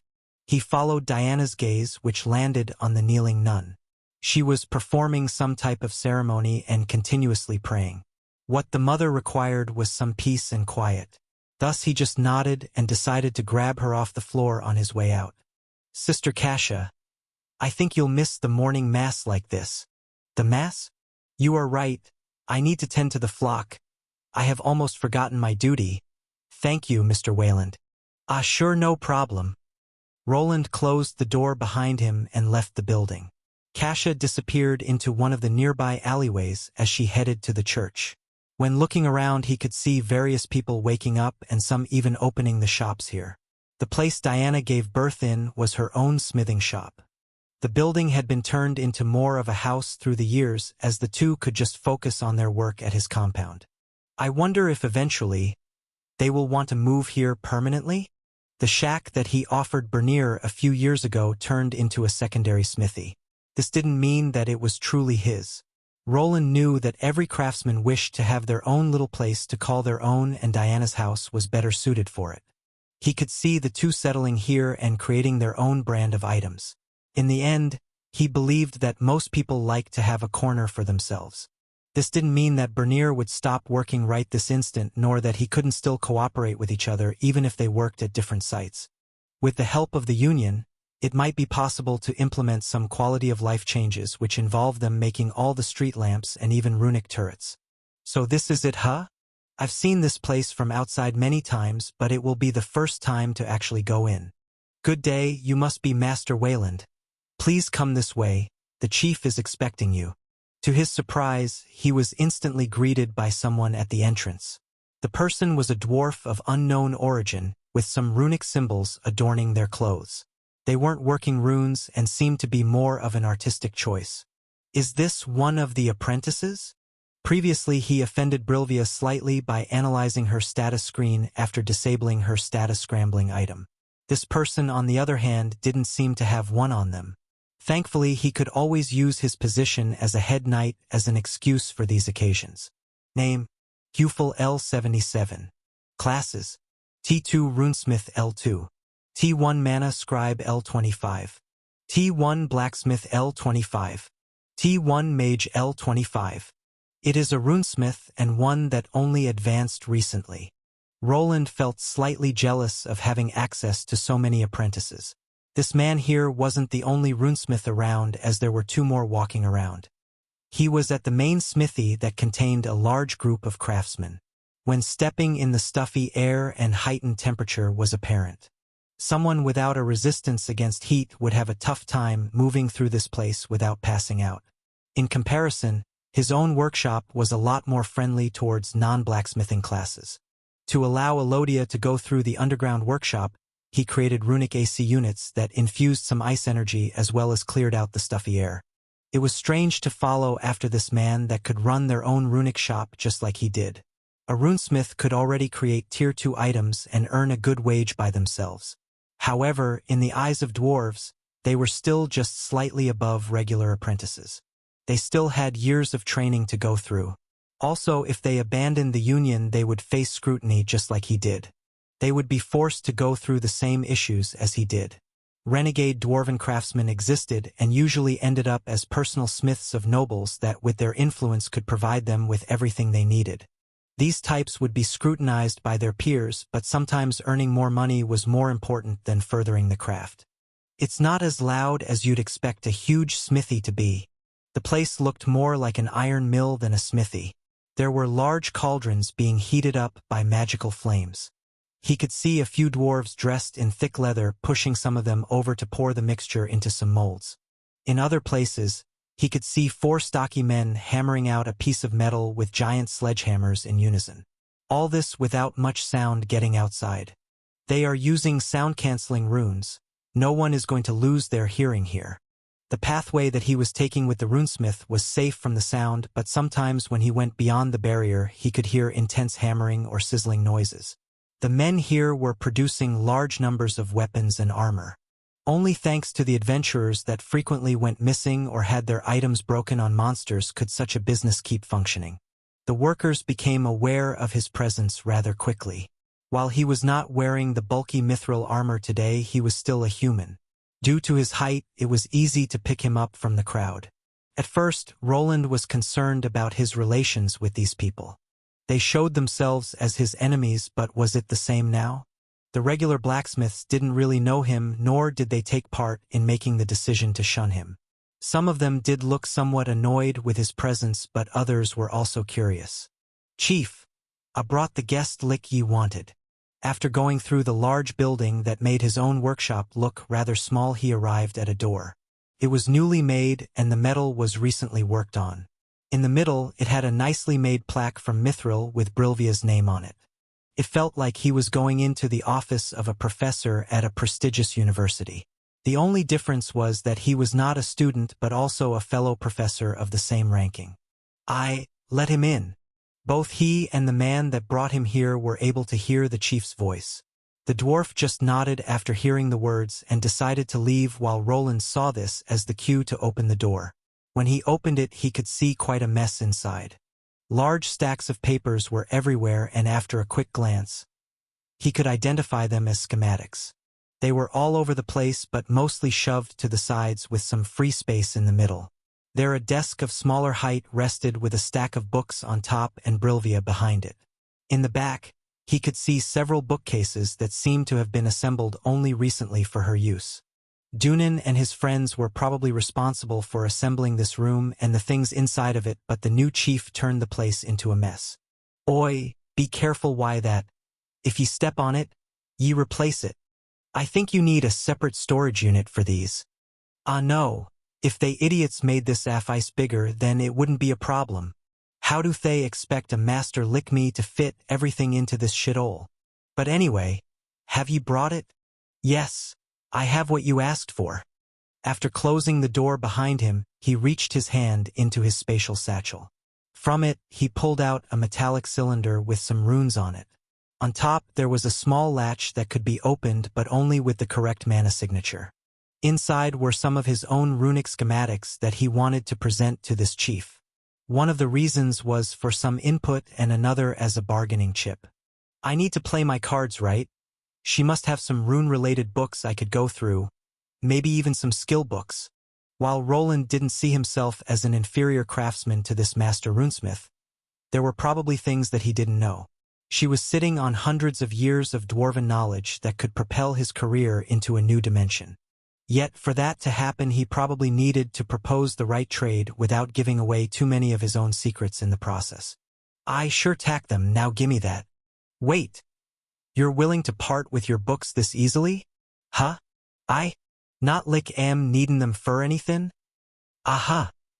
Roland was a bit confused, as he had given the chief a proposition.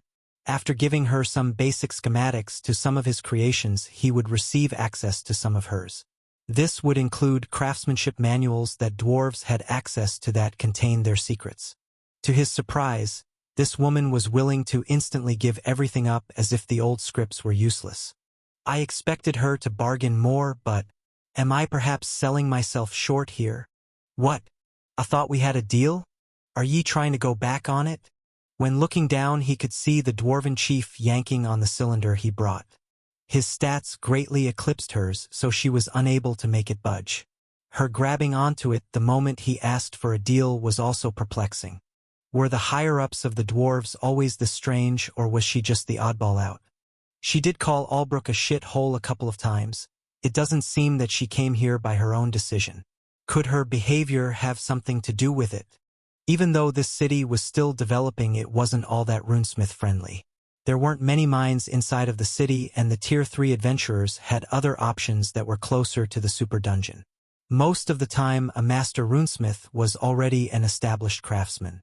They usually chose to go to places that could offer them the most. On this island, this would be the main city of Isgard, which was the closest to the S-rank dungeon. Judging by her level being well past 150, she was not a new master runesmith, but someone that should have had her own group. Either she was pushed out by another more prestigious force, or she saw something here that others didn't. Am I thinking too much into this? His grip on the cylinder lessened, and when it did, the woman that was pulling on it was sent flying back. She crashed into some of the stacked-up schematics while screaming profanities in his direction. "Oi! Tell me when ye are about to let it go." "My apologies. So then, can I pick out something from here?" "Ye, go ahead. Knock yourself out." Brilvia stood up with the runic cylinder in her hand. Roland had not yet told her the password that was required to open the latch, but that didn't stop her. Instead of asking him for it, she started fiddling with the runic components. It was the first time he saw someone else fiddling with runes, which made him focus and even use various of his skills. It was actually interesting to see if the new chief was capable of cracking the runic code he made. She infused her mana into the runic structure to feel it out just like he did, but after a quick analysis, a few differences were seen. First of all, her control over mana was greater than his, at least when it came to fiddling with runes. This he attributed to her probably gaining various other skills to complement her craft. One thing stood out though: while her mana control was superior to his, the same could not be said for her mana capacity. It was something that he expected, as the Master Runesmith class had one glaring fault. While runesmithing required a lot of mana manipulation, it didn't offer enough skills to lower the costs. His class had a huge stat multiplier of 4.5 and also had a passive skill of lowering mana usage on all rune-related skills by a whooping 60%. The multiplier of a Master Runesmith stays at 3, and I bet the passive isn't as high either. Tier 3 runes were vastly more complicated than Tier 2 runes as they entered the third dimension. They also required a massive amount of mana to work with, and this lock that he made was of this same tier. He could see her struggling to get through the traces of the program, but she was able to eventually get there. When she did, Roland saw another downside of this class compared to his own. Working with the internals was not as easy for them as with the externals. It started with the Runesmith Lord class and now continued with the Overlord. He considered this class to be a mix of two classes, Runesmith and Rune Mage. The former was poised in creating runes, while the latter was a specialized user. Rune mages could mold the integrated operating system but were constricted to what a runesmith created. Roland, on the other hand, was a two-in-one package, and after working together with his friend from the Magic Academy, his insights into the inside systems went over what a regular runesmith was capable of. Is this some kind of a joke? Do you want me to pass out or something? I see that you found the first lock. If I had my mana support apparatus, but those idiots haven't set up my workshop properly. The woman seemed angry and thought that he was trying to play a prank on her. The first lock would require a person to just inject a lot of mana through the runic components. It would be an easy task for him, as he possessed the skills that lowered mana usage to get around this problem. The new chief, on the other hand, required some outside help. While he wanted to see this apparatus, she spoke of he could imagine that it was something that just provided mana from outside. Just like he used runic batteries to run various runic tools, the dwarven craftsmen had ways of going around using up all their energy in one go. If I may, Brilvia grumbled and gave the cylinder back, which Roland was able to open without any outside help. Showing off some of his skills was intentional, as he wished to not be underestimated by his fellow runesmith. This would tell her that he was somewhat special and perhaps give him something to barter with in the future. You're not a regular old runesmith, are ye? I never said that I was. Ah, see. Maybe this will not be as ill as I thought. The old bastards might have actually given me a boon in disguise. He was interested in what she meant by the old bastards, but it kind of aligned with the story that was in his head. After the cylinder was open, she snatched it back and started going through the various schematics that he brought over. Today it was mostly work-related. What was inside was related to the magic lanterns and other devices for the future. I will have to look through these. Just tack what you need and come back to me tomorrow. Brilvia skimmed through the papers and mostly ignored the basic lamp design. It wasn't anything special, but after flicking through the pages she stopped. There she saw something that looked like a windmill, and the runic components that it was composed of didn't quite make sense. To this day, no one was aware of his runic batteries or creating electricity that could be transformed into mana. It was something that could revolutionize this world that relied on mana fluid. What he brought over was incomplete, and after Brilvia analyzed the papers, she would figure it out too. To keep it a secret, he decided that it would be better if he made the finishing touches himself. What the people from the Union were creating would be the framework, while the heart of the generator was his to make. The possibility of the chief figuring out everything herself after performing some tests was a possibility. However, this didn't matter that much, as he was not really that interested in becoming a mogul. It was probably impossible for him to monopolize this technology, as it was rather easy to construct. It was achievable when he wasn't even a proper runesmith, so a master runesmith would probably not have that much trouble. Luckily, she was now working with them and bound by a contract, so for the foreseeable future, she needed to keep her mouth shut. Interesting. While Brilvia was busy looking at the runic mana generator, he took his time in going through the books here. There wasn't that much that caught his eye as the basics were given to him inside the Ascension trial and a lot of runes he discovered thanks to using his debugging skill. Nevertheless, he grabbed a few of the books off the shelf so that he could compare his knowledge against the dwarves. This one looks interesting. Efficient rune placement, huh? On one side of the room, he discovered some material that looked promising. These books were not about runes but instead described ways of pushing up the efficiency of placement. Another one described the synergies between runic types and metals. Some parts pointed to the best alloys when working with specific runes. It seemed that there were ways of including some rare metals to make some spells more efficient. This could come in handy. Maybe I won't need to make the next version of the armor so thick. There were a lot of helpful tips when it concerned smithing but not that much when it came to runes. After a few glances, Roland realized that when it came to the magic symbols he was somewhat ahead of this literature. He could not discover any hidden truths or wrong assumptions when it came to plain runesmithing. Instead, he even found some faults in the diagrams. In a way, the dwarves were doing the reverse of what he was. He focused on amplifying the efficiency of his runic structures and pushing them to their limits, but this left the outer shell looking plain. The dwarven smiths, on the other hand, focused a lot of time on the presentability of their wares. Their runes almost felt like an afterthought when compared to some of the sleek designs. Perhaps if he managed to work on this one weakness of his, then becoming a complete craftsman was possible. Well, I never expected to get any high-rank runes to play with. They are probably keeping the good ones in some kind of vault. After greater runes came grand ones, which were usually the end-all be-all of runesmithing.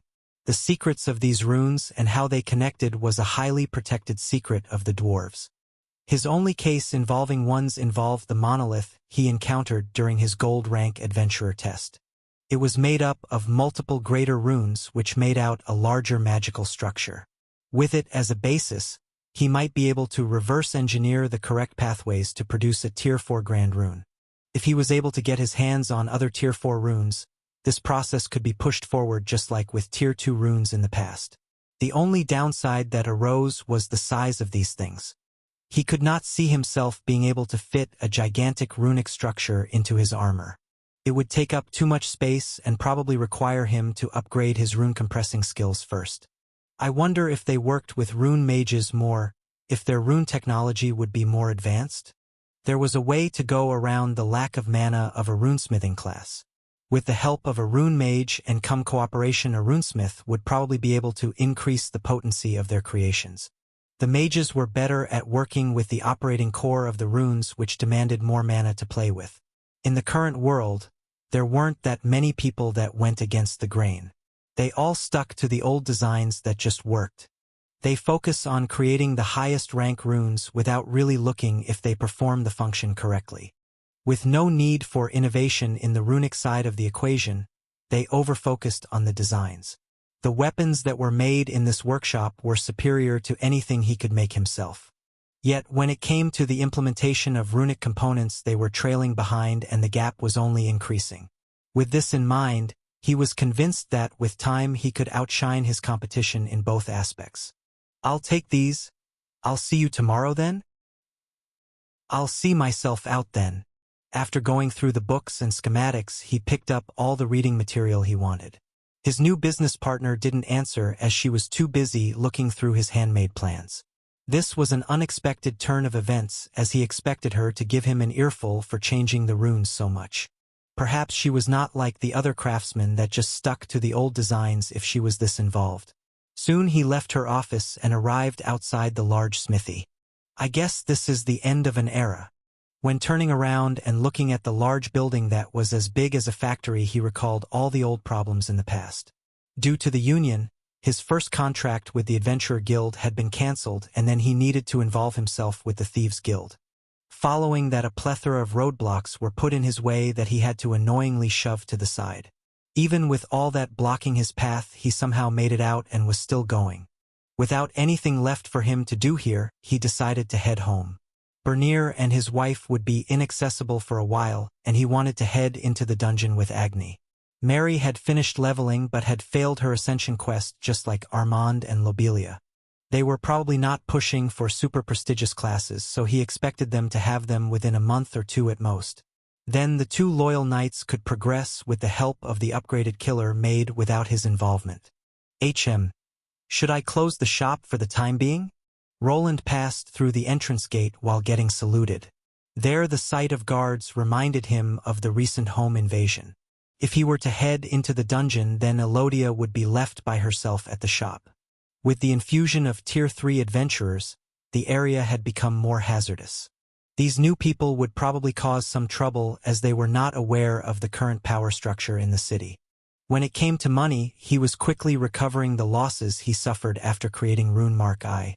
He was able to stock up on Tier 3 monster materials down in the dungeon, which went for a good amount of money. Even if he gave up his profession and decided to become a full-time adventurer, he would not go hungry. Things are going well, so I don't really need to rush it anymore, but why am I getting this bad feeling? His quest to become a successful craftsman had already become a reality. Nothing really stood in his way, and the Valerian brothers from other parts of the island didn't appear. By his calculations, nothing too eventful would be happening for quite some time, which would allow them to build up this city. After it was all done, they would have the stage set and could begin to fight back. Things do tend to go bad when you least expect it.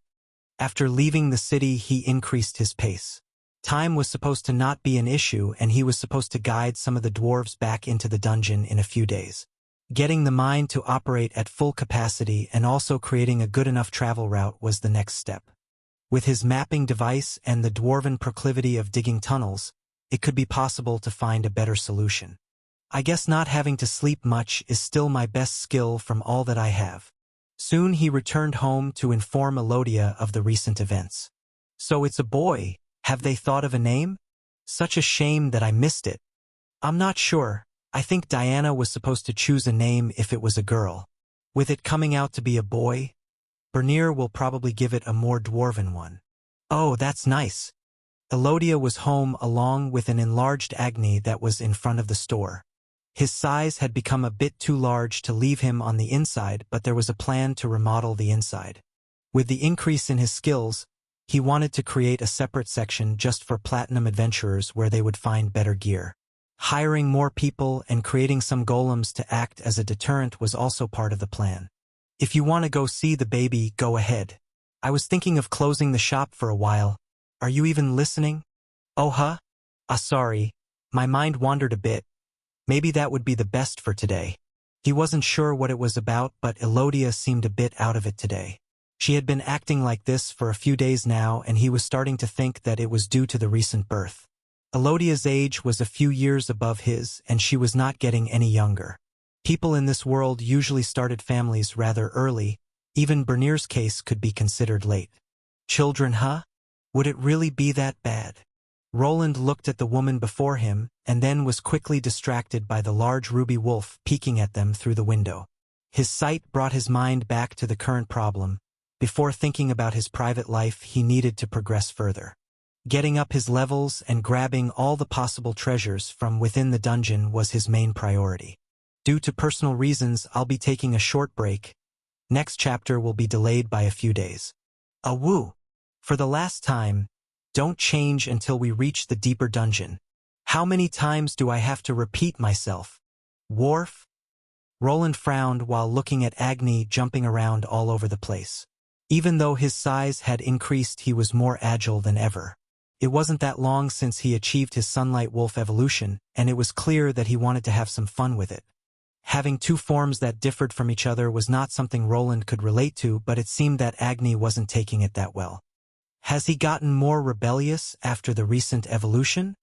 He looked at Agni, who was jumping around and exterminating every salamander monster the moment it came into view. While he was a bit too excited for his own good, the wolf was still following all orders. There was no growling or animosity that he could detect from his mannerisms. I guess he isn't acting that strangely. He is just probably excited to be in the dungeon without anyone else dragging us down. Armand and Lobelia had managed to reach level 150 with relative ease. Now they were up top trying to prepare to retake their ascension rituals. Even Roland wasn't able to get through his trial the first time, so it wouldn't be strange if the two took a few weeks. He assumed that their classes wouldn't be as prestigious as his was, which would allow them to retake the test more frequently. Mary is the same. I wonder what the three will change into. There were a couple of paths that all of them could take. Mary would probably choose something to aid her in gathering data and protecting her lord from the shadows.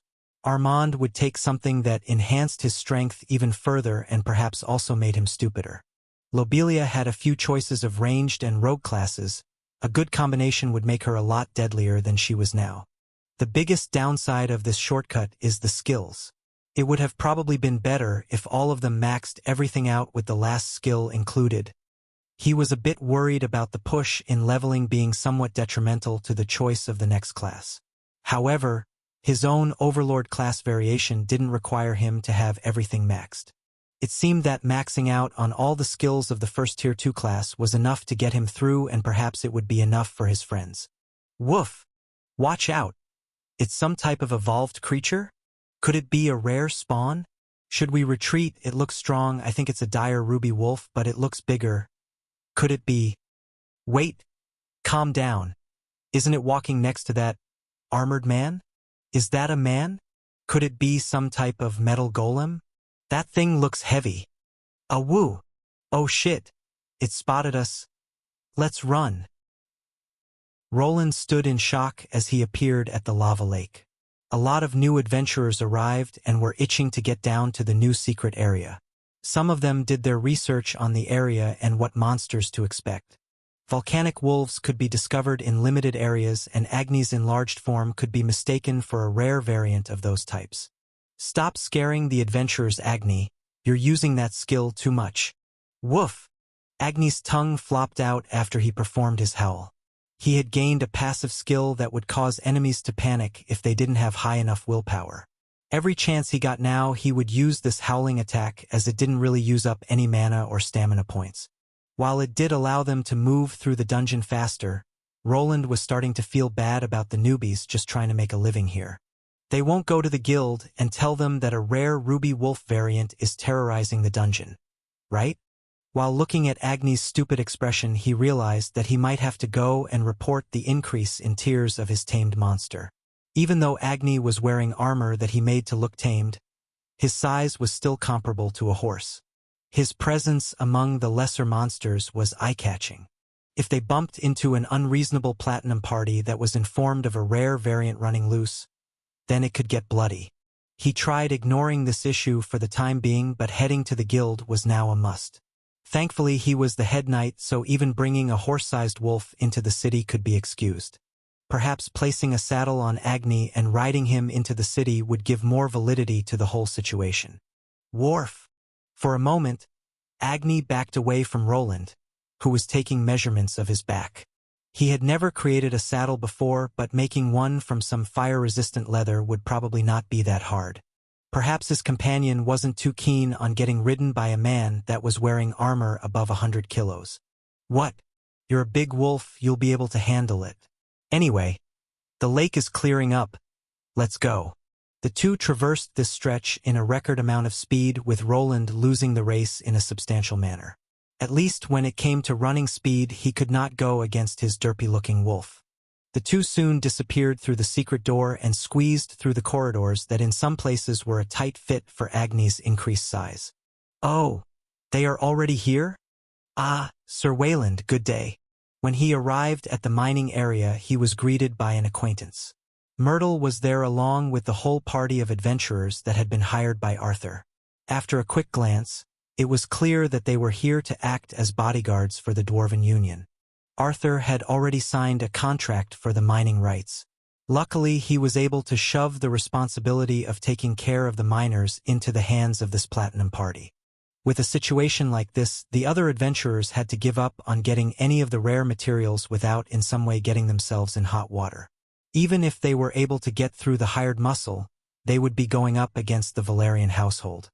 As he nodded at the woman, he took a glance at his mapping device and could see some movement at the end of the corridor through which he discovered this location years ago. They seemed to be working on that lift too. I see they took my advice to heart. Thanks to spatial magic, moving the heavy ores wouldn't be a problem. The real issue was the long walk back up and constant waits for the lava lake to clear up. To alleviate this problem, he proposed to create a pulley system going up that didn't necessarily have to carry the dwarves up. If it was able to house a cart with a spatial bag inside, it would be enough.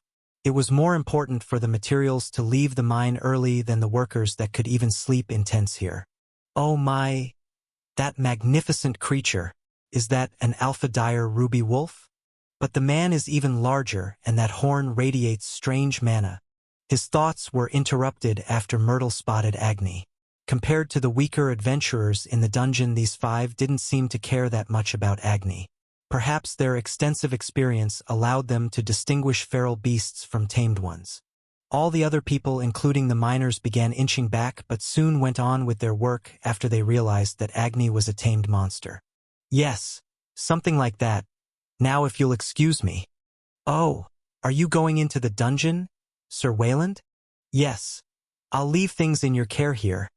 If something happens, you can contact me through the usual channel. Of course. I'll use this as you've instructed. Myrtle smiled while moving her hand to the side. There she had a runic device that had the shape of a larger smartphone. Instead of a screen, it was covered in various runes with a crystal orb closer to the top side. Hello, is it working? Yes, I can hear you just fine. Splendid. It was a two-way connection that transmitted sound. Roland just implemented some of the crystal ball magical technology into this runic device. It could not send through any images, which conserved a lot of mana. Thanks to all the runic mapping devices that could transfer signals, it was possible to connect sound too. It was similar to a wireless phone network but was still quite limited. One of the biggest limitations was the route that was required. It would be impossible for more than two people to converse while going through the same mapping devices that were shoved into the dungeon walls. It would also affect the map on his armor and produce errors if he used all of them at once. The new audio enhancers that didn't interfere with the map still needed to be placed, and his current trip here involved this issue as well. Please be careful and good luck. I will. Come Agni. Let's go. Besides Myrtle, the party leader, the other four didn't really react to his arrival. He wasn't sure if he was disliked by the four others, but at least Aubrun looked displeased for a moment when he appeared. Perhaps in their minds, he had put them in a disadvantaged position by pretending to be weak. Okay, which route is empty? Without anyone holding him back anymore, he ventured forth. The need for traveling with a lumbering mule golem was also a big perk. With the runic dimensional pocket that was on his back, his traveling speed had increased. Agni's armor had been enhanced with the same storage feature which made the old golem obsolete.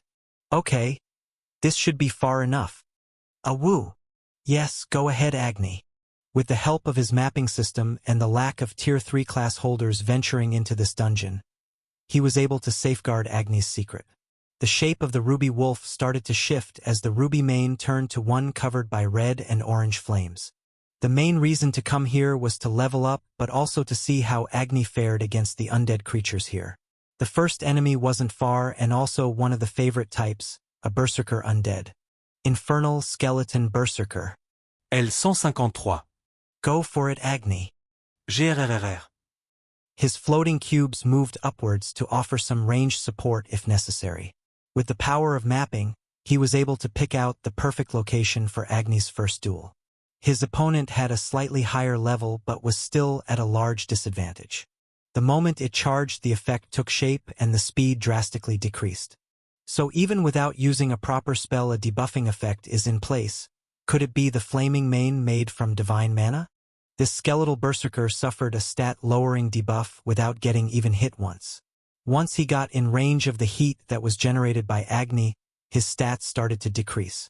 The monster was an undead, so it didn't feel any fear or pain, so it continued forth. Both of its hands were raised up for a combined attack against the flaming opponent. Roland didn't say anything, but he was still nervous. Agni was just standing there as if everything was perfectly fine. Even with the decreased stats, the claws still regained their hardness and piercing power. If they connected, the wound would be deep, and if it hit an artery, it could be devastating. Before he could initiate his hovering cubes, Agni reacted. The first swipe came at him, but he just jumped to the side. The attack was quickly followed by another which didn't even graze the flaming mane. It became apparent that the difference in agility was tremendous and further enhanced by the monster's constantly lowered stats. The debuff effect isn't as strong, but the longer the fight lasts, the stronger it becomes. To get an immediate effect, a divine spell needed to be utilized, but a slow build-up over time was also possible. It was somewhat similar to the Hallowed Ground spell that he was able to create. From his calculations, the area affected was about 10 meters around his wolf companion. This is the perfect grinding spot for him. Hey Agni, stop messing around. Just kill it. More monsters are coming. It wasn't much of a fight, as the skeletal monster couldn't even land one single hit. Agni for some reason was playing around with his first kill, as if he wanted to show off to his master. While everything looked fine, even a weaker monster could become a problem if not handled well. After hearing the order, Agni finally got his butt moving. The ruby mana and tail had been replaced by sunlight flames, but they still could be used for attacking. His bulky form moved up into the air as he jumped. He performed a midair spin and used the momentum to enhance his tail attack. Instead of it flying forward like the previous ruby version, it created a sharp arc of flames. This half-moon connected with the monster's body and took out its legs, causing it to fall down to the ground. It was quite the sight to behold. Instead of falling down after the somersault, Agni created a platform to catch himself. While jumping up even higher, he raised his muzzle to the side of which some flames were already gathering.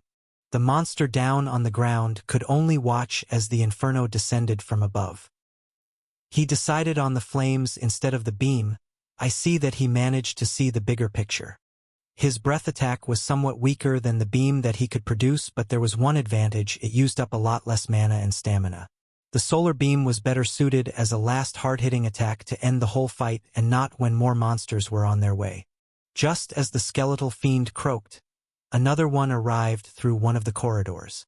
This time around, Roland was there to intercept it with the help of his floating turrets.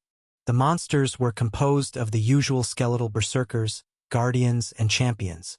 With Agni's help, they went down rather quickly. Roland took the job of the tank that forced the attention on his shiny armor. This left Agni open to strolling around the large chamber and using his divine flame spells to inflict massive damage. The weakness of the undead was far too advanced for them to last more than a few minutes against their combined attacks. "Oh, you leveled up already? Woof!" Agni jumped down next to one of the defeated skeletons and gave it a sniff. With a lack of mana stones to eat, he decided to grab one of the large femur bones to munch on instead. After gathering up the dropped undead cores, they moved on. The bones that they dropped could be sold for some change, so he decided to insert them into Agni's spatial rune. In the future, he hoped to increase the size of it, as he wanted to be able to fit in various weapons and even golems. He had to work with the 4 floating cubes to act as support golems. The two soon left and continued with their journey toward the dungeon staircase. Previously, he had explored this level and discovered all of its secrets, so now it was time to head somewhere else. After finally arriving there and taking care of a few skeletons along the way, a choice needed to be made. Should I go up or down? There were only a couple more levels when going up, and then the dungeon ended. Monsters became weaker, and even tier 2 ones started appearing if he decided to go up. By his calculations, the upper levels became smaller by around 5% until the last one that seemed unfinished. Well, I'm not purely here to level. A greater item is a greater item. When looking at his weapons, he was still using the sword that he had obtained from his duel. It had been enhanced with several runes, and so was the skull shield that he retained from this dungeon level. The room that it appeared in had not replenished itself, so his search for more loot would continue upwards. Woo! Yeah, I made up my mind. Let's go up first. I'd like to look through the highest level, or in this case it would be the lower levels. The theory that this was still an expanding dungeon looked the most plausible. He wanted to check for himself how a dungeon in this stage looked, as not much information about this phenomenon was accessible to him. Perhaps when he arrived there, he would be able to discover some other secrets like where this dungeon was heading. If for some reason it popped out outside the Albrook region, it could become a problematic event. Wait! Before we go, I should probably give her a call. Roland stood straight in place while activating several runes. His armor released a torrent of blue light that started shining in front of him. It created a region of blue light that soon started to pulsate. The pulsing continued for a minute before it changed into the form of an orb, and within this orb a human face could be seen. Wayland? Is something wrong? No, just wanted to give you an update on the situation. I'm about to go up into the dungeon, and don't worry. The monsters here are rather weak, so it won't be a problem. Please just be careful in there. When will you be back? I don't want to spend more than a few days here. On the other end, Elodia's brows furrowed. He had promised to keep her informed about his whereabouts within the dungeon, and this was not the first time he had contacted her. Both had ways of signaling if something went wrong, and he had a direct line to some allies like Arthur if something did happen to her, his home, or the orphanage. After a little back and forth, he ended the magical call and turned to Agni. Let's go, you can take point this time around. Worf. Agni was ecstatic at the order of moving forward. Both soon ascended the stairs to a level with weaker monsters. With both of them now being in possession of rare Tier 3 evolutions and classes, there was nothing to fear. The dungeon would soon open up all its secrets. Just like they said, there are other undead monsters than skeletons in here. Ghoul.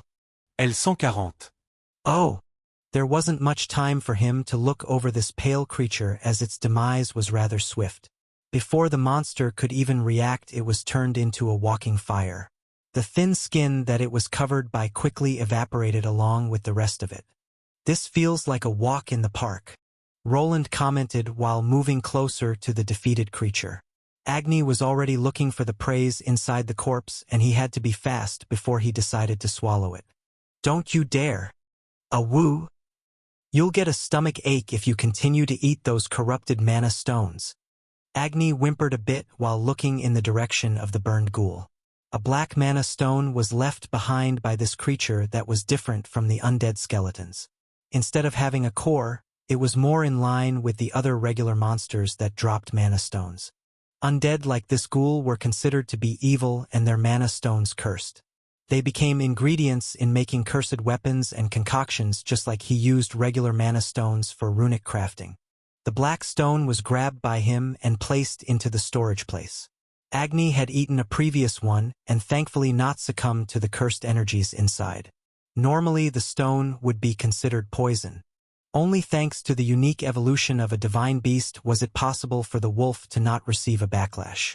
The holy energies inside of his body were somehow able to counter the cursed ones inside the stones.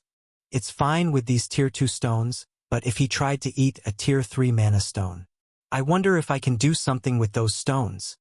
There was potentially a new line of research that these stones could help him with. While the regular stones allowed him to buff his main stats, these dark ones could do the reverse. Lowering the main stats of an enemy would come in handy.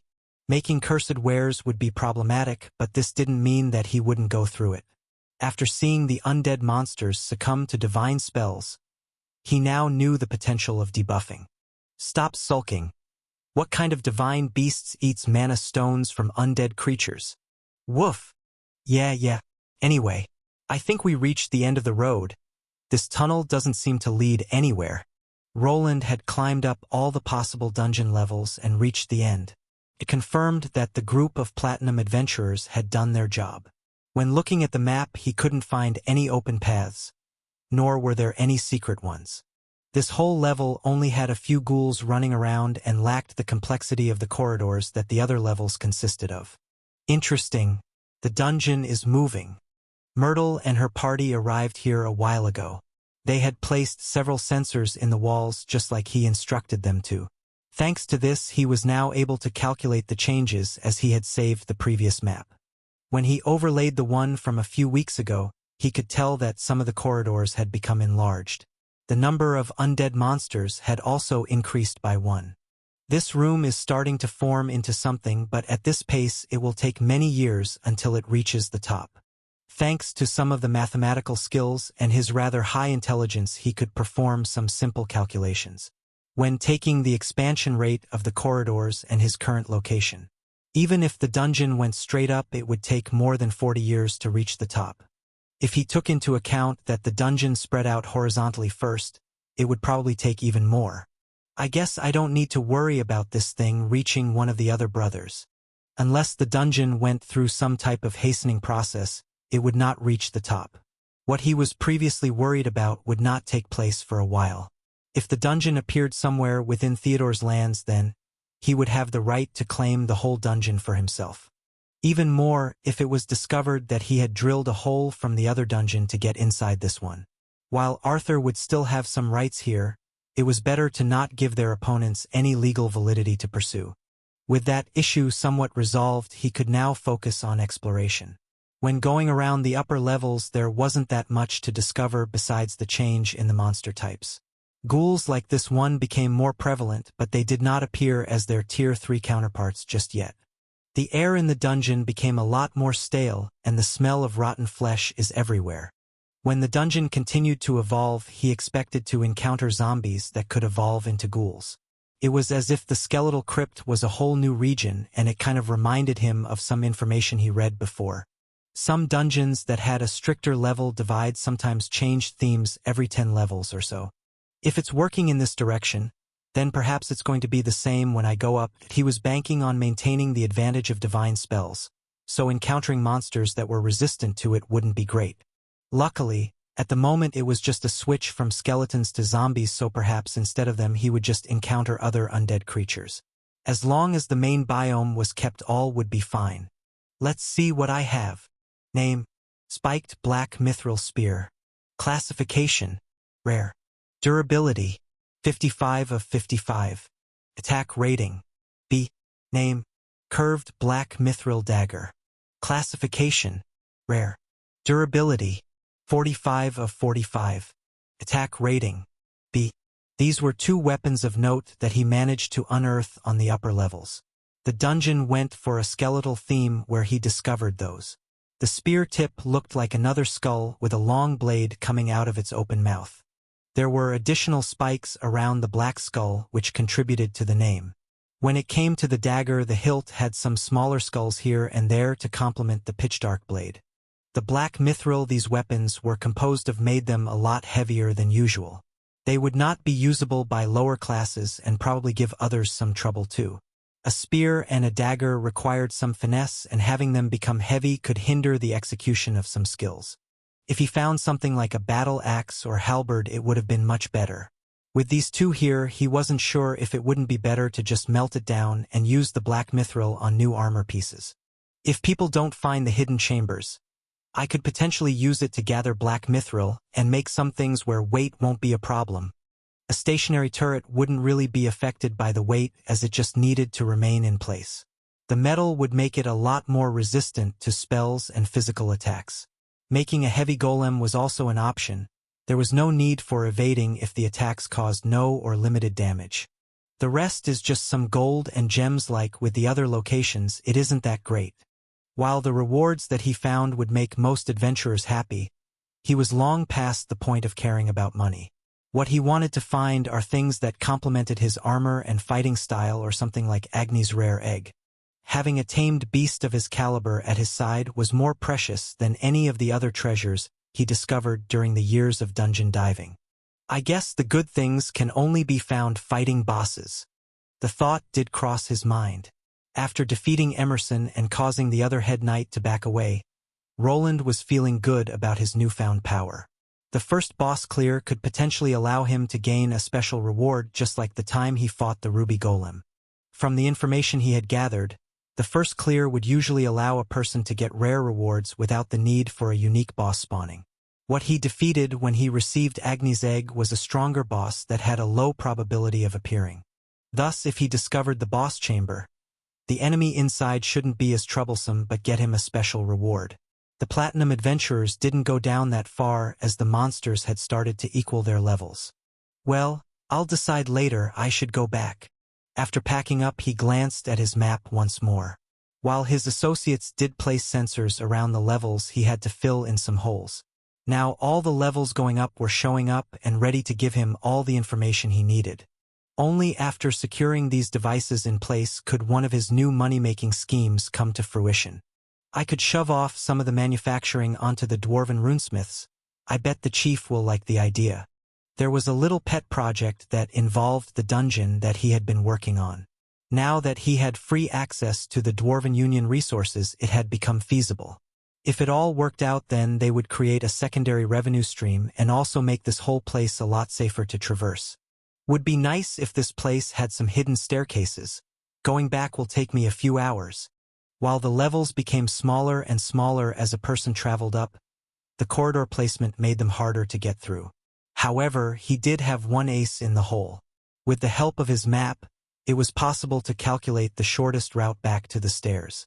It was one option, but there were also better solutions that he already tested out in the original dungeon. Come Agni, we are going to be taking a shortcut. Woof! Soon the two made their way to the corner of this unfinished chamber. Roland didn't even need to go far to get to the shortcut that he just needed to create for himself. Each of the new levels had a different staircase placement, but when it came to their location, all of them were on top of each other. It was like a cone that was getting smaller and smaller when traveling up, and this fact could be used to go down rather fast. The ground is the thinnest here. After squatting down and placing his hand on the floor, he was able to determine the thickness thanks to various magical sensors. Now it was just a matter of punching a big enough hole for him and Agni to fit through. Previously he would have gone with a forceful approach, but with his current level and knowledge of spells, there were other options. His gauntlets started glowing with the inscribed runes on them becoming visible to the naked eye. The effect wasn't instantaneous, but after a few seconds, a dark orange glow appeared at the spot he was holding his hand over. Slowly but surely the effect of the spell became visible as the hard rocks started to soften up. Instead of forcing an opening by injecting a massive amount of mana, Roland decided to use an enhanced earth spell. It started turning the ground into soft sand, and the effect continued to spread downward. Within a few minutes, he could see the result as the softened earth started sliding down until only a large hole remained in its place. It worked. This is a lot better than drilling through, but also takes a lot more mana. After standing up, he could still see some of the soil dripping down as if it was water. This spell was a variation of a quicksand trap spell. The original would turn a designated area into quicksand, but it couldn't be focused in one spot as much. With his runic knowledge now reaching a higher point, manipulating such a spell to do his bidding was quite easy. Common, you should be able to fit through. Should I put you on a diet? Woo! Agni was the first one to go through the hole, but for a moment his now bigger woven body had become stuck. Only after receiving a few pushes from Roland was he able to squeeze down into the lower dungeon level. Following his descent, Roland also jumped down and the two headed over to the next location to repeat the same process. The trip back that would have normally taken them a good few hours was hastened to 20 minutes. The way to the upper levels was now open for him, and the feeling of sleepiness was not affecting him at all. His skills allowed him to almost not rest for an entire week and made it perfect for visiting this place while also maintaining his other work. His aim was to spend a few good days exploring here and then sleep it off when he returned. He had stopped looking at his body with the same logic of his old world. Sleeping a few hours every couple of days was more than enough to keep him going.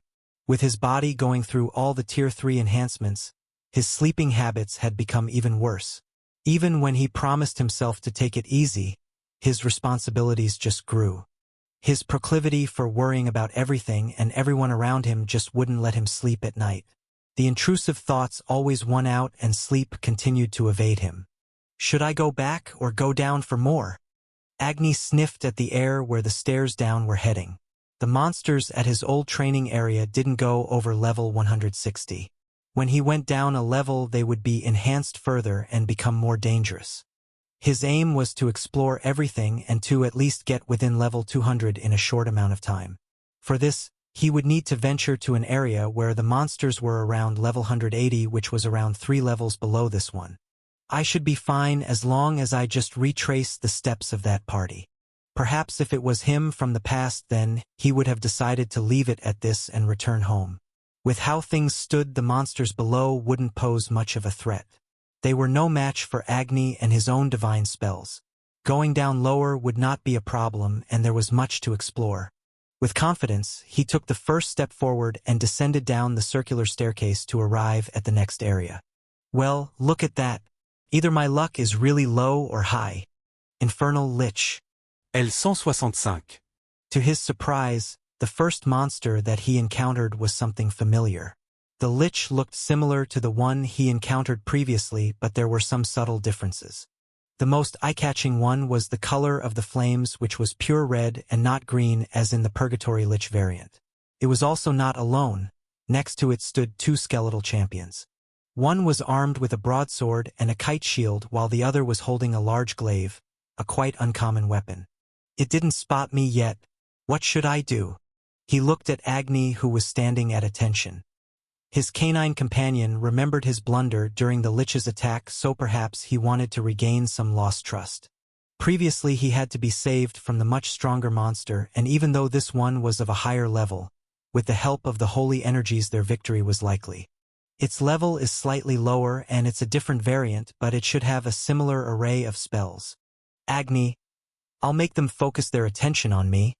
Do you think you can get behind the Lich? Woof! Roland nodded while maintaining the sound-canceling spell.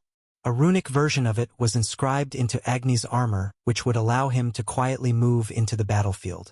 After the plan was made, the duo got into gear. His large armor made a lot of noise as he ordered his flying cubes to start lighting up the place. The two champions instantly focused on the noise and started charging forward. Their Lich friend, on the other hand, didn't move from the spot, but instead started casting some type of defensive spell. It didn't take long to cast, and a strange dark shield appeared around the two monstrous skeletons that were coming his way. It was a mana shield combined with dark mana. This type of shield would decrease people's stamina the moment it was touched and even cause a sickness debuff. However, this only happened if it was directly touched or destroyed at close range. With his armor and barrage of spells that the floating cubes produced, it was shredded to nothingness by the enhanced Divine Mana Bolt spell. Roland's plan was working. The three were focusing on him, and the Lich continued to cast various supportive spells at the skeletal champions that were suffering from divine poisoning. It even started using the same skill that the Purgatory Lich used to summon more skeletal minions. However, they lacked dark coloring and were more similar to regular infernal skeletons. Agni, use it now. A woo! Just as an elite skeleton was formed, a beam of light exploded. A large flaming wolf appeared and doused the whole area in rays of sunlight. The monster that was more than 10 levels above him could not withstand the torrent of energy. His mana veil was quickly destroyed and a hole appeared inside the skeletal chest. The skull followed soon after as a critical hit landed on the monster's core that could not shift it away in the same fashion as the Purgatory Lich did. Congratulations, you have leveled up. The leader was dead, and taking out the two remaining champions proved to not be a problem. All the work that he put into gaining this newfound strength had not been in vain, and he could not wait to descend even further down. Gaining levels fast was quite an intoxicating feeling, and he was just getting into it. So, did they decide on a name? Yes, after some back and forth. Bernier wanted a more traditional name, but Diana didn't like the idea. You know how those people are. Even poor Bernier was shunned by them when he was younger. So what did they end up with? His name will be Thordrin. Apparently, there was some kind of legendary hero with a similar name who was closely related to Diana's tribe. Interesting. Roland nodded while thinking that the name was strangely familiar, sounding to something from his own world. Before he could ask about the origins of the name more closely, he was shoved to the side by a flaming wolf head. Woof! Oh, hey Agni. Does he look different than usual? Is that some kind of flaming spell? Something like that. I'll explain it when I'm back. Well, don't take too long. If we don't open the shop, we will lose all of our clients to the union. I know, but I don't think the union will be much of a problem anymore. I was thinking of hiring some more people to go with the expansion. Did you look over the plans? Yes. There are some things I'm not sure about. That won't be a problem. We can still change it. Just let me know what you need. Roland and Elodia continued to talk while he was still wandering through the dungeon. He was approaching day 3 of spelunking and had managed to gather some more treasures. Instead of receiving black mithril gear, he found some potions and more valuables. Even if the monsters were stronger on the lower levels, this didn't always mean that the treasures would be better. The size of the levels began to increase and sometimes traps or roadblocks got in the way. He decided to stick to the already explored pathways the previous Platinum Party ventured forth, as they were the ones that were mapped out. Being able to predict which monsters he would be facing was maybe his second biggest advantage, with the divine spells being the first. With time, he wound up close to the stairs leading down to an area with monsters close to his current level. The real grind was beginning. Call me back when you are finished and... Yeah, I know. I'll be careful and I'll be back soon, but if there is a problem, let me know. Alright. Not much has been happening here while you were gone besides the Union Dwarves running around a lot more. I saw those two fixing some fences. Do you know what's that about? Ha! I guess she kept the side of the deal. Roland laughed after being informed by Elodia that the two dwarves that caused him some misery in the past were now being relegated to grunt work. There was one thing that those types couldn't stand, and that was to be demoted. The two soon ended the call as he got ready to cross into the next level. It shouldn't take much longer until I level up. I should at least remain here until then. After venturing to the upper levels and back, he was now level 179.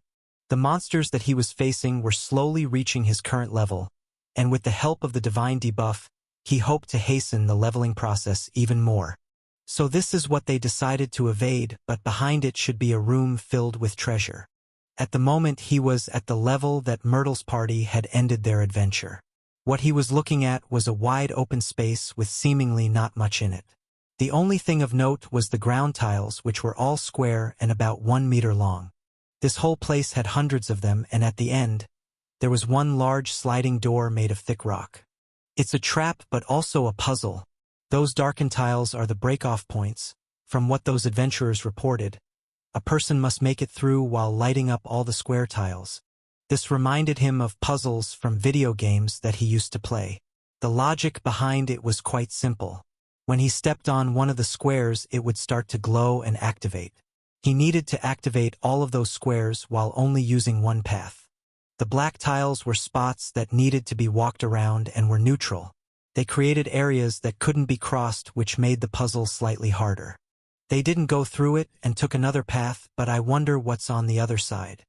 He had decided to not endanger himself too much, but he was interested in where this trap led. There were a few possibilities, so he decided to go along with a small test. First, both he and Agni walked out of the room and waited in the corridor that led them here. Instead of stepping on one of the tiles himself, he decided to use one of his cube turrets. The tiles were simple pressure plates that even this floating cube could activate. Just as he expected, a glow took over the tile onto which he landed the cube on. After it hovered back up into the air, the glow on the tile remained. Slowly, he started moving the cube around faster to light up a path forward. The first plan was simple: use the shortest path forward without stepping on every tile. Will it trigger something?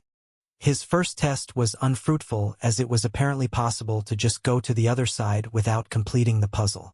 The only thing that wasn't possible was opening the large sliding door at the end. It was clear that without the correct path being laid out, the door would not open. Now for the second test, he tried to backtrack, which proved to be quite deadly. The moment his floating turret descended on one of the already lit-up squares, everything started glowing red. Woof! Calm down, Agni, we are safe here. After a flash of red light and a lot of noise, all the squares started crumbling. The cube that was able to freely float around did not collapse down along with the floor. Anyone that was attempting to solve this riddle would find themselves falling down. What's that sound? The moment the entire room became devoid of a floor, some strange sounds filled his ears. Not everything had collapsed, as there was still a ledge before the tunnel leading up to this place. Thus, to figure out this conundrum, he decided to take a peek down without actually going into this place.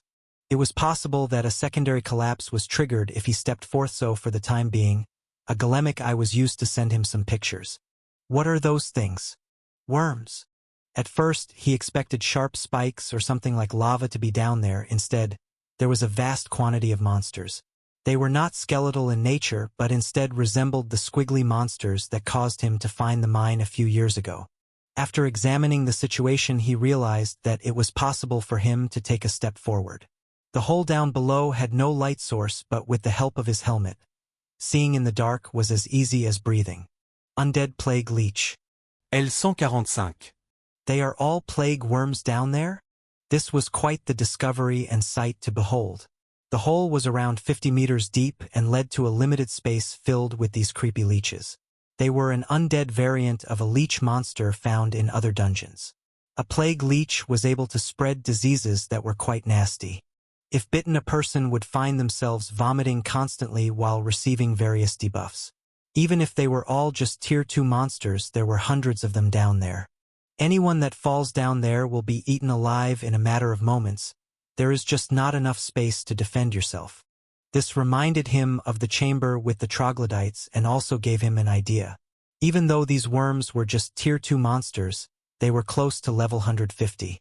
With the sheer amount of them down there and thanks to the confined space, he could use it to gain some easy experience. His backplate started glowing for a moment while a single metallic orb that was the size of a tennis ball emerged. It was covered in various runes and could perhaps offer him a safe way of getting all of the experience down there.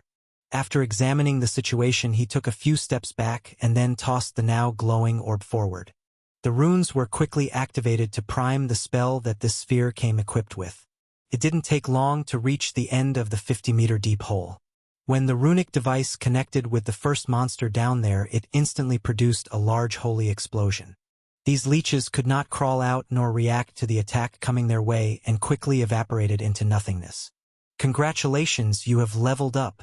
Congratulations, you have gained Overlord's aura skill. Nice!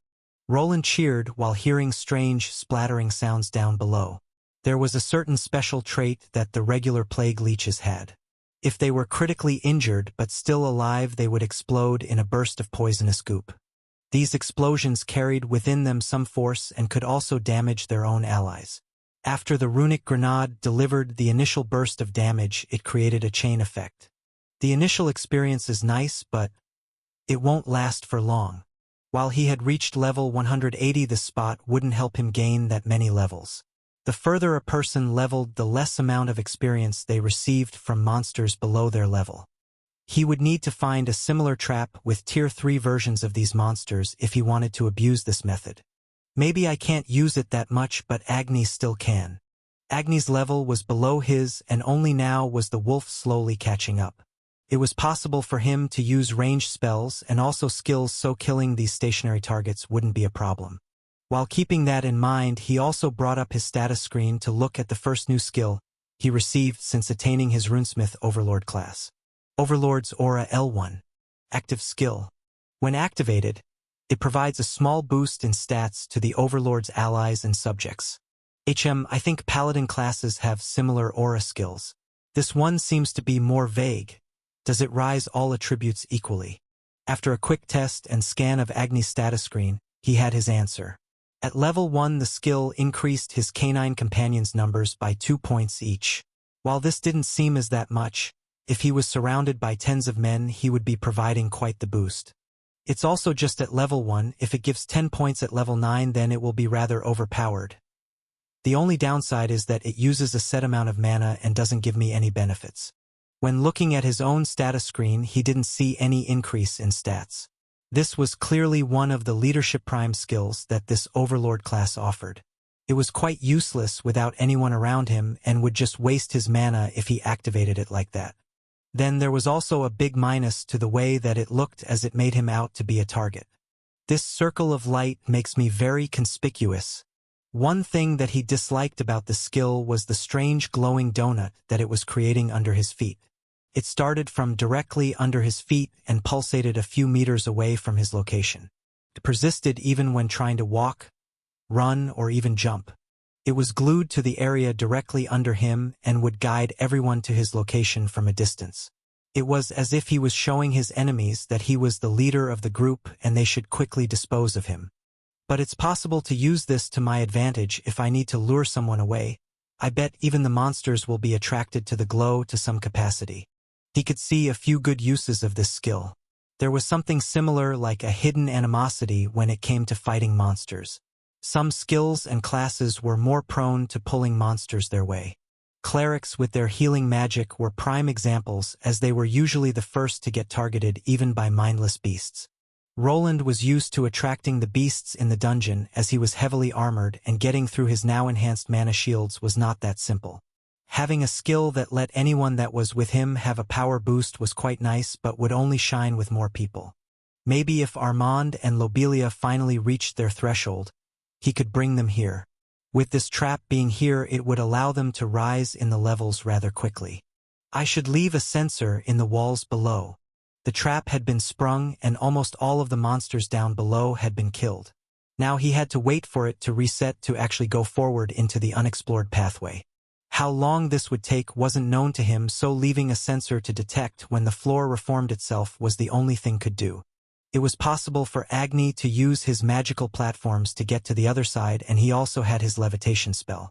Getting to the other side wouldn't be impossible, but drilling through the chamber door was somewhat problematic. Thanks to the sensors that were already here, he could measure the thickness of the walls to some extent. It wouldn't be that easy to blow his way through the closed door, as it was made of exceptionally sturdy material. The walls on the sides were also quite thick and would not break from his earth-softening spell. The density of mana in the dungeon walls is interfering with earth elemental spells. I won't be able to get through without proper drilling equipment. The further down he went, the stronger the mana density became around this place. There was only one reason for this to occur, and that was the dungeon core. It was possible for someone with a mage class to predict the strength of the monsters just by the ambient mana in the air. The more he explored this dungeon, the better at it he became. Not only the monsters were strengthened with the rise of mana. Better items could appear, and things like rare minerals in mines would become accessible. Even the dungeon walls were enhanced the closer one got to the center of the dungeon, where a dungeon core would be found. It's forbidden to damage or remove a dungeon core from within a dungeon. While wrapping things up, he recalled some information about dungeon core removals. There wasn't that much information, as it was forbidden to touch them. Their capabilities in producing monsters, mines, and treasures gave the countries they were located a free source of income. Removing them would also spark quite the catastrophic event of untold proportions depending on the size of the dungeon. Each dungeon required mana to exist, and the dungeon core was considered to be the device that provided it with everything. Some people believed that cores just formed in areas rich in mana and just were somehow able to manage those resources. Others believed that they were monsters in themselves that created everything as they evolved. The truth was probably out there, but to get it, he would probably need to gain access to one of the libraries of a magical academy. Without anything left within this chamber, he decided to take the other route to the exit. It could take several days for this magical contraption to reform, and even longer after he blew up many of the monsters down below. The journey had to continue, and new skills needed to be discovered. After clearing up some of the other passages, they arrived at another set of stairs. The thickness of the mana below had spiked yet again, and he was sure to encounter monsters that were above level 180. This would probably be the last floor he explored before returning.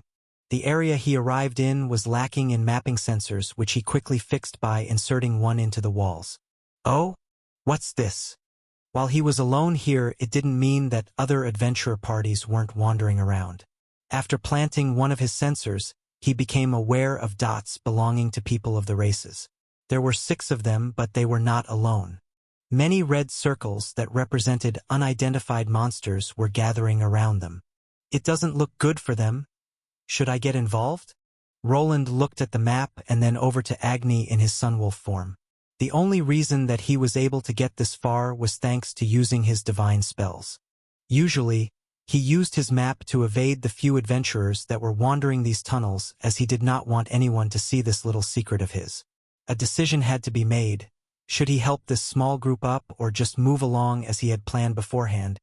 The one in the middle looks different than the others. Is that person not an adventurer or something? Roland was moving through some corridors that were luckily monster-free. All the dots representing them had probably moved into the chamber containing the party of adventurers. Inside his HUD, he could see a group of 5 larger green dots surrounding a smaller one in the middle. This device detected mana patterns and could also somewhat measure a person's level. Depending on a few factors, it would change the size of the dot on the screen. When comparing the other ones to the one in the middle, there was a clear difference. It was as if the person in the middle was not part of the group and maybe didn't even possess a combat class. Could it be their porter? That was a possibility. Some people still used the services of porters. However, when it came to B and above ranked dungeons, this role was given to actual adventurers. Someone above level 100 that could carry a large spatial backpack and maneuver was needed. It wasn't strange to have to retreat. Having a regular person come along was a recipe for disaster. Agni, stay behind me for now, and don't show yourself unless I say so. Woof! Agni was smart enough to know what Roland was afraid of. Even without mentioning it, he returned to his regular ruby wolf form. Even if he wasn't capable of using his divine attacking spells, it was possible for Roland to utilize his. It wouldn't be that hard to explain the usage of divine spells if he was performing them. He could go with the use of crystals bought from the church or say that he just had his armor charged by a priest beforehand. Before showing himself, he needed to observe the situation. Perhaps his help would not be needed. They should be just around this corner. While moving his hand up to make Agni stop, he inserted another map sensor into the nearby wall. After its activation, he got a better idea of what he was working with and the full number of potential enemies that could be lurking down there. His armor display was capable of presenting him with the monster count almost instantly. If the mana patterns belonged to previously encountered beings, it could also categorize them. These could be customized, but he usually liked to put ranged and magical monsters into a separate group. Focusing on them was usually more important than on the melee ones. There is one infernal lich in the group. His level is higher than the one that I faced. He wasn't sure how the group of adventurers let themselves be surrounded by a high-level lich, but it wasn't looking good. The monster had 2 guardians next to himself along with a backline of archers. Most of the group consisted of berserker skeletons with 2 or 3 champions mixed into the group. These close-ranged monsters were charging at a group of 5 adventurers and 1 extra person. They set up a perimeter in the middle, but they are sitting ducks down there. Was there something there? Roland wasn't sure how these people got themselves in this predicament, but the cave that they found themselves in gave him an idea. The tunnel he arrived here through left him up on high ground. The way forward was cut short as he arrived at a ledge. When glancing down, he could see some holes in the rocks that could be used for going down. They must have climbed down to get to that altar. This explains a lot. His mapping device wasn't perfect as he could only see everything as a flat surface. Inside this huge cavern, there was something that looked like a ritualistic altar. It looked like a pyramid with the top flattened. On this flattened space, a rectangular slab of rock with strange occult-looking symbols resided. On top of it, he could see some rocks that had probably been used to go around a weighting mechanism. These were quite common in dungeons and triggered the moment something was removed from on top of them. They must have misjudged the weight or a secondary trap was triggered. There were a few possibilities here. Either the monsters appeared after the item was taken or some type of alarm was triggered. Roland assumed that it was the latter that took place, as before he arrived here, he could see various monsters from within the dungeon swarming to this location. This trap probably had a command that forced monsters from this level to swarm from all sides. All things weren't bad, as thanks to this strange-looking temple altar in the middle, the group of adventurers had the high ground advantage. All the monsters were trying to climb up the stairs while getting hit by ranged attacks. This group of 6 had 2 people that had bows that were emptying their arrows on the berserkers.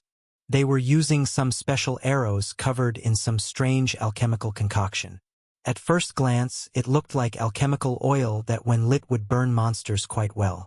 However, the color was different as it was blue instead of the usual red. Using fire against infernal skeletons was also not the greatest strategy, as they were immune to the flames. These blue ones, on the other hand, were somehow corroding their bones and successfully slowing them down. Besides these 2 archers, there was one large man with a shield and mace. He somewhat resembled the guild master with how bald his head was, but he was not as tall. Another man was equipped with a long spear that he used in combination with the tanker of the group. While the man stopped the skeletal berserker's advance with his strength, the other would shoot forth some type of spear skill. This skill would make the long weapon move at quite an astonishing speed. When connecting with the monster's body, it would create a large circular hole. It was as if an explosion was triggered the moment the tip of his long spear connected with the monster.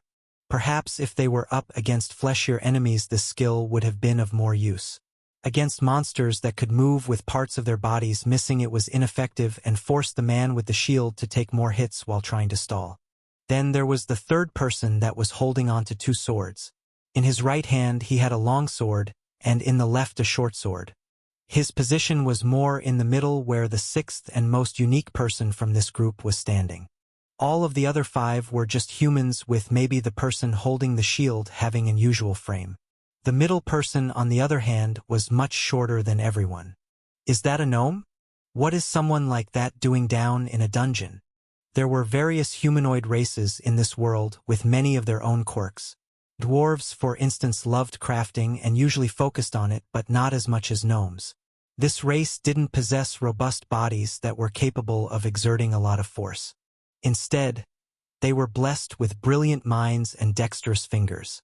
When it came to their professions, they rarely became adventurers due to the lack of combat classes they could receive.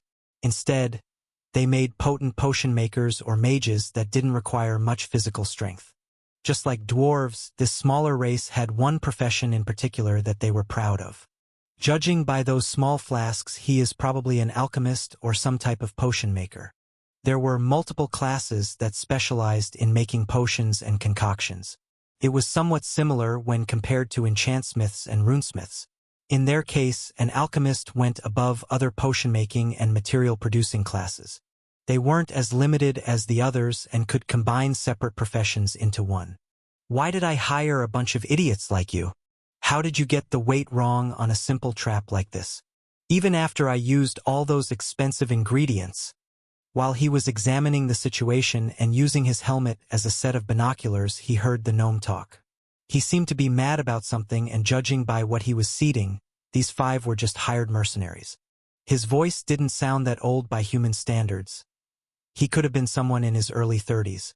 It was somewhat hard to measure an age of a gnome, as their faces were usually covered by a lot of facial hair. Shut up and use those holy potions. Do you want us all to die? Damn, crooks. I'll remember this. You'll pay me for every single one of these. Roland still didn't decide to move, as for the time being the group was holding out. The moment holy potions were mentioned, the gnome started rummaging through one of his many spatial bags. From one he pulled out a potion that had a somewhat orange coloring to it. The subtle glow that it was radiating and the previous name made it obvious what it was. The gnome looked angry, but he started handing out those potions that made their way into the hands of the adventurers. There were two ways of these being used. The archers started coating some of their arrows with the concoctions, while the others just threw them onto the clothes by skeletal berserkers. The effect was quite similar to his own divine spells, as the monsters were instantly affected by a debuff. It started looking like the group would be victorious. With the help of the alchemical concoctions, they were able to deliver a lot of damage to the charging monsters. They became weaker due to the debuff, and after coating their weapons in the liquid, the weapons started going through their bones like it was butter. Can they do it? Roland was actually glad at the pushback, as this meant that he would probably not need to involve himself in this fight. However, there was one big problem that this group forgot about, and it was the lich. Even though the skeletal champions and berserkers were down on the ground, their bones started to move. When glancing over to the high-level lich, it was obvious that it was the perpetrator. It can resurrect them? His experience was limited to the monster he defeated inside his workshop. That one created its minions from the corpses of people or with the help of a unique skill.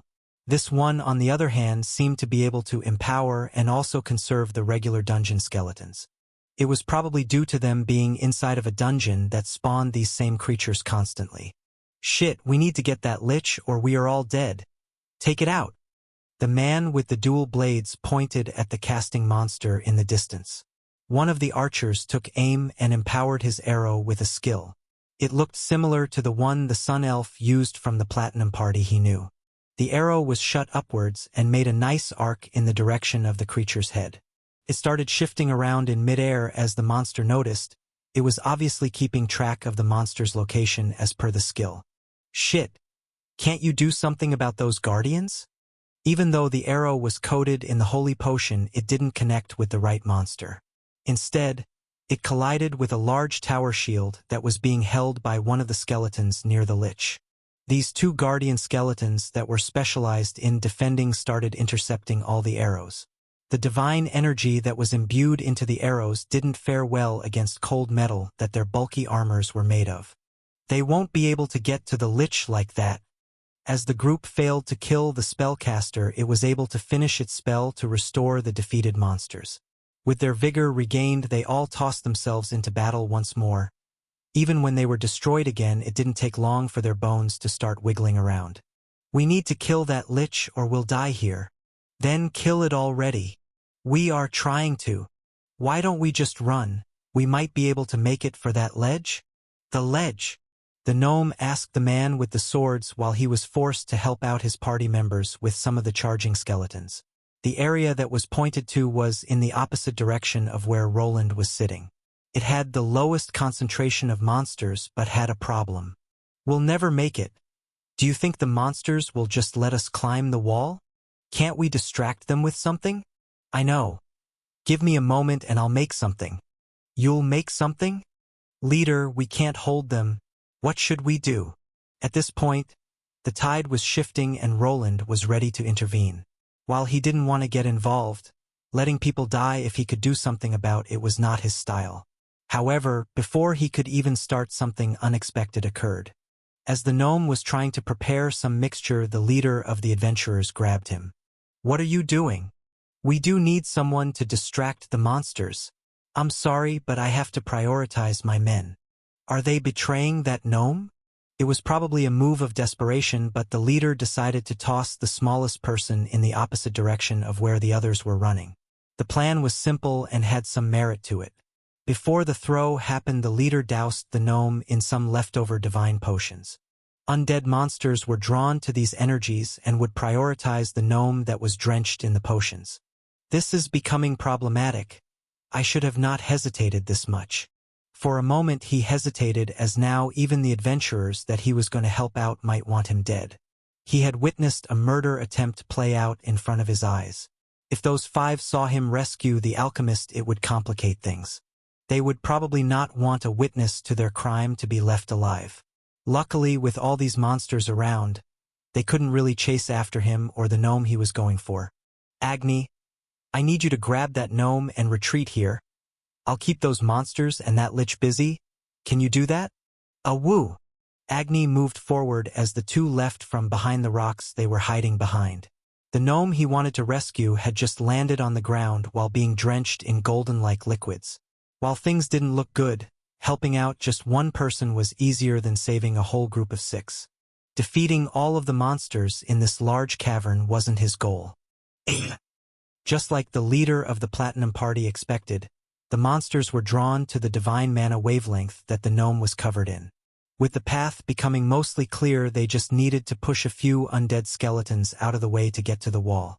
Climbing it wouldn't take that long, and then they would be safe. What's that?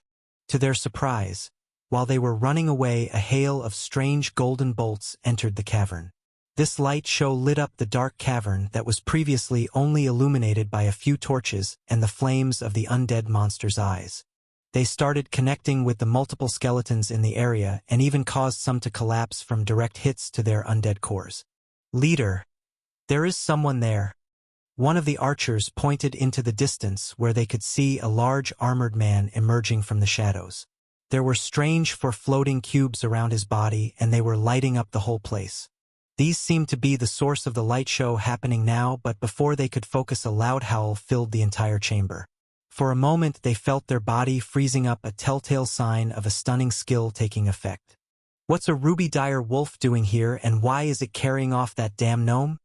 The 5 were shocked as they witnessed the monster appear out of nowhere. It blasted some of the skeletons with its flame breath to make some space before grabbing the gnome between its fangs. At first, it looked like it was trying to eat him, but soon it became clear that it was just holding onto his backpack. It vanished soon after jumping all over the place at an intense pace. Before they could take a better glance at what was happening, an even more intense light filled out the area. It came from the direction of the armored man, and the source was his chest. A thick beam of light was produced and connected with one of the guardian skeletons that were defending the lich. The monster defended against it with the help of its thick tower shield that was augmented by the lich's spell. Yet, even with the help of magic, it couldn't last for more than a few seconds before it pierced through it. The monster that gave them so much trouble was hit by the ray of light, and various ricochets of energy were blasted everywhere. This strange occurrence continued as the man clad in bulky armor quickly retreated without even saying a word. Did he just... Leader! What now? The skeletons. They are coming our way. Shit! Start climbing, you morons. The group was stunned by the appearance of the third party so much that they forgot to climb up the wall and escape.